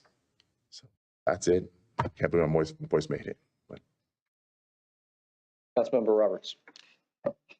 Yeah, I just wanted to follow up on Councilmember Rucci's thing about interconnectivity. If you can go back to the map where it had the 3 new applicants. Yeah, that one right there. Yeah, the 3 separate properties right there that all lead up to Play for All Park. I see some collaboration on trails that are not on main thoroughfares that lead directly to the park. Gives kids and families a safe route to get to the park that's not walking on a sidewalk or crossing or walking through the neighborhoods. Like I was just recently in Davis where, yeah, at the end of every court, there's an entrance to a bike trail that you can get up and walk all the way down through most of that side of Davis over there off Cal, which is really nice. When I was out there, there was probably like 50, 60 people out there walking on those trails. I was in some type of interconnectivity that can go from one to all of those different developments that leads to the park or even further down or crosses, leads to trails that match up with Green Tree across the street. So there's opportunity there for collaboration with the city and developers amongst themselves to create that interconnectivity, which was Councilmember Ritchie brought up. Another piece for kind of on the urban reserve topic, which we discussed in our meeting, which email from Tom Flippy sparked my interest in, and I brought up when we were talking about the development fees, is I'd like to see more graded steps in there, because right now they're in 1,000 square foot increments. And so if somebody wanted to build a 1,400 square foot home, they're going to be charged the same as a 1,900 square foot home versus if we did it at 500 square foot increments, where it'll make it incentivize them a little bit more to build something in that smaller size. Then there was that comment from one of the planning commissioners regarding possibly aligning it to RENA numbers. That does kind of make sense because the state's always harping on us about meeting RENA numbers or planning for RENA numbers. If those percentages that we have for the different densities kind of lined up with the housing that the state's saying that we have to have. So if we're really short on one, we should kind of prioritize that number to get more in line with what the state's requiring us to do. Even if we have to assess it annually or every 5 years, be like, hey, this is where we're at, and kind of shift the percentages around to meet what's the true need of the city and keep us in check with the state. As far as specific motion, yeah, I don't really have anything. I'm not opposed to opening up or planning the urban reserve. But yeah, I think there's a way to do it right and collaborating with all the different applications that will be coming in for it and build that side of the freeway for continuity, especially with the biotech, because that road connects the base with the biotech community. So you have a lot of spouses that are at Travis Air Force Base, and they call Travis Air Force a black hole because once you get stationed there, you get stuck there for a long time, or you eventually come back to Travis. I know one of my friends was really irritated that joined the Air Force I was with in North Carolina, like orders go back to Fairfield where she was trying to leave. And so having good job opportunities with the biotech for spouses or families or kids that are going to go through Solano Community College and get a certificate or bachelor's degree and go straight to work there. So this particular thoroughfare serves both of the biggest industries in Vacaville. So I'd like to see it done appropriately and with a lot of consideration. Thank you. Vice Mayor Wiley. Thank you for the information. If you could also go back to that chart, or it was early on, that showed the population versus the housing inventory. And, if you just look at that chart, you think, oh my gosh, we have to open it up. Look now how big that gap is at the end, except that it's comparing the population to the number of permits without taking into account the increase of housing inventory that we have. In 1960, we didn't have much of an inventory, so we needed all of them. So if this is just the number of new permits has gone down, but the existing housing has increased every year, so the gap isn't as big as it appears, if that's another way to look at it. Is that correct? I think that's a fair way to look at it. Right, because where I am, there's a whole lot of houses, and we have a whole lot more houses in the pipeline, and they're all single, not they're all, but a great many of them are single family, detached homes. So I think it would be very important to get the kind of houses from the beginning that fit that missing middle, and that's something that I would really stress. I don't like it when things change as we're doing senior apartments and now they're luxury apartments, or we're doing this and now it's that. So I really feel like if we open it up for one thing and then all of a sudden we've had a change, that's not what I want to see. And I don't know, on your plan, you also said, here's the number of permits issued, here's the houses built, and here's the ones that are in the pipeline in construction. And these are the ones that are awaiting construction. So it just seems like we have a lot in the pipeline as well. And we're waiting for market conditions, or waiting for this, or waiting for that. So I know things take a long time, but it just seems like that's why we're looking, 10, 15, 20 years down the road. But I just want to be very cautious that the decisions we make are the things that are best for what Vacaville needs and the existing residents, because the existing residents are concerned with how will that impact traffic? How will that impact schools? How will that impact?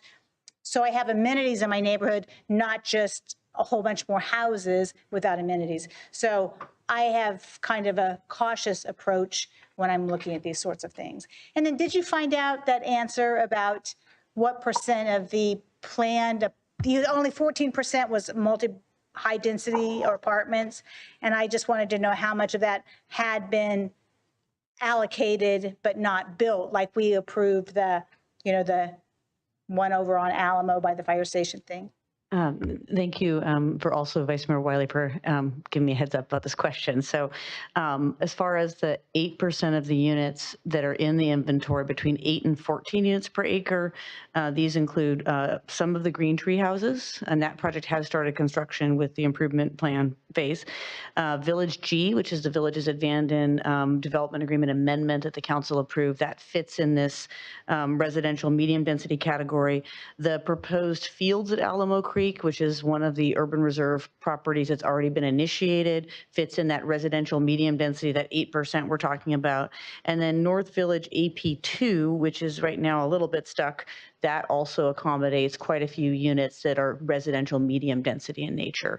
As far as that higher, not higher density, but the next range of 14.1 to 8, 6% of our inventory, those are basically two projects. Green Tree, again, a chunk of their units fit into that category. And then the farm at Alamo Creek is the other project that contributes. Otherwise, we don't have other projects in the inventory that hit these particular density ranges.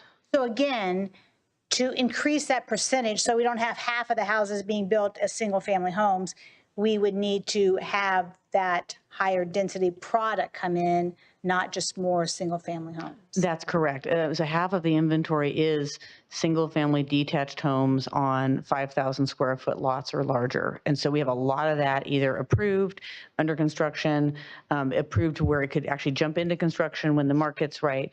We have a lot of that housing type. It's these very few projects I named that are in that category of that 8 to 20 units per acre. And a lot of the pushback that I hear coming from residents is, I didn't know this was coming, or this plan was changed, Montesa, Southtown Apartments. So if we're planning from the get-go, this is what it would be, and the developers do what the plan is, then we would be meeting the missing middle for our working people that can't, that are needing that product.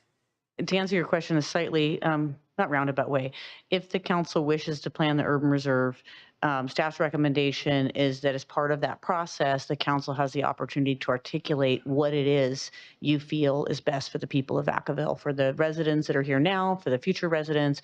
And one of the things that the council's guiding principles, whatever you want to call them, can address is that this is the target density we're trying to accomplish. And then to the extent some other council members have other interests, these are the other things we're looking for too. So, but yes, that could be a guiding principle, that these are the density ranges that we're trying to accomplish. And when you're looking at a plan like that, it's best to look at the whole plan so that you don't have one little plan over here that's something different than something over here, but it's more of a unified idea so that it meets all the things that we need, like schools, parks. One of the reasons why staff believes looking at the area comprehensively is beneficial to the city is that when developers, in all communities, not just Vacaville, embark on planning for their property, they often have they're just shy of the number of units that triggers the dedication and construction of a complete park. Maybe they get fees for part of a park. And so putting the properties together and planning them comprehensively gives the council the opportunity to get the best set of public amenities because you get some economy of scale across the different developments. And it may be that not every development has its own little park, and that's something you look at through the process. But the goal would be to leverage that comprehensive process to get the very best amenities constructed by the developers for the future residents and the current residents. And I also echo earlier comments about the importance of having housing for Travis Air Force Base. And we have that one section that is military housing, but we don't have builders for that. So I just wanted to throw out Travis Air Force Base as well. So thank you.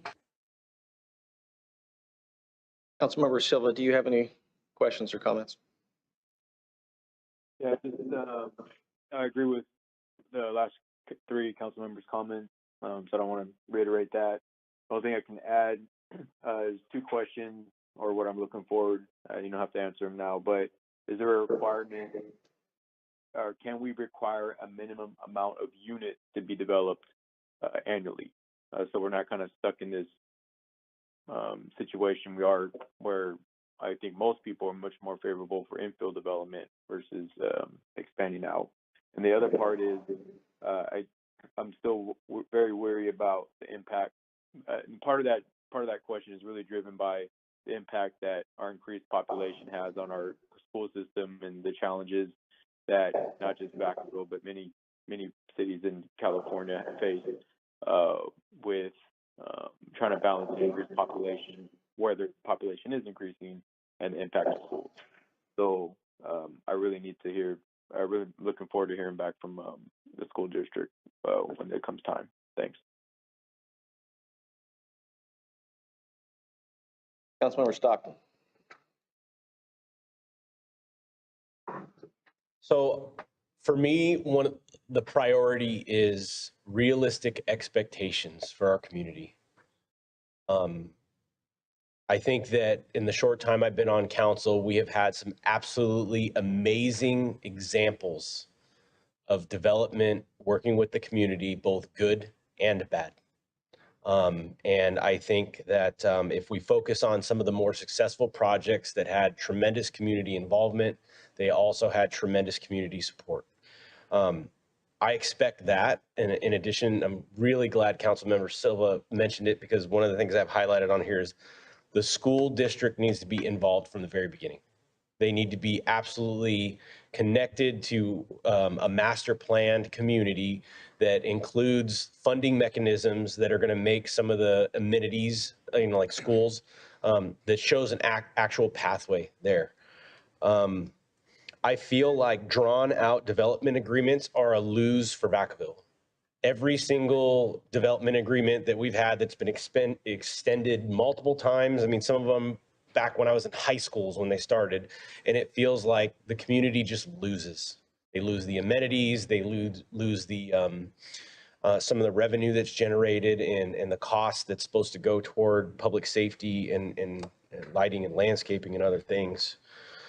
I'd really like to incentivize, or find ways to incentivize, faster development to avoid those problems. I don't want to be anti-development here. I think we've been able to form really strong partnerships with different developers that build things that build our community and that make Vacaville a wonderful place to live, where you have, fun things to do and great neighbors, and you're connected to each other.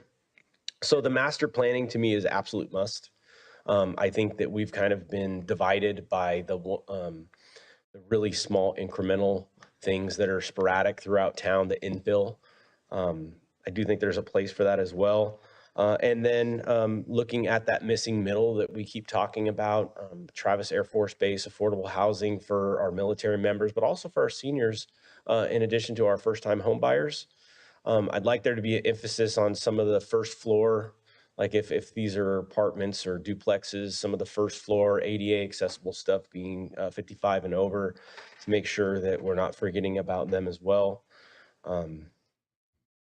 But the realistic expectations is really it. I feel like there have been some projects that have come through here where the developers absolutely did an outstanding job of making sure that the communities got what we voted on, right? And we've also had some experiences where what was voted on is nothing like what the project looks now. So I would hope that we can incentivize people to build what we want, work with them, and also try to find ways that we can, kind of keep everybody honest, ourselves included, with making sure that we give our community those realistic expectations. And then, is the public going to speak on this too? Okay. Yeah, thank you. And I know that there's probably those in the audience from the development community that will want to share. Before I open it up, I will say that I appreciate staff's report and all the work to get to this point, because the question tonight is does the council wish to direct staff, not only, because there'll be specific, because if there is a choice to open an urban reserve, it will eventually have a process that comes back. That I understand. I found it interesting looking at it from a few different directions, qualitative versus quantitative. A lot of us can say when they came to Vacaville and when they saw growth and the impact of growth and what does that mean, and that that illustration really shows where it exploded. I mean, there were some years that there was 2,200 or more homes being built, and so the more current years as the city has grown really shows a decrease in capacity. How do I know that? I mean, we've heard a lot of stories of families who say, my kids can't live here. One of them, my kids don't live here. They grew up here and they don't live here. Some of it could be affordability. Some of it's going to be that there just isn't an inventory that isn't getting any better. I found it interesting to look through in the staff report to how you identify that there is an issue of there's properties that are just not likely to be built. We can drive by it. When I was on staff, I heard many proposals, almost like come and go, and 10 years later, there's nothing there. So I recognize that even from some of the comments from the development responses that I agree with that. There's locations that you can say just because it's an inventory doesn't mean it's ever going to be built. That's the way our boundary exists right now with what would be infill and what we saw in its development. But I do agree, averaging a quantitative in my view, it doesn't paint a vision for what we want for our future. What do we want for our future? I do recognize that we talk a lot about the missing inventory, the workforce housing, that which I know I've shared my story. You start out when you're young, and I could afford a condo, and I enjoyed it. I appreciated what it is, and another community, but it doesn't really exist here. And so I recognize what's missing here. That is not only for those who are starting out, but those who are looking for the workforce that we're trying to bring here with the advanced manufacturing. So I mean, I heard not to repeat it, but the connection, but the continuity between developments. And so some of the challenges that we've seen in the whole Southtown is everyone landing their projects, and then when you drive through them, many times you don't see continuity. That's why I do believe the opportunity now for a master planning or having more specific planning allows for those better benefits. Not trying to grow Vacaville exponentially larger at a mass rate, but to be in control of what that looks like. I remember the urban reserve discussion as I sat in here on staff, and really holding back parts of it in the prior council at the time, I think back in 2015 or so. Let's open some of it, but not all of it. Well, that's been 8 years, right? And we know how long it takes for development to occur. And so I don't believe in opening up an urban reserve for the interest of developers is our best interest. I believe our best interest is if we choose to open up the urban reserve, it's because we have a vision for the future of Vacaville and we see what we're trying to bring and what's missing and what we're not achieving. And I don't believe we're achieving isn't a numbers game. It's a vision and a quality of a community that we want to see in the next 10, 15 years, but that takes planning, and in my view, that takes planning. I am concerned, and I can appreciate there's sections of the urban reserve. Some of this is not even in our purview yet because it's not even in our city limits. It's just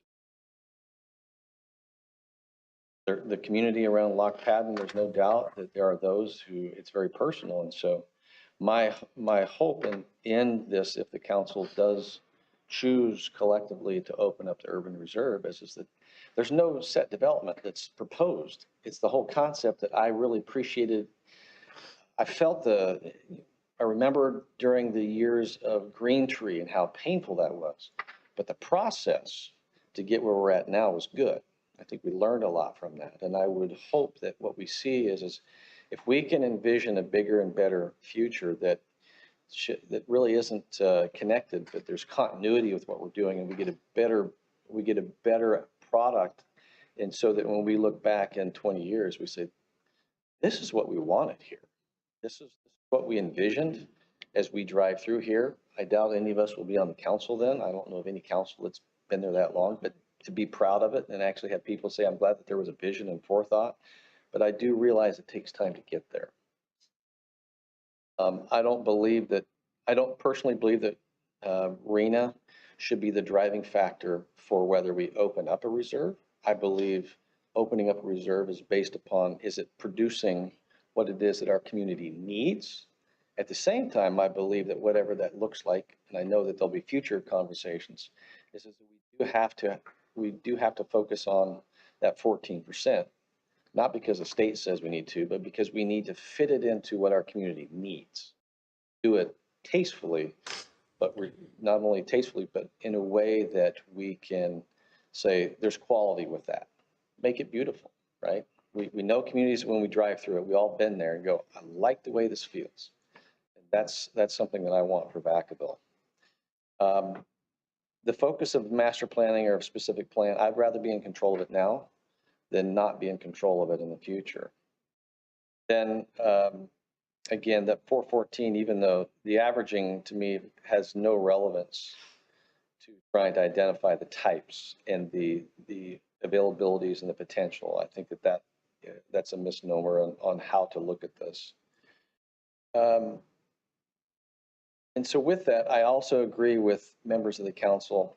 I'm frustrated that we keep setting aside school parcels. And I'm not trying to knock the school board or the districts. There's got to be a better influence and connection to say our growth requires that we're also looking at what is missing. And if that means a specific plan with master planning has a greater potential, I'd rather be looking at it from that scale, not trying to quickly race to build out, but to have a better opportunity to get what we need in schools where they need to go and those mechanisms. That's got to be part of the conversation. I personally look at this, and this is my own view, but I know that I've heard it on this council. Looking at trying to fill schools by having spaces here and there. Families have kids in different grades, and to say that there's availability for your child in this school, but it's impacted on that grade, but not the one, you're going to have to go across town. We create the traffic nightmares because of our schools. We're not in control of that. It's like saying what I need from my neighbor is them to build something, but my neighbor says, I don't feel I need to build it. Somehow we got to get past that if we're going to be looking at that. But with that, I do believe that me personally, with respect to even the area of how we would look at not the vacant land, but those where there's existing residents in the log pattern area, is to be responsible with it, but do it through a master planning opportunity. And for that, I am cautiously, but believing that it is better to start looking at the urban reserve now versus just kicking the can. Councilmember Roberts, is there anything you need to add now before I open it up? Yeah, just one thing. Okay. Yeah, I said one point I wanted to bring up because I forgot to mention earlier, just get my mind, that we've discussed a lot on council is the point of inclusionary housing. And yeah, it's brought up housing for the military. A lot of people don't realize that you get the younger airmen, they fall into the low and very low income categories. And what I've seen in other areas where developers often dedicate land for low income housing, they rarely ever find somebody to actually build that housing. So it just remains plots of land, kind of like with the schools. So I'd like to see something along those lines to help out and spread it out, because if it's just land, the likelihood of being built is very slim, because I know we're still waiting on the Oak Grove apartments. That was one of the first things we approved on this council in terms of developments. And then kind of like what Mayor Carly was saying is like, yeah, we got to look at it in the big picture, like almost collective bargaining type thing. Whereas school districts, I don't think need any more land. They would have quite a few sites set aside. Maybe with these 4 developers that are put in applications, collaboratively get together and build an elementary school. Or, I mean, I'm more than happy to forego like a new park or something, because, a park's nice to have out there, but a school's needed. It's something like that where we can work collaboratively with all 4 developers, with the city and the school district from the very beginning, to decide what's truly needed for the residents. Thank you. Thank you. With that, I'm going to open up to the public, and if any of the developers who are represented want to speak.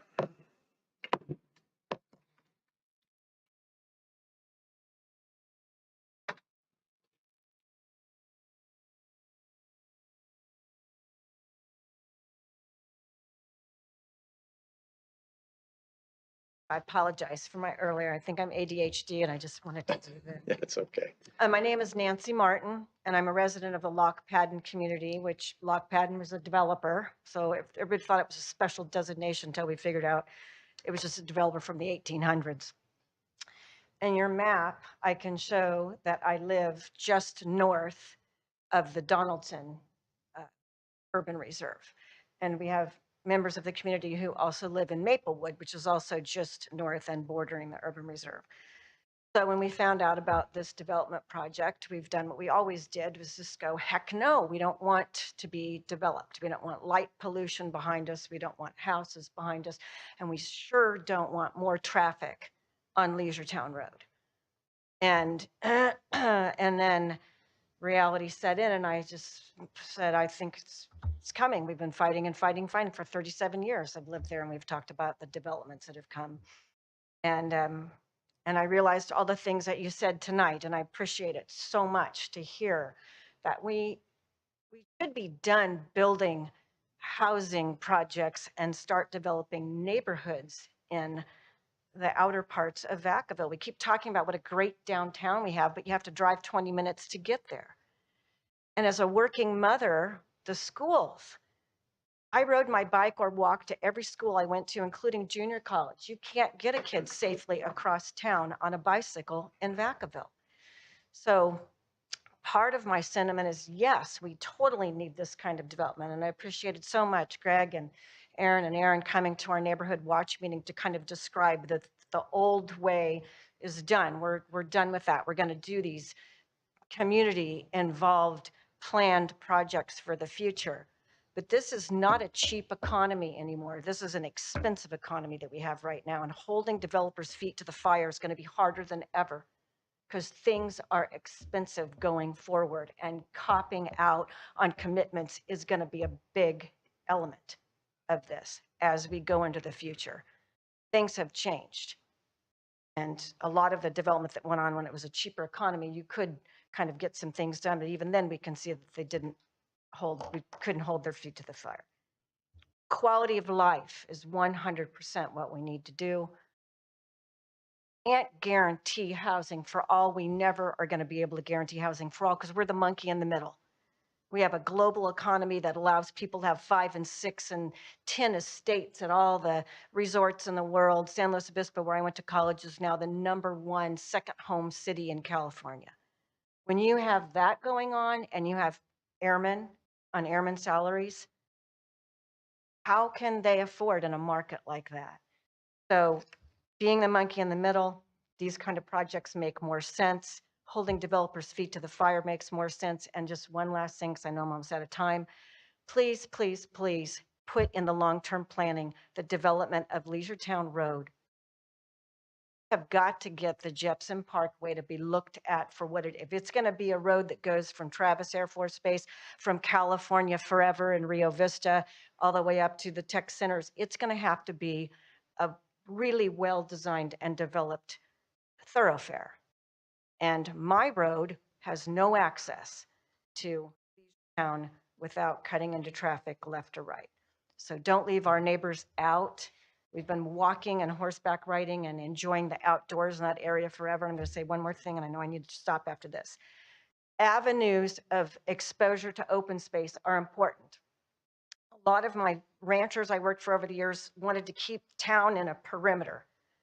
The great European cities that Smarek, or the CEO of California, wherever, is talking about, he's talking about walking trails that take you right out to the country. And that's what that urban reserve could be if we do it correctly, because it's right there.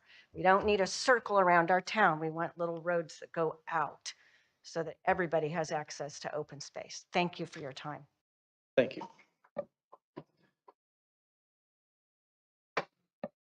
Hi, my name's Wendy Brecken. I lived here in Vacaville for 32 years, I think, 31 years. I just wanted to comment on a couple things. One is the schools, and as you all know, I don't think we've had a new elementary school built, a public school built for 30 some odd years, since 1990 maybe, when my daughter first came to Browns Valley. I'm not sure, but oh no, yeah, there was yeah, Southtown, yeah. Anyway, it's been a lot of years since we've had new schools, and we've all along been plotting to have new schools and all these developments. They don't get built because they're so expensive. It's, you know, whatever, 50 million to build a school. And the development impact fees are not enough to that we pay the schools. They can't afford to build the schools. So what are we doing? We're building and building and building, and we're not adding new schools for decades. So the way I see it is the only way to continue to keep building would be to have some kind of a financial structure. For example, Mello-Roos for schools rather than just police and fire. Not that I like Mello-Roos, but some, I mean, I'm not a financial expert, but some financial structure mechanism to make it possible to actually build a school. I know in North Village, they put a plot there, we're going to build a school, but oh, just in case we don't, we're going to build another, whatever, 300 homes, whatever. Because everybody just kind of winks. There's not going to be any schools. We're just going to continue having classrooms in the hallways. So that's the question. Is the staff is saying, okay, should we continue growing? You know, we have enough. I think what they're saying is we have enough inventory for arena numbers and such. You know, maybe it's not all what we want, but we have the numbers. Should we be planning, doing this master planning, opening up this? Is it prime ag land? Prime ag land. So, okay, so that's a whole nother point. So we're losing this prime ag land all over Solano County, and shouldn't we be having the local foods and the farmers markets and things like that? I mean, that's important. We're losing it. We don't ever get it back. It gets paved over. It's gone. As far as the ability to master plan, I mean, once you put the zoning in, it doesn't seem like you have a lot of choice after that. I mean, I'm not sure, but it seems like you don't have a lot of choice. You say it's going to be, you know, multifamily housing. It's like you basically end up approving whatever comes. Same with single family. So are you going to do more, you know, bedroom communities without commercial, you know, so that you can have like a little bakery and little things like that, or have the open space access? I think there's a choice, and we don't have to just jump on every choice and say yes, yes, yes, because of RENA. Oh no, because there are, as Wiley said, there are current residents to think about, and do we want to continue living here when the roads are getting more and more and more crowded? And I don't know how much you can do to. It seems like all this needs to be thought out. Before you say, let's go with this. Seems like, oh, can we do something about Leisure Town to increase it? Can we do something about the schools? Or should we just kind of deal with what we have here and try to make it better? Also, financing for developers. They used to, okay. Yeah. I'm late. Okay. Yeah. Thank you. Sorry. I was being generous, but Sorry.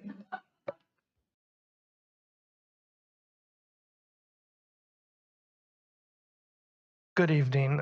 My name's Andrew Wasson. I'm a resident of Maplewood. For those of you who don't know what Maplewood is, it's a small community, 55 plus, although our average age of residents is probably well over 65. We have about 85 homes. And we're that little square that you see right next to the Racing development, and then further on down is the next development. Of course, we would love to keep the urban reserve as urban reserve. We like having the fields next to us. But if that's not going to happen, we want to be part of the planning process. We're very concerned about the infrastructure that exists or doesn't exist near us. I'm very worried personally about the Jepson Parkway. It started many, many, many years ago. And is it really still planned to be capable of handling all the additional homes and apartments that we're thinking of building in that urban reserve area? Other infrastructure, like water and sewage, that's an issue too. We have lots of problems with our sewage station right there on Sequoia and Leisure Town. So those are just some of the things that we're worried about. Schools is another one, of course. We appreciate the planning or the communication that we've had so far with Councilman Ritchie, Aaron, city manager, Aaron, the development person, and we want to continue that. So we would like to be part of the planning process. Thank you. Thank you.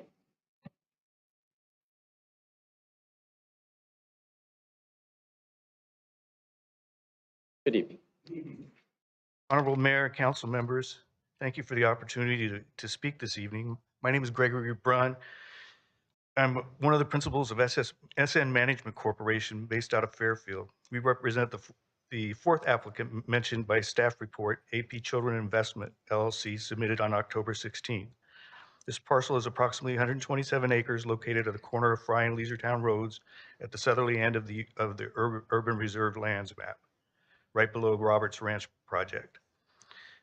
We've worked with numerous builders and developers over the past 2 decades, including Cal Atlantic, Meritage, McKinley Partners, and Brookfield Properties, as well as developing our own projects in the North Bay area.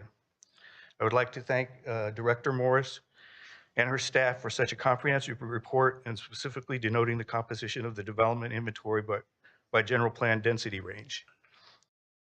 Page 2 of the staff report substantiates this, reflecting that the city's inventory does not include sufficient land plan for middle density or missing middle housing. We could not agree more, which is why we targeted 88% of the units with Director Morris's input on the AP parcel plan to be at densities from 8 to 20 units per acre. Our application consists of a multitude of single-family detached small lot court bungalows product types that offer 2 garages with small yard space and achieves densities of 12 to 16 units per acre. As you know, if you initiate the general plan amendments on these urban reserve lands in the near term, it will still be 5+ years to process and annex these properties. So we fully support this process moving forward to provide the right kind of housing affordability for your constituents. Hi. Thank you.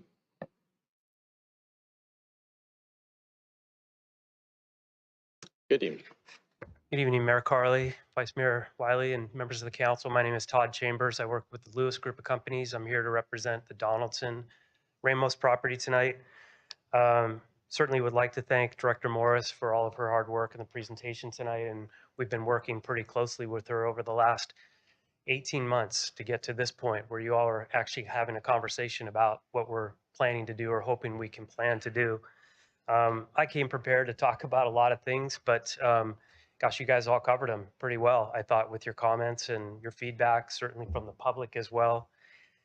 So I'm not going to reiterate all of that. I'd just like to say that we think that having the control of the urban reserve is in the city's benefit. We certainly would like to continue. Our company has been in the city for quite some time doing development. We just kicked off another project in the downtown area, and we'd like to continue to do work with the city moving forward. We think we're a good partner for that. I think Councilmember Stockton hit on it. A few of you did actually, but time is a critical component. And if you look at what it takes to do the planning process, get through the infrastructure design, environmental review, annexation, all the things before you actually get to turn a spade of dirt, takes quite some time to do that. We're just anxious to get started. And so we're hopeful that you're going to provide us with that opportunity to do it. We're mindful of all the comments that you've made. We've already had numerous meetings with folks in the community, including the school district, and trying to work through how we might accommodate a school site on our project. We're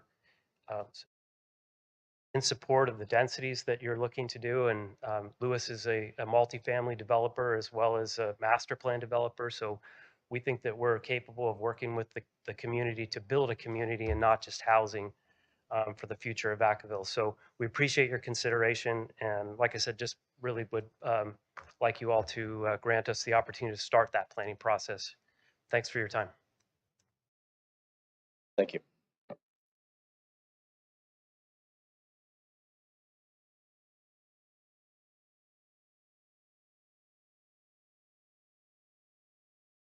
Carly, council members. I'm Chris Robles, the applicant for the Fields project, and the underlying landowner also has some properties in the urban reserve without an application. So I thank you for the opportunity to speak this evening. I really want to reach out to Erin Morris, thank her for the effort. It's clear to me that this would not have been accomplished in the report presented to you tonight without her efforts. Your general plan and municipal code provide for a very prescriptive standard and data-driven approach to looking at your urban reserve.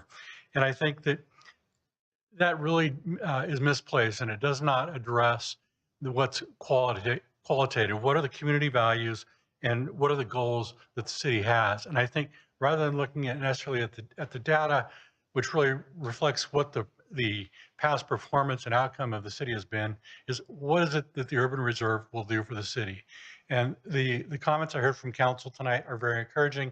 I couldn't agree with you more. Councilmember Ritchie, your comments about being the architect and molding this area, I think are spot on. I think this is the opportunity for the city to do that. And again, what can the urban reserve do for the city? That's the question that the council should be asking. And if there is value there, then I would encourage you to open the urban reserve. The one thing I would like to add is that it is timely. This is a little urgency in this request, in that the general plan was adopted in 2015, provided for supporting ordinances that said that this would be revisited by August of 2020, 5 years after the adoption of the general plan. We're 3 years past that date.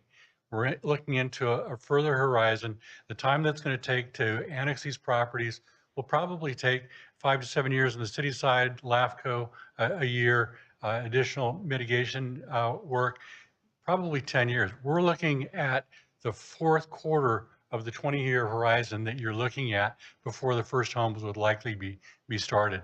So this is not housing for tomorrow. This is housing for the next generation. And so I think that's the consideration for you tonight. I encourage you to open the urban reserve, start the collaborative process with the property owners, developers, and the community to come up with a plan and project area that the city would be very proud of. Thanks for your consideration. Thank you. No one else, I'm going to close public comment portion to this, and most everything has been said, but I do appreciate the public's comment. It is important. The future of Vacaville isn't just who's sitting in council today, it's the community. I really appreciate the comments about we should be investing in neighborhoods, right? We should be investing in environments that cause that experience. And it can be done if there's input, good process. If the neighborhoods that, and I appreciate hearing the comments, because it affects the established neighborhoods that are there right now that may currently look uniquely different, and in the future might be changes to that, but it should include those who call this area home. But how to do it in a way that reflects the very best of Vacaville and creates pockets of community within larger Vacaville. You know, in the past, there's been times when I know I've received emails and comments about, the city of Vacaville is growing too fast. And I remember when it was growing at 2,200, units, not 200 or 100. So we're not growing at a rate that is out of control. But I do believe that opening the urban reserve with the ability to be careful in how we master plan to get the maximum leverage, not necessarily the idea of squeezing something out of a developer, but how about working with the development community to maximize the benefit for a community, because there's an economy of scale for looking at a larger, plus not to mention that there is a need to invest in infrastructure to get to the Northeast growth area. And so for that, I believe that for all the things that have been said today, that I very much am in support at this time to open up the urban reserve, but you do need direction specifically. It would be helpful to have a motion. I can put up the staff recommended option if that helps, or whoever makes the motion can craft it, of course, from scratch.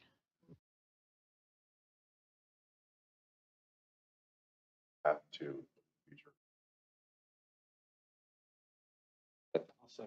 We have a motion and a second. Have a roll call.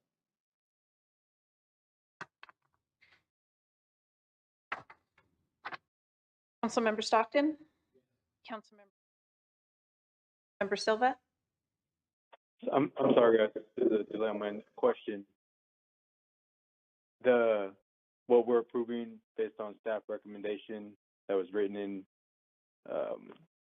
down, is that the other, if it's not listed on those points, is that something we need to add now? If I understand you correctly, Councilmember Silva, the opening of the urban reserve process there's all this that still has to come back to explain that, just so it's understood.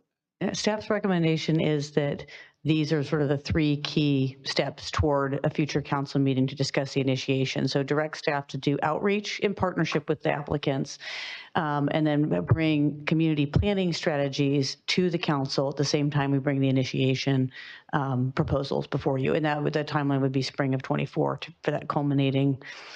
Yes. Councilmember Silva, did you understand that? Yes. So the details will still be to come. Yes. Is that correct, Aaron? Morse? Yes. All right. Thank you. Yes. My vote is yes. Thank you. Councilmember Chapman? Councilmember Roberts? Yes. Vice Mayor Wiley? Yes. Mayor Carley? Yes. Thank you. And I realize that it's going to create a robust process, but we'll be looking forward to hearing back from you in the spring. Very much, and thank the public for the comments on this. With that, reports of the city manager.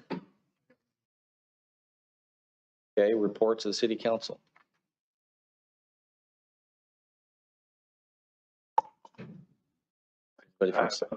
Okay. Go ahead, Councilmember Silva. Thank you.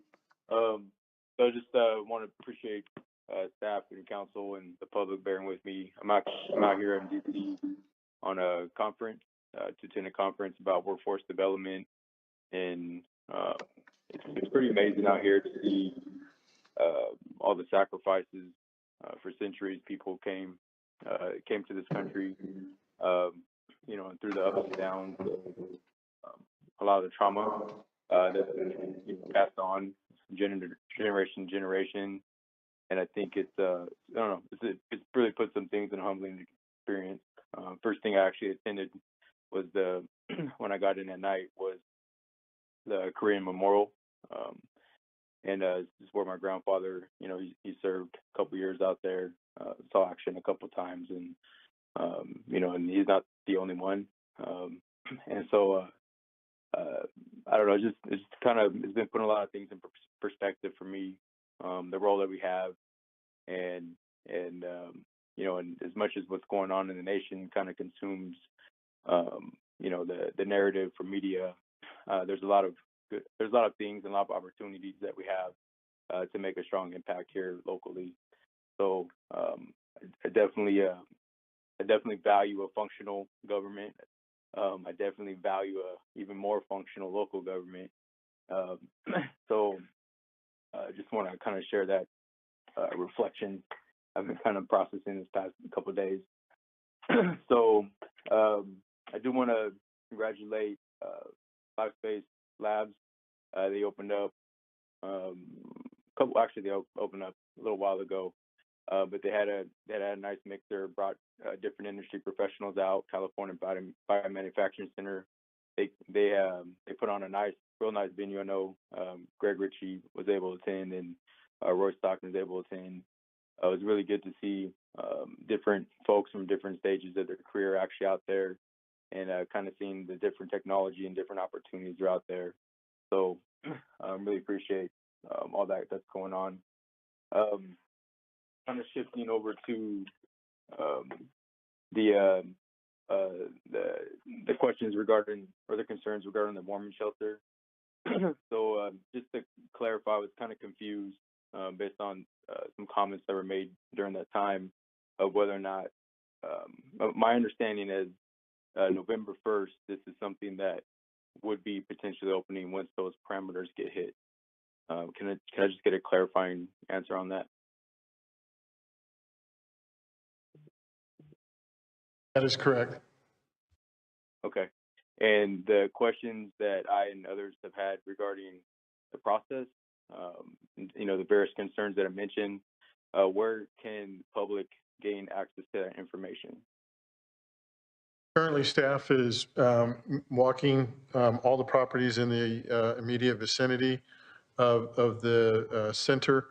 They are meeting with folks, learning specifically of their concerns, mitigation measures related to security, fencing, screening, and assistance and cleanup, because the city will be working with ServPro before, during, and after the entirety of while that temporary facility is to keep the sites cleaned, and so forth. We have established some contact information for any member of the community with questions or concerns.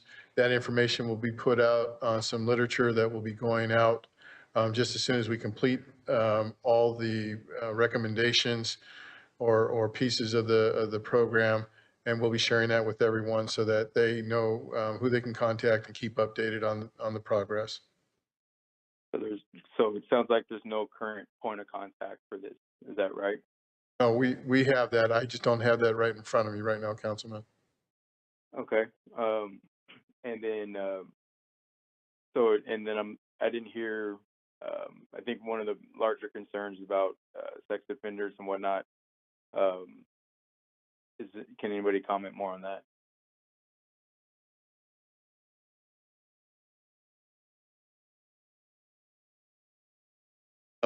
You'll ask the police chief to come forward. I don't want to overstep my knowledge, but I know in the past, everyone who might be admitted is vetted, but you can speak to that. Yes, to the degree possible related to calls for service. And again, with the nature of the warming center being something that's going to be activated, based on certain criteria related to the weather, as crew and our patrol staff are available, they will be there at the start of the warming center, and crew specifically will be there at the conclusion of the warming center. So we will, to the best degree possible, be vetting our, the folks that are using that facility, so long as there's not significant calls for service taking place in the city. And again, with this being a, not necessarily an everyday type of an opening, it will depend, but we will do our best to make sure that we get somebody,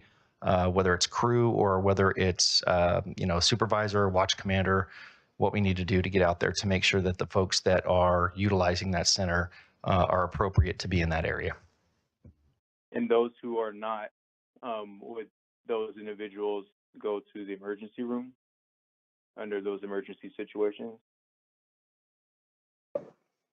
It would depend on their circumstance. If there was if they were ineligible to participate in the warming center due to their status, whether that's as a sex offender registrant or whatnot, then yes, we could utilize the services of our local emergency room.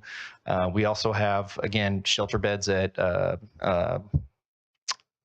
Shelter Solano, as well as several hotel rooms that are available under the right circumstances for folks that are in that need. Okay, thank you, Chief. Yep. So what I'd like to do, and so I think so. So number one, I think to be clear, like what I understood from the last meeting was that this is what staff recommended, and that a majority of council were accepting of that. And so what I'm asking for council is to support any costs associated with any damages occurred to the property of key. If there's any infrastructure, security concerns made. I think like earlier today, it just sounded like something that was common, or a couple comments that were made that this may not come, or it's going to go somewhere else, but that I think the city manager clarified that it is. And so that was my understanding. And so that's what I'm asking for. So I don't know if that needs to have a motion to bring back to discuss as a council of whether or not any costs that are caused by any costs that are accrued or caused due to any type of potential fallout. In addition to taking a more proactive approach to help those folks, which help those folks actually protect their business and other concerns that they have, if that's something that needs to come back to be discussed as a council or not.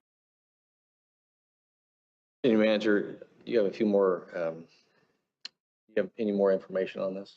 Well, what I would suggest in those circumstances is that we fully intend to, as the chief mentioned, to monitor this every step of the way. And we will have, the cleanup teams out there. We'll have our communication available. And then what I would suggest is at the conclusion of this, that we will absolutely get together, do an after action plan, see what, how things fared, meet with the businesses and everybody around that area again to see what was the potential fallout or outcomes of this. And then we could bring that back to council for discussion if there were any things that need to be addressed going forward. So I'm sorry, are we allowed to retroactively compensate any damages that are accrued from this? Retro? Say retroactively, that's before? Retros, something happens and we pay it back. Well, I think that I don't want to speak on behalf of this, but I think the issue is providing the ServPro is designed to do before and during and after cleanup, and to mitigate the impact to the neighboring businesses. With that in mind, I think it could be very subjective to open up to any and all types of impacts that are unforeseen, except for what the city is attempting to do in this public health issue. Because, not to discuss it tonight, but we heard a lot about where the school's at. This is over on Elmira Road. So, how far out you go, what's truly related could be debated. But I think the idea is to create a well thought through process for, how do you induct people during the criteria that we've identified. At the same time, my impression is we gave staff direction at the last council meeting, which we had not prior discussed. So it was, there was no prior plan in place. It was an opportunity to do this, but for staff to then be advising us moving forward what it is doing, such as the outreach. But you could drive through it on any other day, and there's already homeless there, and there's already impacts. And so I would want to be careful to say what we're going to try to do in a benefit to the neighborhood versus all of a sudden opening up Pandora's box. damages thing, wouldn't that have to go through the city's claim process regardless? If there was damage occurred, they'd have to file a claim with the city.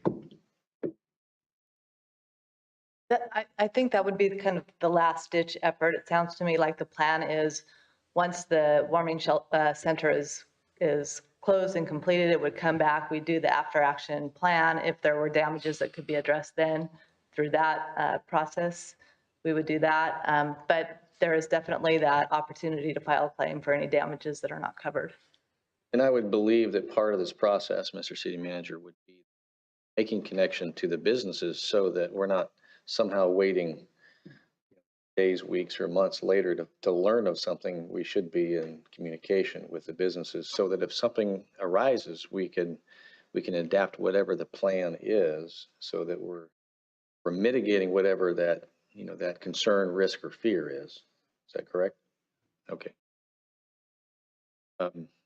That was your question, Councilmember Roberts, correct? Yeah.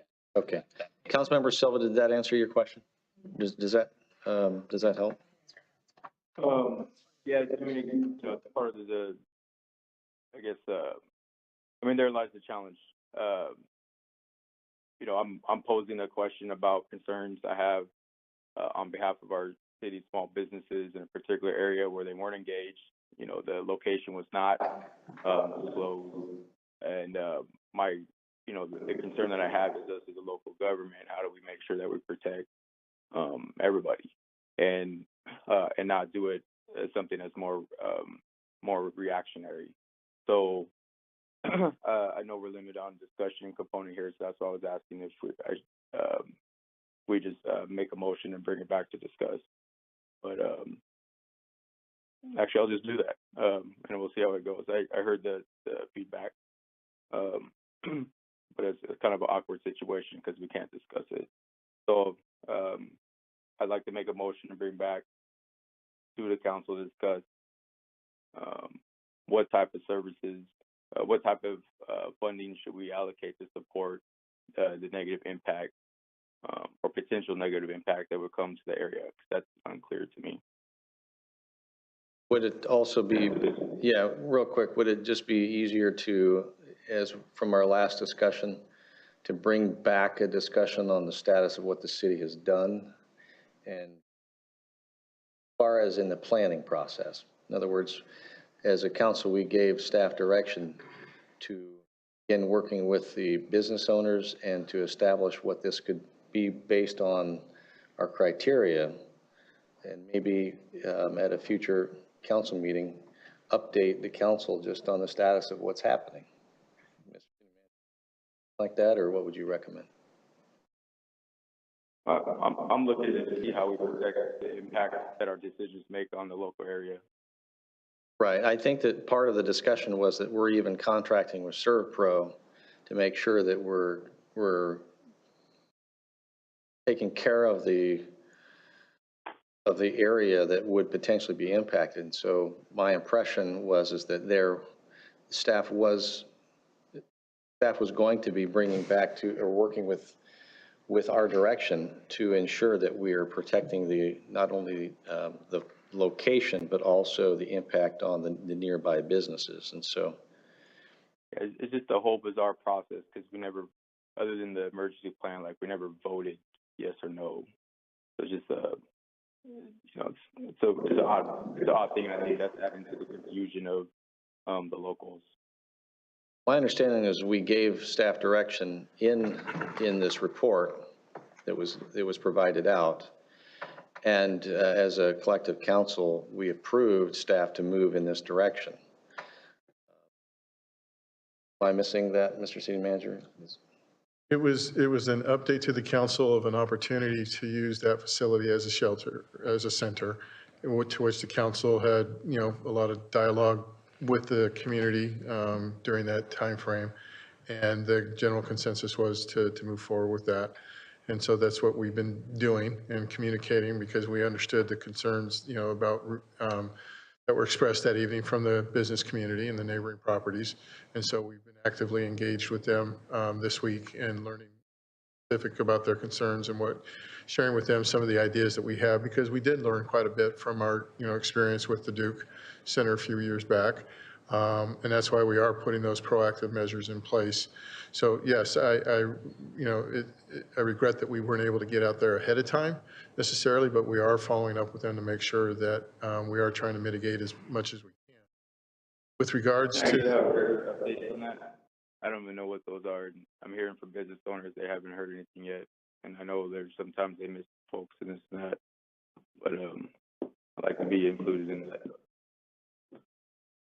So we can absolutely give the council an update as to, before the target date of November 1st, just everything that's been done to this point, and the dialogues that's been shared, and the efforts that are being made to address those concerns. I don't know exactly about the other request with regards to establishing a funding mechanism or a funding amount for damages. What I offered is that we will certainly keep track of those and stay in communication with businesses, and I'm sure that they will notify us of any loss of any kind, and we can absolutely bring that back to council to evaluate the cause and effect of those potential losses, if there is any. Again, my expectation is that those who use this center will be in a established space, if you will, and will be supervised by a variety of different volunteers and security and so forth. When they leave the center, I'm not certain how we can identify whether they were there beforehand or they came from another location or whatever. So I'm not suggesting to shy away from that evaluation, but I'm just suggesting that could be challenging. And so to commit to suggesting how we can actually walk away with the pre-prescribed formula, I don't know how to do that just yet. And I also would suggest that that's probably getting ahead of ourselves. I think letting staff prepare a plan that also includes mitigation of risk during the event, like you say, security and the barriers, everything that was discussed, is yet to be completely finalized. And so I would agree that trying to already get into cost mitigation is ahead of ourselves. Certainly that's what staff could do if that need arises. But I do believe, Councilmember Silva, weren't in the room tonight, but if you could see the audience, there's a lot of personal concerns and passion because of that sense of not being included. And I think that the challenge is we operate in an environment where not everybody is aware of everything that was going on, except for a few people who are trying to identify a solution that could potentially be discussed in a way that doesn't violate the Brown Act. And so nothing intentional to create any type of division. It's just that it does stir up some emotions and a sense of lack of communication, which hopefully staff is working on right now to be able to meet with those businesses to at least address even the things we heard tonight. Those were definitely heard by the council and staff. So, but I appreciate that, Councilmember Silva. So I want to thank you. I just need I know it's kind of difficult for me in this setting, but I just need to make sure that I'm doing my role based on conversations that I've had with respect to the Brown Act. So if it dies, it dies. I can always, bring it up another time. But I'd like to make a motion to bring back to City Council a discussion about, how about this, a motion to bring back a study session to discuss funding, some type of funding process or some type of funding process to support the impact of homeless or unsheltered individual facilities in a given area. Being that he's remote, do I need to address this in a roll call, or doesn't really require a second, does it? That's correct. It does not require a second. So you could write to a roll call. A roll call on that then? Yep, hold on a second. Council or Vice Mayor Wiley. Can I just suggest an amendment that we bring it back and discuss it, and funding might be part of that, but rather than have to be the focus of the discussion? I mean, I would be happy to second without the stipulation that it's based solely on funding, but I'm happy to look at it again and have a discussion outside of this, which isn't a discussion. So I don't know if he's open to that amendment or if he wants to go with his original motion. I'm sorry. I'm sorry, Councilmember Wiley. You asked for can you just reiterate that? Just your motion specifically says to bring it back to look at funding options, and I'm not comfortable with making that the focus of the motion, so I would probably vote no on that. But if the motion was amended to just say to bring it back and discuss it, funding might be part of that discussion, but it's not the focus of that discussion. So do you accept that amendment, or do you go with your amendment? I don't know what else. So I would advise council to inform the city manager what those additional items would be. Well, yeah. So yeah, I'm fine with that. So the only thing that I'm going to add to this, since you're making a motion, is I just want to caution the council that what we're doing is we're getting into staff's business. Staff was given direction, and there's been warming centers for years in the city. It has not been at the every 2-week purview of trying to address the issue. There's processes in place. We discussed the risks. While the city has had challenges at the prior location because of advertising that occurred that drew people from out of town to the George Duke Center, where it was co-located with other things, created problems. And so every time this has occurred year over year, the city has learned from things. But the amended motion that you're discussing, Vice Mayor Wiley, to his is just to bring back a discussion. But I guess the question is to discuss what, are we discussing an issue for a decision, or are we simply just looking for the city manager to provide feedback once that there is an actual plan in place that can inform us? So are we needing something to bring it back on an agenda, or simply just to inform us of what's going on, and if there's a problem, then we can bring that? I'm not comfortable personally with having to bring back an item that's discussing a financial obligation that is yet to even be understood.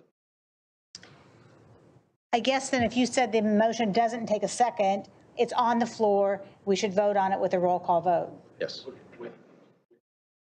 The amended motion that the original person made the motion accepted.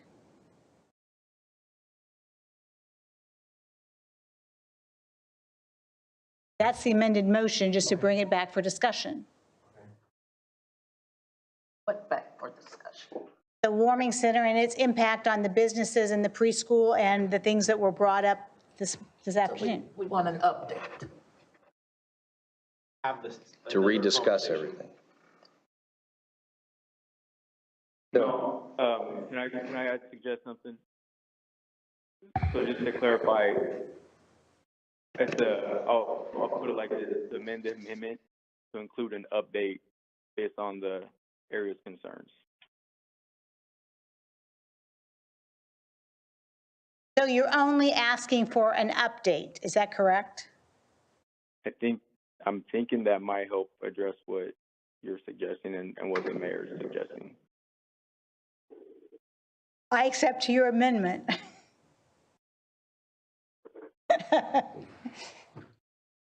So do you want to restart? Okay, but this becomes, then if we, just So to we be can vote clear, on that it. if we do, then what you're doing is you're agendizing this to the public versus simply, I mean, remember, we get reports out from the city manager all the time. And so the difference is are we agendizing, you're asking to agendize something versus just to get an update that sometimes can be a simple response of what's the status of the warming center? What did we learn? Is there something that's going on that does not have to be as robust and formalized? Mr. City Manager? So at the beginning of this, when we started having the conversation on this particular item at this time, I offered to bring back to you all an update of our findings of meeting with the businesses, and as a result of those conversations, what are the final pieces that we are planning to put in place as the warming center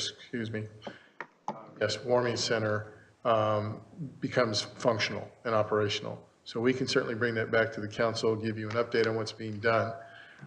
If there's a wish to go beyond that, then I think you need to give us direction on what exactly you're looking for. Because what we're prepared to do is give you an update about, those concerns. Councilmember Silva? Yeah. Okay, so I need help with the process. I still would like to have a Brown Act conversation about funding any type of negative costs associated with our ability to provide homeless services in a given area. Okay, so why don't we just go with your motion that you're looking to bring back a discussion of funding items? Do we have a second? Second. You don't need a second. Okay, so then we'll do the roll call vote on his motion, which is to bring back a funding discussion. Rucci? Yes. Councilmember Silva? Yes. Councilmember Chapman? No. Councilmember Roberts? No. Vice Mayor Wiley? No. Councilmember Stockton? So can I make a mention? Wait, let's just get through the vote. Mayor Carley? No. What is So it? my mention, my interpretation of this is there already is mechanisms the city has in the event that that residents or citizens or people will affect private property. That's correct. So that's why I said yes. Like we have to understand the laws on the books already, implement them. In the events private property is ruined in the city, it already has mechanisms for accountability and liability. So that's where my position was, saying yes. Like I think we should explore what we already have in process in case. So we already have, there's an entire claims process? I just make clarification on why I say yes, because I'm aware we already have certain guidelines and rules. There's already a claims process. It's been in place for years. Staff understands how it works, especially if there is implication of damage that's related somehow directly or indirectly to city's response. It's investigated, it's reviewed.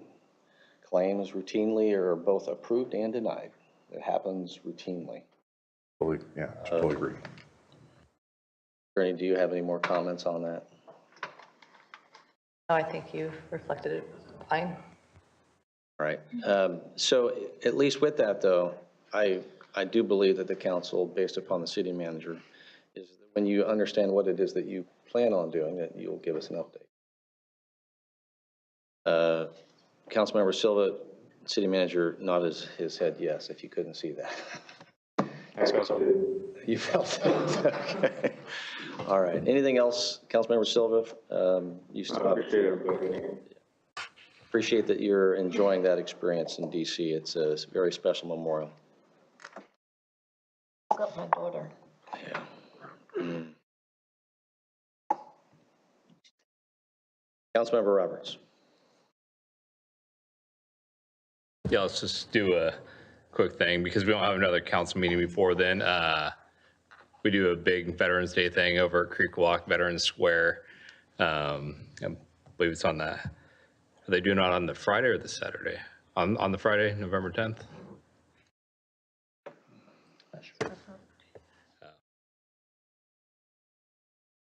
I'm looking. Parks and Rec not here. Oh. Or did you know if they're doing it on the Friday the 10th? this year? Okay. Yeah. So anyways, the city does a big event down there. I think last year was close to 100 people. And begrudgingly, I have to say it's the Marine Corps' birthday the day after. And the Marine Corps League, the new one that stood up in the city, they're hosting their first Marine Corps birthday ball over at Sunrise Event Center. So they're selling tickets for it. So if people would like to attend, I'm sure they enjoy the support. And that's all I have to say. Thank you. Vice Mayor Wiley. Sorry. It's on Saturday? All right, so it's the 11th. Quick update on that, 11th. Vice Mayor Wiley. Just a couple of things, because a lot of comments came up this earlier in the meeting. I do feel like communication and transparency are part of our strategic plan, and the city works hard on trying to do that. It's just hard to communicate your message with 100,000 people and have it understood by everyone equally. So we will continue to work and make those priorities, communication and transparency. And our council would never knowingly put anyone at danger, specifically preschool kids. And the fact that the center hours are 7 p.m. to 7 a.m. and the preschool hours begin at 8 and I don't know, finish at 2 or 3 or 5. They should not be at the same place at the same time because we would never put children at a risk. And we will continue to monitor that situation. And with the sidewalks, I'm on this couple committees with Solano Transportation Authority and Yolo Solano Air Quality. And I know that Vacaville is there really advocating for money for sidewalks. And we have, approved those sorts of things. And those organizations, we are also vying with Vallejo and Fairfield and Rio Vista and all the other cities. So we don't get all the sidewalk money, but our city works hard to get sidewalk money so that we can work on that. And a couple weeks ago was the open house at the fire stations. I talked with a lot of people across town who, really appreciated the opportunity to see different aspects of the fire department that day. And just a reminder, it's getting darker in the morning and darker in the evening, and next week is Halloween. So everyone talks about traffic. Everyone in Vacaville should be especially vigilant these days with the darker weather, a darker light, and Halloween coming up. So that's it for me. Thank you. Councilmember Stockton. Yes, thank you for your comments, Vice Mayor. I agree. The safety of our families and our kids, our most vulnerable, is absolutely paramount. And while the conversation regarding the warming center has largely surrounded our homeless population, I want to say out loud that that's not the only group of people that this is targeted toward. We have a ton of seniors and folks that are aging in our community that are on fixed incomes that need places to be if they can't afford to pay their heating bill.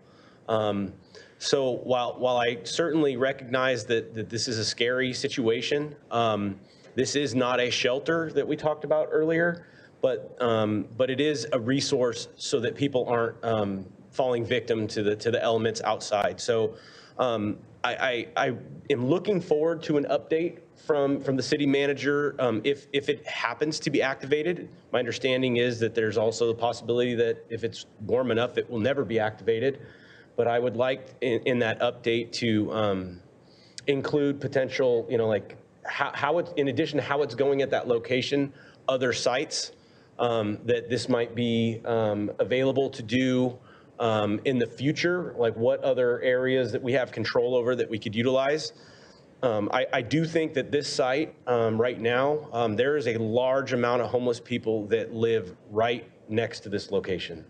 I've been in that creek. I've been behind Western Ranch. We have a large amount of unhoused population in that area. So I recognize the proximity that this place offers, but it's not minimized on me the concerns that the people who came here today stressed. So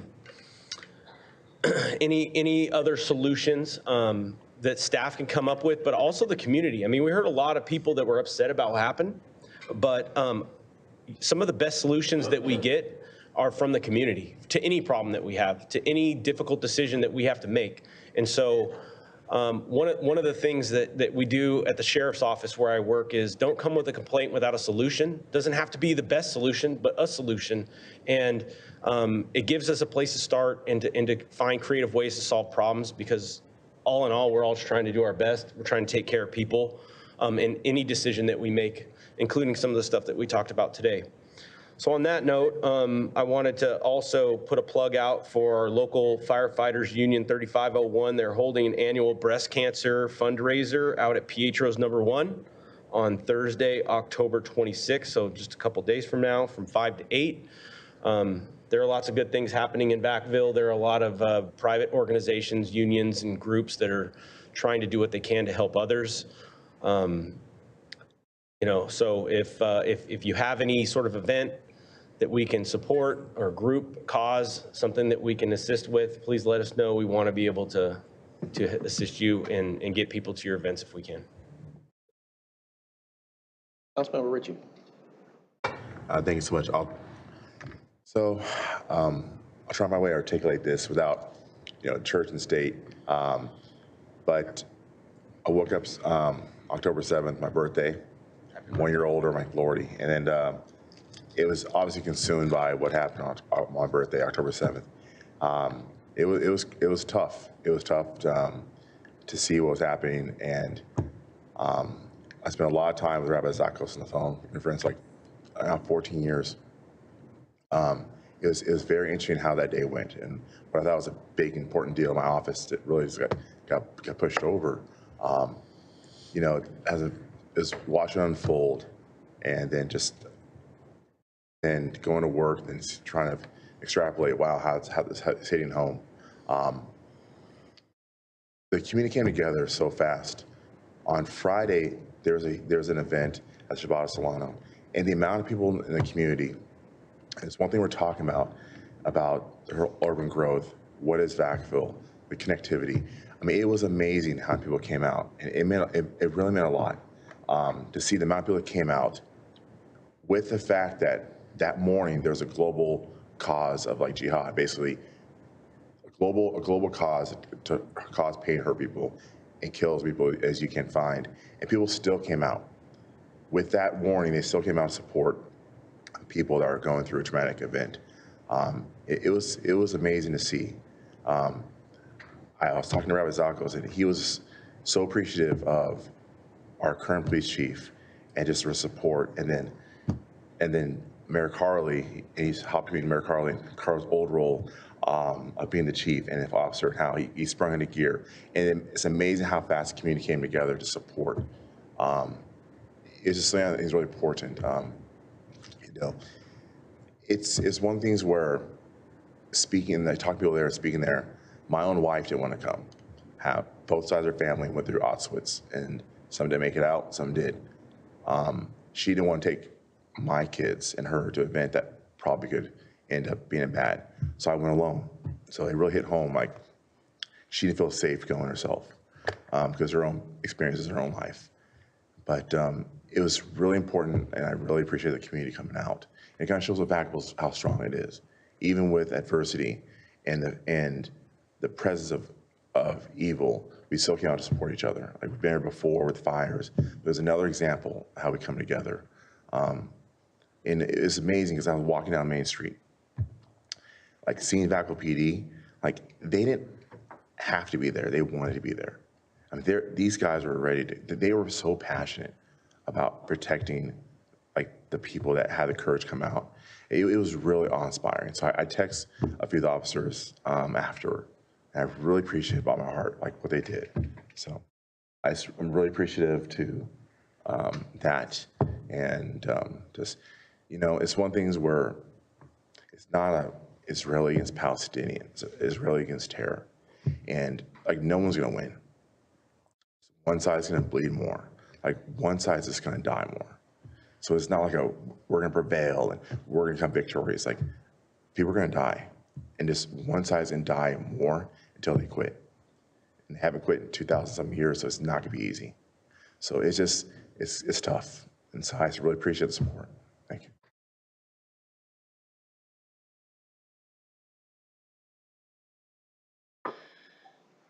Thank thank you, Chief, for making sure that that happened. I know that you would have done it anyway, because this is what our community does. Patients with the rabbi, and atrocities are horrific when you see them, but it also creates a personalized fear even locally because of the risk. And so I appreciate that our community is one that understands what diversity is and can value people who are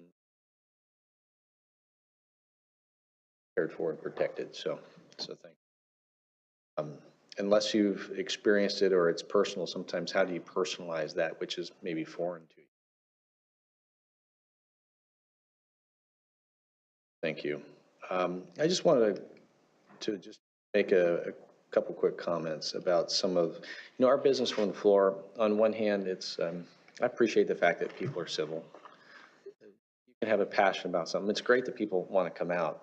It makes the council meeting longer, but the reality is this is the greatest form of government you're going to get. It's that when you can walk through the door and you can face the people who can actually make a difference in a community. So I appreciate that. And I know as a council, sometimes it's hard to sit here when you really just want to engage in a conversation. Like, can we just talk with people?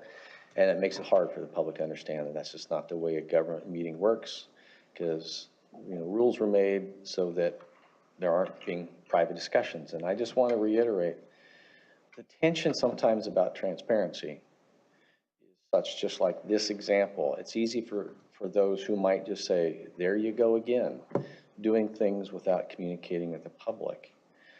But it's a front-hand view if you're sitting on this side to go, well, how do you even talk about something unless you introduce it? And I know that there was no ill will on anyone on this council to try to bring a solution forward, however temporary. And that's why I commented to the public. And I can't have that conversation then, but I'm having it now when they're not even here. And that is go back and under context is to understand the dialogue. And the dialogue wasn't to somehow pull a fast one. It was to take care of an issue that's a public health issue. It's not a permanent solution. The public needs to understand what a navigation center is. It is defined for those who understand it, that is what was described tonight maybe in San Francisco. We don't have a navigation center, and nobody's proposing a navigation center. That word is used differently today than it was 5 years ago since legislation took place. Simply allow someone to come in and not freeze to death is humane. Nobody ever wants anything next to them.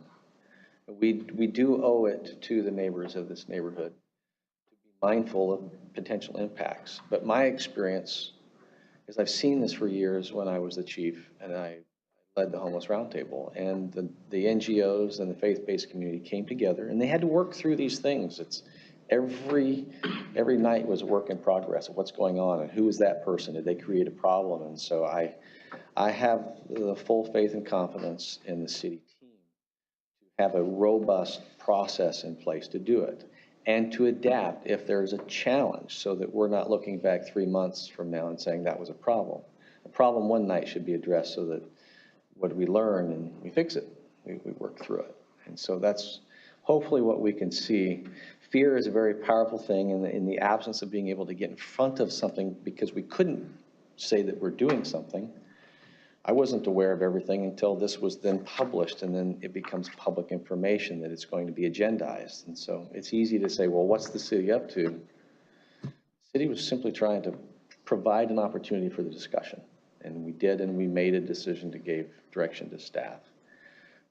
Anyone who knows that shopping center and understands where the school is and where this is at, they're completely not even connected in a way that has a natural access.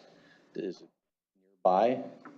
Well, sure it is, but it's on the backside of Cliffside, and this is over. Right. I understand what you're saying, across from a bar and an off-ramp to a freeway versus all the way over on Elmira Road. And so I commend the council. Sometimes decisions are difficult to be made. At the same time, I personally said at that last meeting, which is why I just commented to the public, watch the whole thing. And one of the things that was said was, this isn't a permanent solution. This is not a future shelter location. I personally stand by it. It's not a future shelter location. It is currently just proposed a warming center given the conditions for this year. But I feel for parents who instantly have a fear, but in my prior role as the police chief and having worked in this, one of the comments was, you wouldn't let your children go there. And I'm telling you, I raised 2 daughters, and if they were of that age, I would drop them off tomorrow with the confidence of what the city's planning on to do. I would. That's my view. It's all about mitigating the risk, but there's a fear factor to it as well. And then on the other piece of this, we hear a lot continuing on Menard. We don't have a proposal in front of us. It's simply an NRA.